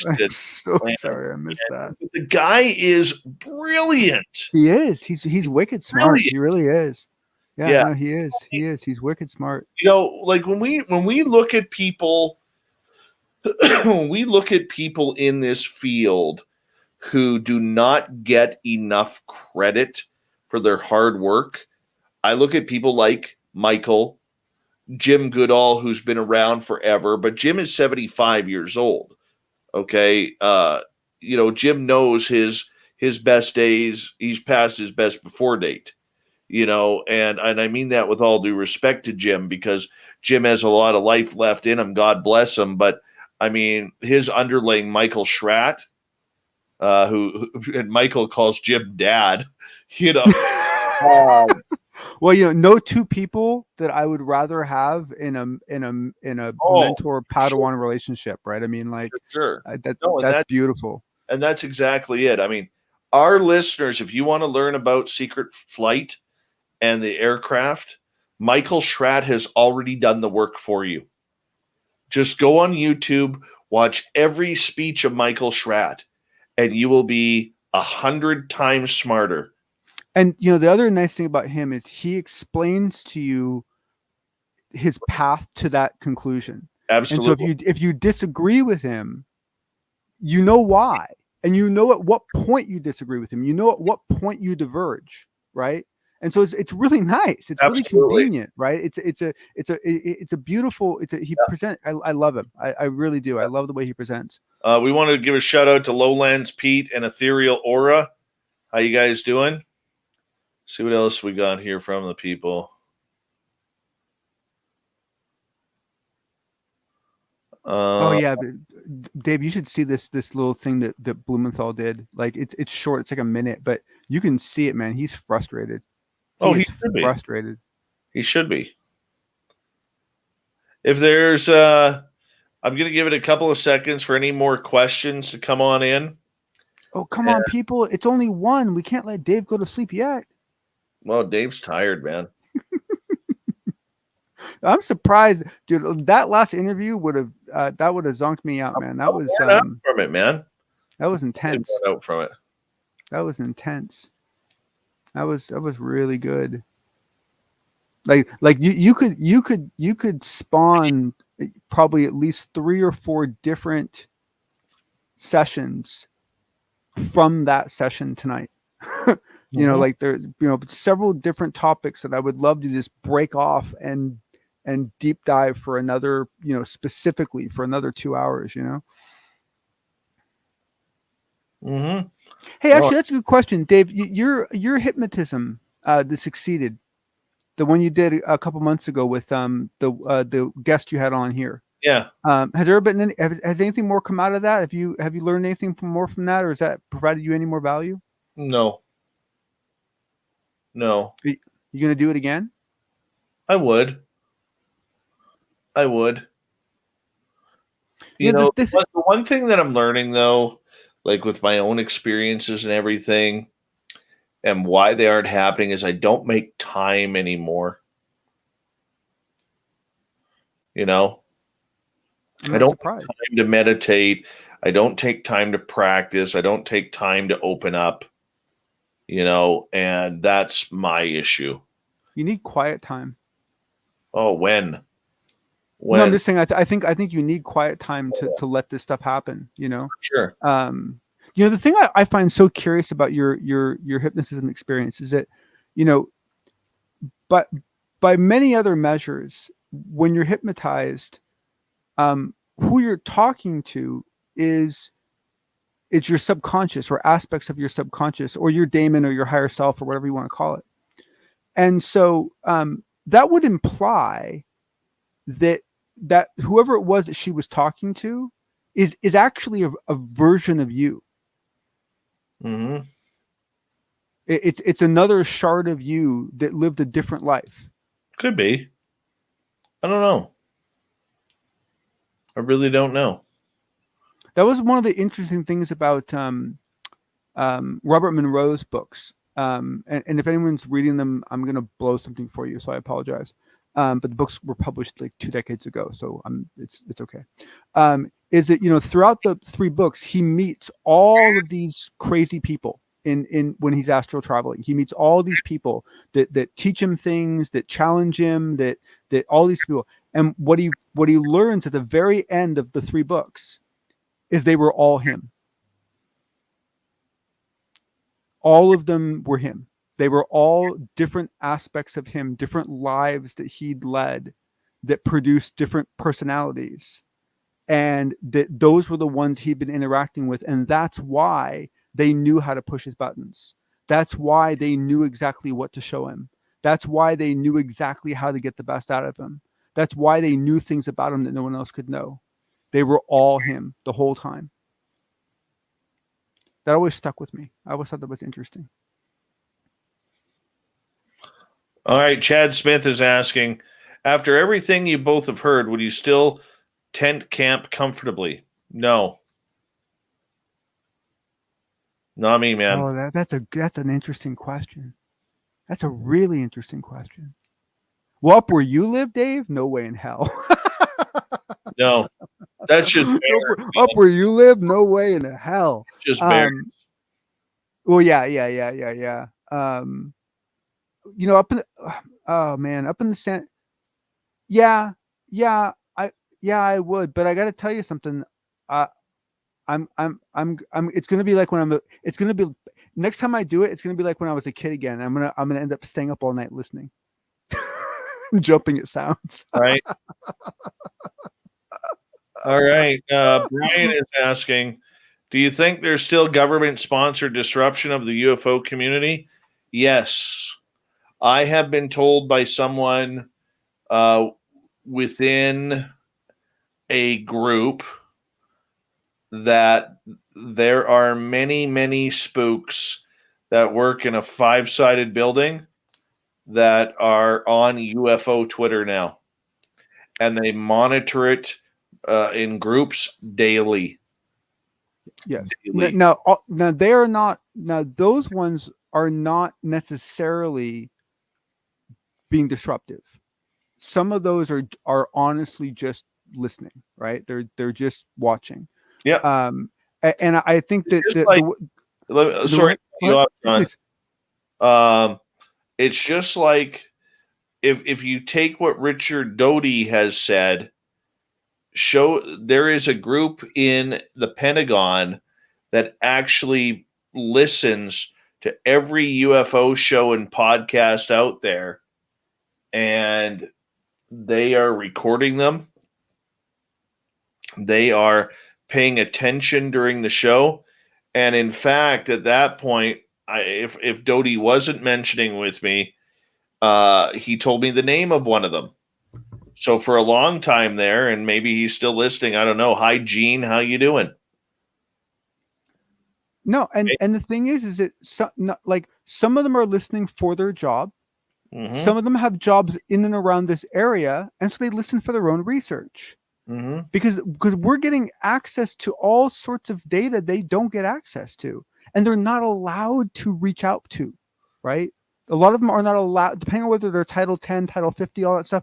Some of them are not allowed. Like Elizondo was never allowed to interview American citizens, on what they were doing, right? So for a lot of people, this is how they do research.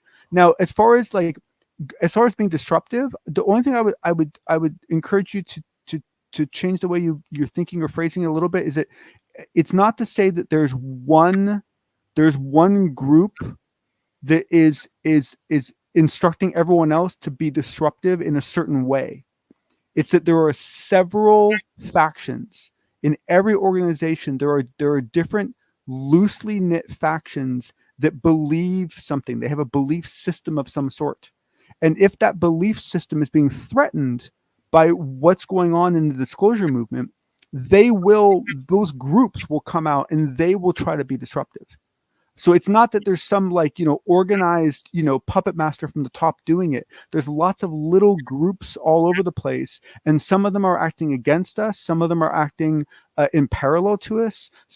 Some of them might even be helping us, right? But it's not to say that there's no puppet master pulling all the strings. Right.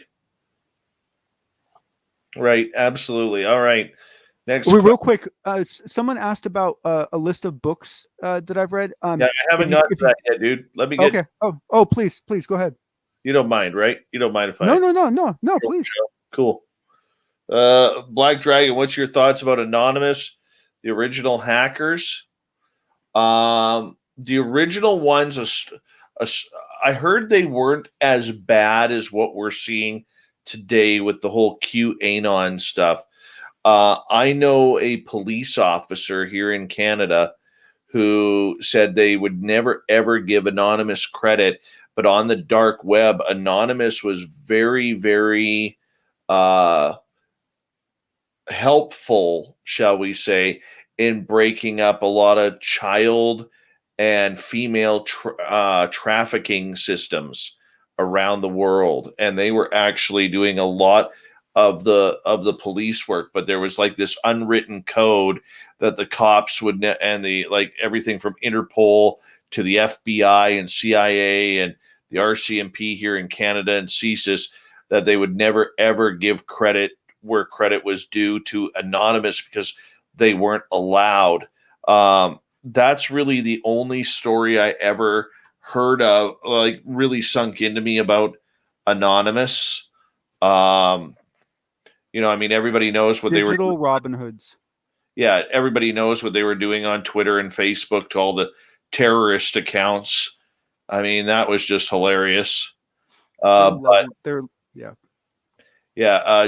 wants to have a list of recommendations on books. I'm thinking, John, maybe you could write one out and put it. I already have one. If you go to my Twitter, page, like my Twitter account, I have a pinned tweet, and my pinned tweet is my ongoing list of books, and I update it twice a year, and I even have the books broken out into categories so that you can skip categories you don't care about.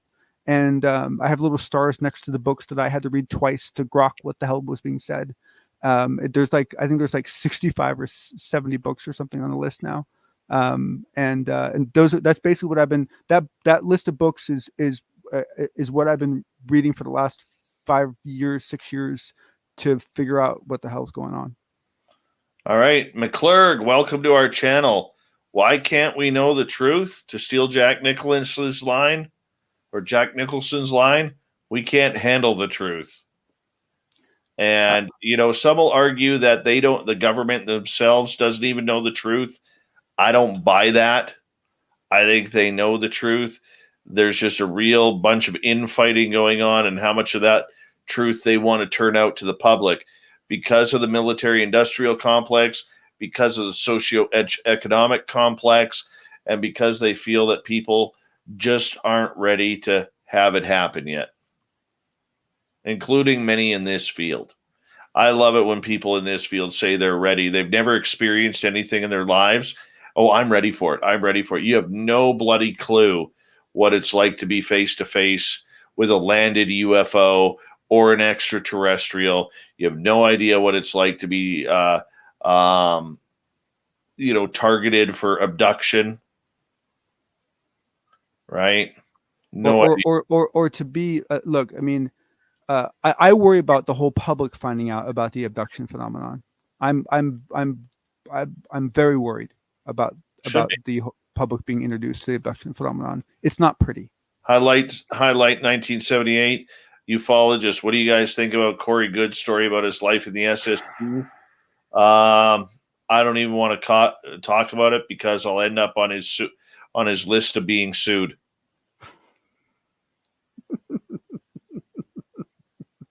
Well said. Yes. Well said. Steam Train Mark, the answer to that question is no. Not by choice. The other host decided he had enough of me and started making up a bunch of stories about me.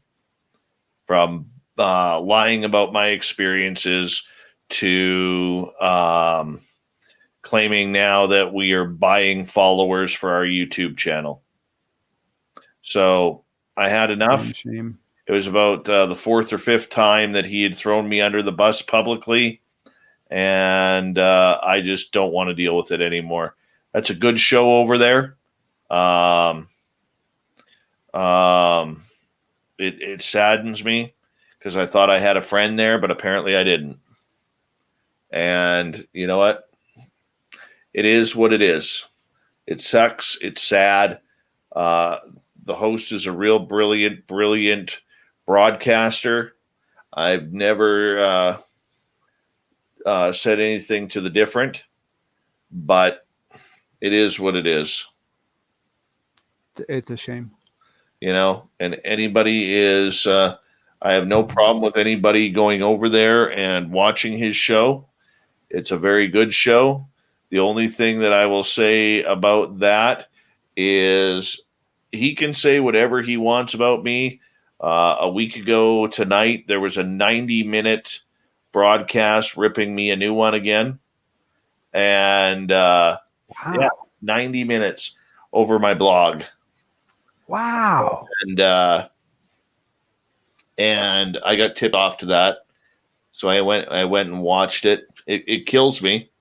It kills me because John, do you want to put your Twitter handle in the chat room? Oh yeah.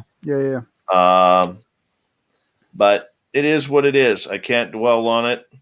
It was his choice, and you know, we have a lot of mutual listeners, and I will never tell our listeners who they can listen to and whom they can't. And all I will say is this about that situation: I don't watch his channel. Okay, I did now, for full disclosure, I did watch when somebody told me he did a 90-minute episode on me. So I wanted to hear what he was saying. And you used to watch it. I used to watch it long ago. I would watch every night in the studio. Every night in the studio. Up until he told me to F off. Yep. And let me add something that there was a significant period of time where he was burning a lot of bridges, and Dave defended him, and Dave stood up for him, and to the point that I was getting confused. Like, I almost said something to Dave. I almost like called him, like, dude, what are you doing? Like, and for that, he's getting this, and it's not cool. So, anyways, long story short, because I don't want to dwell on this too much. I don't watch his show. I don't follow him on social media. We have enough mutual listeners where people who are loyal to our show and really like our show fill me in on what's going on. And that's how I end up finding out. I blocked his show from my own personal YouTube, and I don't pay attention to it. But I will say this, you know, I wish him well. I hope he does well. I hope his numbers keep going up. But this is the whole point that I want to make. If you're in his chat room and you are participating in slamming, insulting me or SOR, and then you come into our chat room and play the, oh, hi, Dave, how you doing? So good to see you. Sorry, friends, I haven't been around here in a while. Okay, and you play the kiss ass in our chat room. If I find out, you're banned. That's just nasty. You know, I've banned 2 people because of that already, and I just will not put up with that because that's not fair. It's not fair. I don't care about me, but it's not fair to our listeners who are here nightly and you know, and support what we do. It's not my fault that we have a YouTube guy. It's not my fault that we have a website. It's not my fault that we cover more topics than just UFOs, which means we're getting subscribers from the Bigfoot community, the paranormal community, the consciousness community, the creepypasta community. We're getting subscribers from all over in all walks of life. When you have one show diverted to just one topic, it's very difficult to gain subscribers. And Gary Spikes Jr. has done a great job over the last couple of months working behind the scenes on YouTube in order to make our channel grow. And so it is a good laugh for me when people over there are accusing us of buying followers. This is what happens when you buy followers on or subscribers on YouTube. YouTube has one of the most aggressive algorithms out there. And it basically says right in their print, and there's videos on it, and there's all sorts of forums on it, that if you are a monetized channel and you get caught with fake subscribers or bot subscribers, YouTube has the immediate right to demonetize, to suspend, to either put your channel on a penalty, to demonetize your channel, or to suspend your channel for life. We have worked too damn hard and too damn honest on this channel to do something idiotic or stupid like buy subscribers. And if you want to buy into that theory and where it's coming from, that is completely up to you. You're allowed to believe whatever you want. If you don't want to believe my stories and my experiences that I've talked about for years on the air, that's fine. If you don't want to believe that we aren't buying subscribers, that's fine. I don't have time for it anymore. The only thing I ask for from our listeners, who are mutual listeners on both sides, is if you are in the other chat room and you are caught slamming this show, myself or people in this chat room, and I see you enter ours, there's a good chance you're going to be blocked from ours. I did find out what it costs, Dave. It turns out for Twitter users, it's about $10 a user, unless you want to buy exclusively American users. And if you want to buy American followers, and this is for Twitter, not for YouTube, then it's $50 a user. So it's not cheap. Not cheap at all. Yeah, not cheap at all. Oh, and I have an update on Anjali. Oh yeah. If you want to hear it, yeah. So the gentleman who owned the land, I can't, for some reason I can't remember his name right now, but the gentleman who owned the land where the tunnel was. One of the things that everyone's been really confused about is that like why hasn't he been pulled into this at all? Like, and why hasn't she been in communication with him? And it turns out that some people on Twitter used their magical powers and Google Earth, and they found him, and they found the location, and they found him on Google Earth, and they found out who it is. And what the rumor going around right now, and this hasn't been substantiated yet, is that he and her are not necessarily on the best of terms. And so it should be interesting to see how this continues to play out. But I think it's very interesting that it's getting muddier and muddier and nastier as time goes on. Yeah, I just never felt comfortable there, man. Never felt comfortable. You know, for me, it was like every talk in the beginning, every talk she gave, a lot of it would sound good, and then at some point she would say something like there's going to be a reaping, or she'd say there's going to be a reckoning, or like she would make these there's going to be like a something like reap what they sow. Like every once in a while she would make these comments that seemed to indicate that bad things were going to happen, and I would just be like, why is she saying these things? Like this is not going to go over well, and that always really baffled me. Do I think her having seizures at the time? Not necessarily. Seizures typically are not going to cause. Like, this is complex. That's really hard. Yeah. That's really hard to say. But my guess would be no. I wouldn't suspect that, but I wouldn't know. I wouldn't know. This is what I suspect is going to happen. She's going to get a message from above that says, because of the way we're treating the planet, because of the way the government is handling things, they don't feel humankind is ready for the message, and therefore they're not showing up for the meeting. There's my quote on air. So it's for everybody to see. That's my prediction. And I think that's what we're going to see. That would be the logical out. That would definitely be the logical out. Yeah. Chad, I have not seen it, buddy. I have not seen it. So it's 1:30 here. I'm going to call it the night because I am tired now. You're fading, man. You're fading. I'm fading quickly. It's been a long week for you.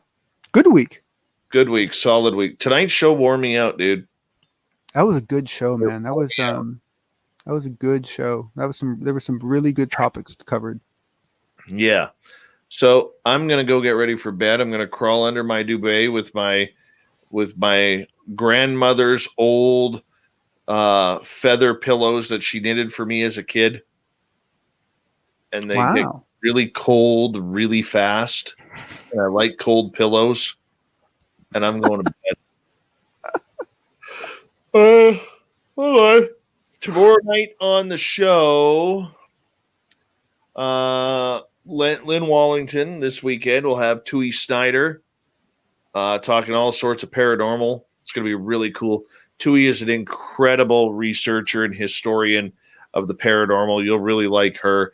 And then on Sunday from Hawaii, Lopaka Kapanui, we'll talk about the mysteries of Hawaii and the paranormal side of everything. He'll probably get into the night watch marchers and everything like that. I will be good on Monday with Carrie Trent Haggard, and we're going to be speaking about the Aurora UFO crash in 1897. Yeah. Crazy. We got a next busy 3 days. Don't forget, everybody, head over to our store. I'll put the link in the chat room right here at spacedoutradio.com. If you haven't checked out our new store yet, it's right there. It's a great way to support what we do on this show on a nightly basis. And if you decide to buy some swag, do me the favor, take a picture of yourself wearing it, because we have on our website, I'll show you guys right here. We're going to be adding more to it very soon. So there's our store. You can get your Chad. Oh, hold on. There you go. You could get your Chad Smith t-shirt, your El Ovni Volador t-shirt, your Woo Factor t-shirt, Bigfoot, your Carl, We Own the Night, the regular Spaced Out Radio, We Own the Night. You've got Aliens, the Area 51 t-shirt, the Merle t-shirt, the Woo Train t-shirt. All right. And if you click on the shirts, say we click on this one, and you can pick your color of shirt that you want. It doesn't matter. You get what you want, not what we're offering you. All the sizes are there. And you notice how zippy it is? It's fast, and it works, and it loads properly. It's beautiful. Yeah. But here's the cool part. When you click on one of the t-shirts, if you scroll down, everything has more products. So if you want a You Got Aliens hat, there it is. If you want an apron that says You Got Aliens, it's right there. If you want a hoodie, right there. Right? That's nice cool. dark gray or black. Look how good that looks. Right? So, I mean, a lot of them have, if you want an alien sticker for You Got Aliens, look at this one. Look at this unisex baseball shirt. That is a gorgeous shirt. I may actually pick one of those up myself. All right.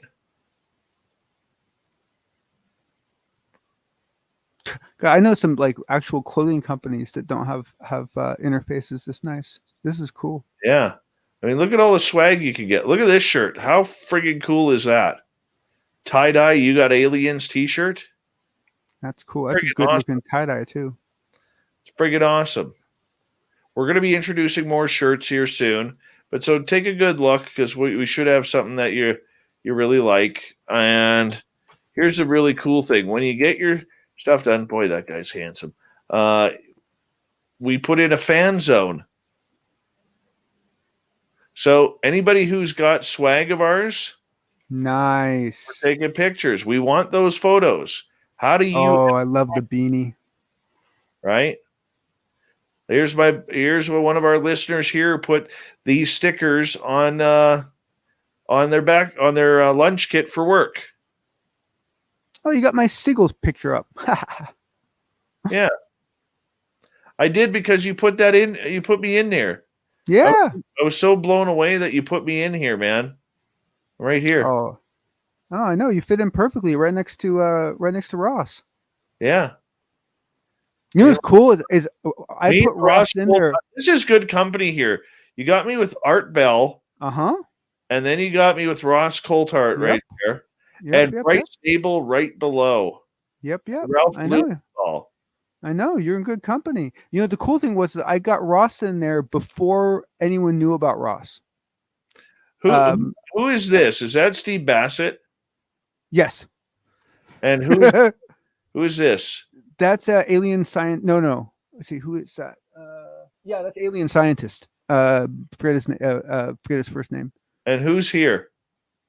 That's a friend of mine. I can't remember his name at the moment. And that's Dodie.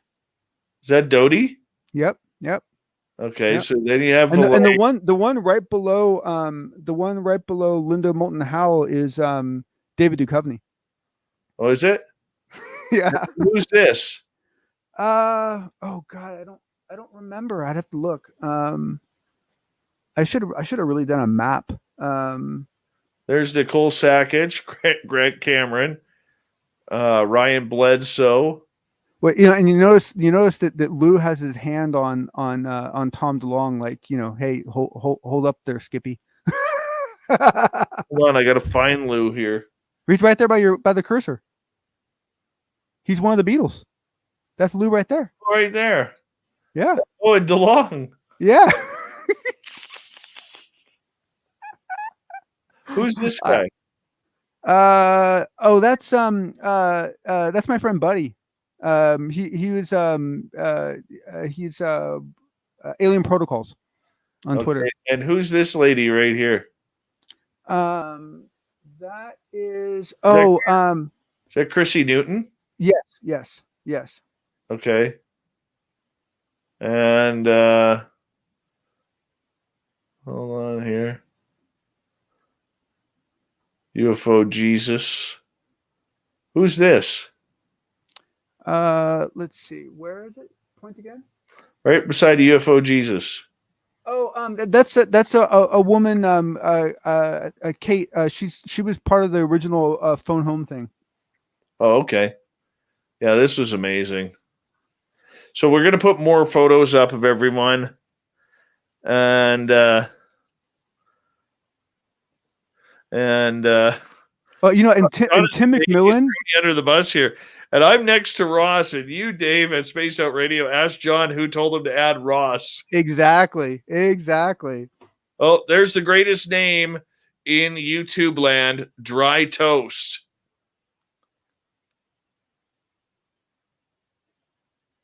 And I gave Tim McMillan the position of Aleister Crowley. Hold on, right here? No. No, at the very top, right next to Stanton Freeman. Oh, right there. Yeah, that's Tim. Then Jimmy Church and Terry Lovelace, Simeon Hine, Bob Lazar, Danny Silva. Who is this right in here? Wait, which one? The guy in the hat? In the yellow hat. Oh man, I don't remember off the top of my head. I have to look it up. I don't remember off the top of my head. Melinda Leslie, Science Bob, Chris Bledsoe, Whitley Strieber. You notice how I got Mick West looking very confused at Bob? Yeah. And then he doesn't notice there's a UFO next to his head. Leslie Keene. Is that Geraldine Orozco? Yes, it is. Okay, I thought so. And Samantha is at the very top with the blonde hair, right next to Joel. She was in there, dude. Yeah. I had no idea. Yeah. I'm gonna send this to her. Yeah. She's very photogenic. I had no idea. Ivy Gold, how you doing? Welcome to the channel. I think this is the first time we've ever had two Ivies in our chat room at once. Who is that right at the very bottom? In the bottom of this right here, I believe. You can't figure that one out. And who's this right here? Oh, you know what? At the very bottom, that is Project Unity. Well, you put him in the right outfit. With the eye on his head. And who's the other one you're asking about? Is this Julian Assange? No, that's this really interesting researcher that I met through the first Big Phone Home. I can't remember his name off the top of my head, but it does some interesting stuff. He's a biologist. There's Paul, the alien. Yep. Well, I have Hal giving him rabbit ears. And who's here underneath Giorgio Tsoukalos? That's no one. That got too small. I couldn't fit anyone in there. Okay. Lou and Michael. Is that Gary Voorhees in the hat right there? Yeah, that looks like him. That's Gary Voorhees. Yep, that is. Yep. Who's this black and white here? Right next to Gary? Yeah. That's Hayek. I wasn't sure if that was Hynek or not. Yeah, that's Hynek. Yep. Okay. Yeah, if we go up here, there's Michael Schratt. There's Richard Dolan. Who's this person right behind Nicole? Like right high and above? Green hat. Oh, green hat. Oh God, you know what? I don't remember what her name is. I got notes somewhere. Who's the guy at 12 o'clock right above Nicole's head? That's Kids in the Hall. Oh yeah, Dave Foley. Dave Foley. And then who's to her right at 3 o'clock? That's Goodall. Is that Goodall? In the white hat? It totally is Goodall. Yeah. All right. And then there's Joel Dodd. Yep. Who's up in this corner? So that's first one's Bruce Fenton, who's a friend of mine, and then next to him is Gary Nolan. Okay. And then the next guy next to him is a guy on Twitter, Akin, can't remember how to pronounce his name, but very nice guy. Very cool. Who's this little guy right here? David Duchovny. Oh, that's right. I figured he's a UFO for you. We've got to get Mulder in there. Yeah, no kidding. And who's in this hat? That's McGuire, Joe.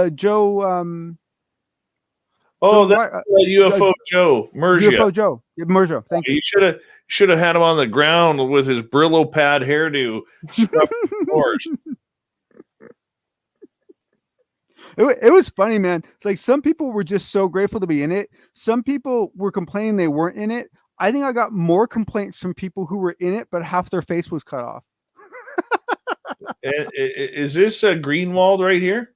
Yes, it is. Okay, yep. Who's this guy? That is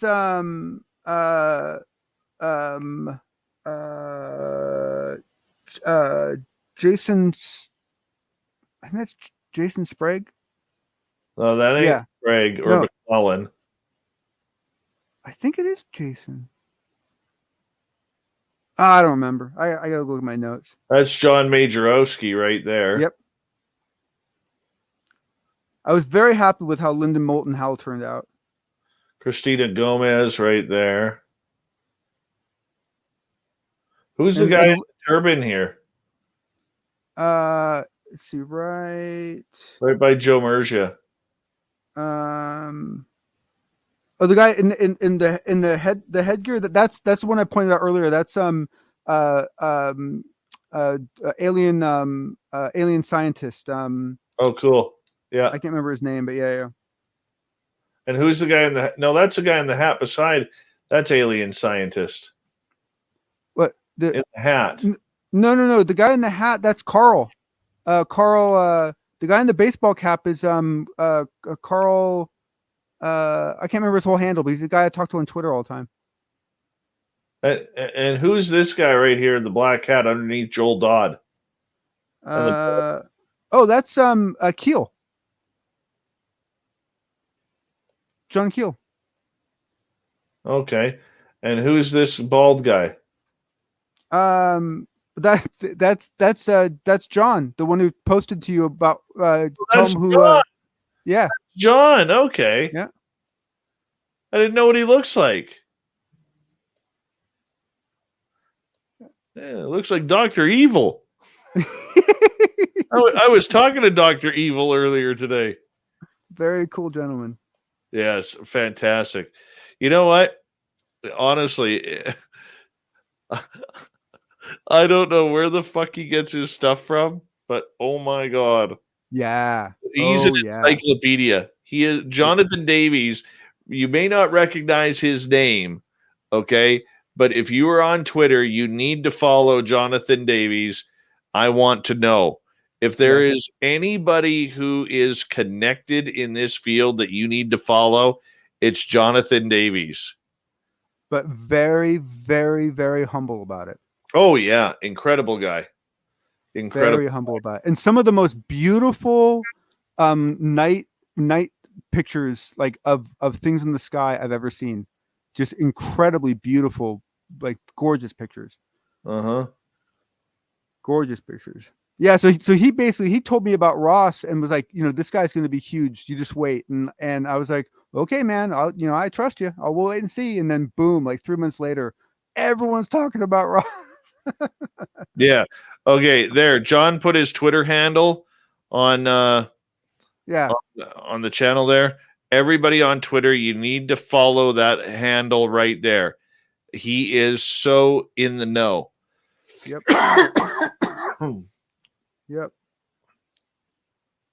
Yep. And just phenomenally humble about it. Phenomenally. Anyways, humble. I'm heading to bed. I'm going. I'll maybe see you guys in the chat room for Lynn tomorrow night. Probably not, but I'll probably stop in. And I get to go clean up my yard and start winterizing tomorrow. What does winterizing entail? What is winterizing? Like putting my hoses away, and I'm going to start a big bonfire in my backyard so that way I can burn all my loose wood. And things freeze for you, don't they? Yeah, we're already getting frost. Yeah, man. Like around here, like if it gets so cold, pipes freeze. Like all hell breaks loose. Yeah. Oh, it's nothing here. Only happens like maybe once a year. The Hawaiian episode is on Sunday. I'm looking forward to that. There's some weird stuff that goes on those islands. Oh yeah. So go buy some swag if you can at our Spaced Out Radio website. Once again, when you do, I want to make sure that you get a picture so that way we can put it up on the website if you don't mind. I want to say a big thank you once again tonight to Cat Chaser, Black Dragon, Swampy, Tim, Science Bob, Sinister Vax, Excalibur times 2, Carl, Cosmic Fleur, Pascal times 3, Kira, Aussie Steve, Alicia, Dirty Filth. Make that Pascal times 4. Holy cow, Pascal. Teresa, Mike, Snakes, Mark, Chad, Magnus times 2. Chad again. Wait, times 4, dude. I think that's technically flirting. Tonight. I think that's flirting. Spooky and Harvey. Thank you so much for the super chats. Really do appreciate it. It's a great way to support what we do on this show on a nightly basis. You have no idea how much we thank you for that. And John can attest that when we have our SOR meetings, we are always talking about how lucky we are to have listeners who support us the way they do and the way you guys do. It is a big, it is always a big topic of conversation on what we can do to make things better for all of you. And I think we're coming up with some good ideas. And so thank you for the love. Thank you for the support. If you haven't followed us on Twitter yet, do so for the show at Spaced Out Radio, and on Instagram at Spaced Out Radio Show. My personal handles are at Dave Scott SOR. That's at Dave Scott SOR, both on Twitter and on Instagram. John, your Twitter handle is? _ Desmoden. But you can also just search John Hudson. What the hell does Desmoden mean? Desmoden is a handle I have used for over 20 years. It's basically who I was on the internet before I let anyone know who I was. Cool. Well, there you go. Follow John as well, _ Desmoden. And make sure you hit up Jonathan Davies as well at I Want to Know UK. Okay, it's not I Want to Know Wuck.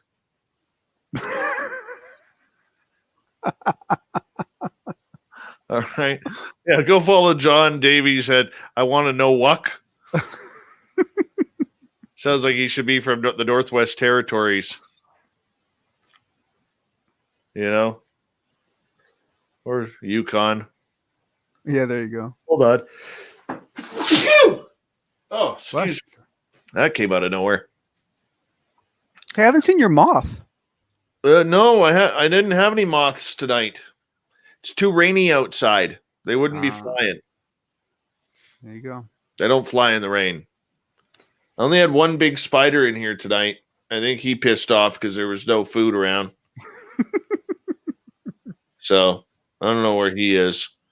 But and no sightings of the bear recently either, huh? No. I think the bear is starting to potentially make his way where he needs to make his way. That's a good sign. They're getting all fattened up right now. Do they hibernate anywhere near you? No idea. They usually head out into the mountains. Like there's a mountain range. So he probably came from two directions. He either came from the west where the forest fires were, or he came from the east, which was from this mountain range and then into a valley and then back up across the highway and then this way. Either way. That's where he came from. It'd be awesome. I'd love to ask bears what they think of Sasquatch. Exactly. I'd love to know. All right, buddy. You guys take care. And have a good weekend, everybody. Lynn Wallington tomorrow and Saturday. And make sure you check her on out. Tui Snyder is her guest tomorrow night. Lopaka Kapanui on Sunday. I'll see you guys on Monday. Later.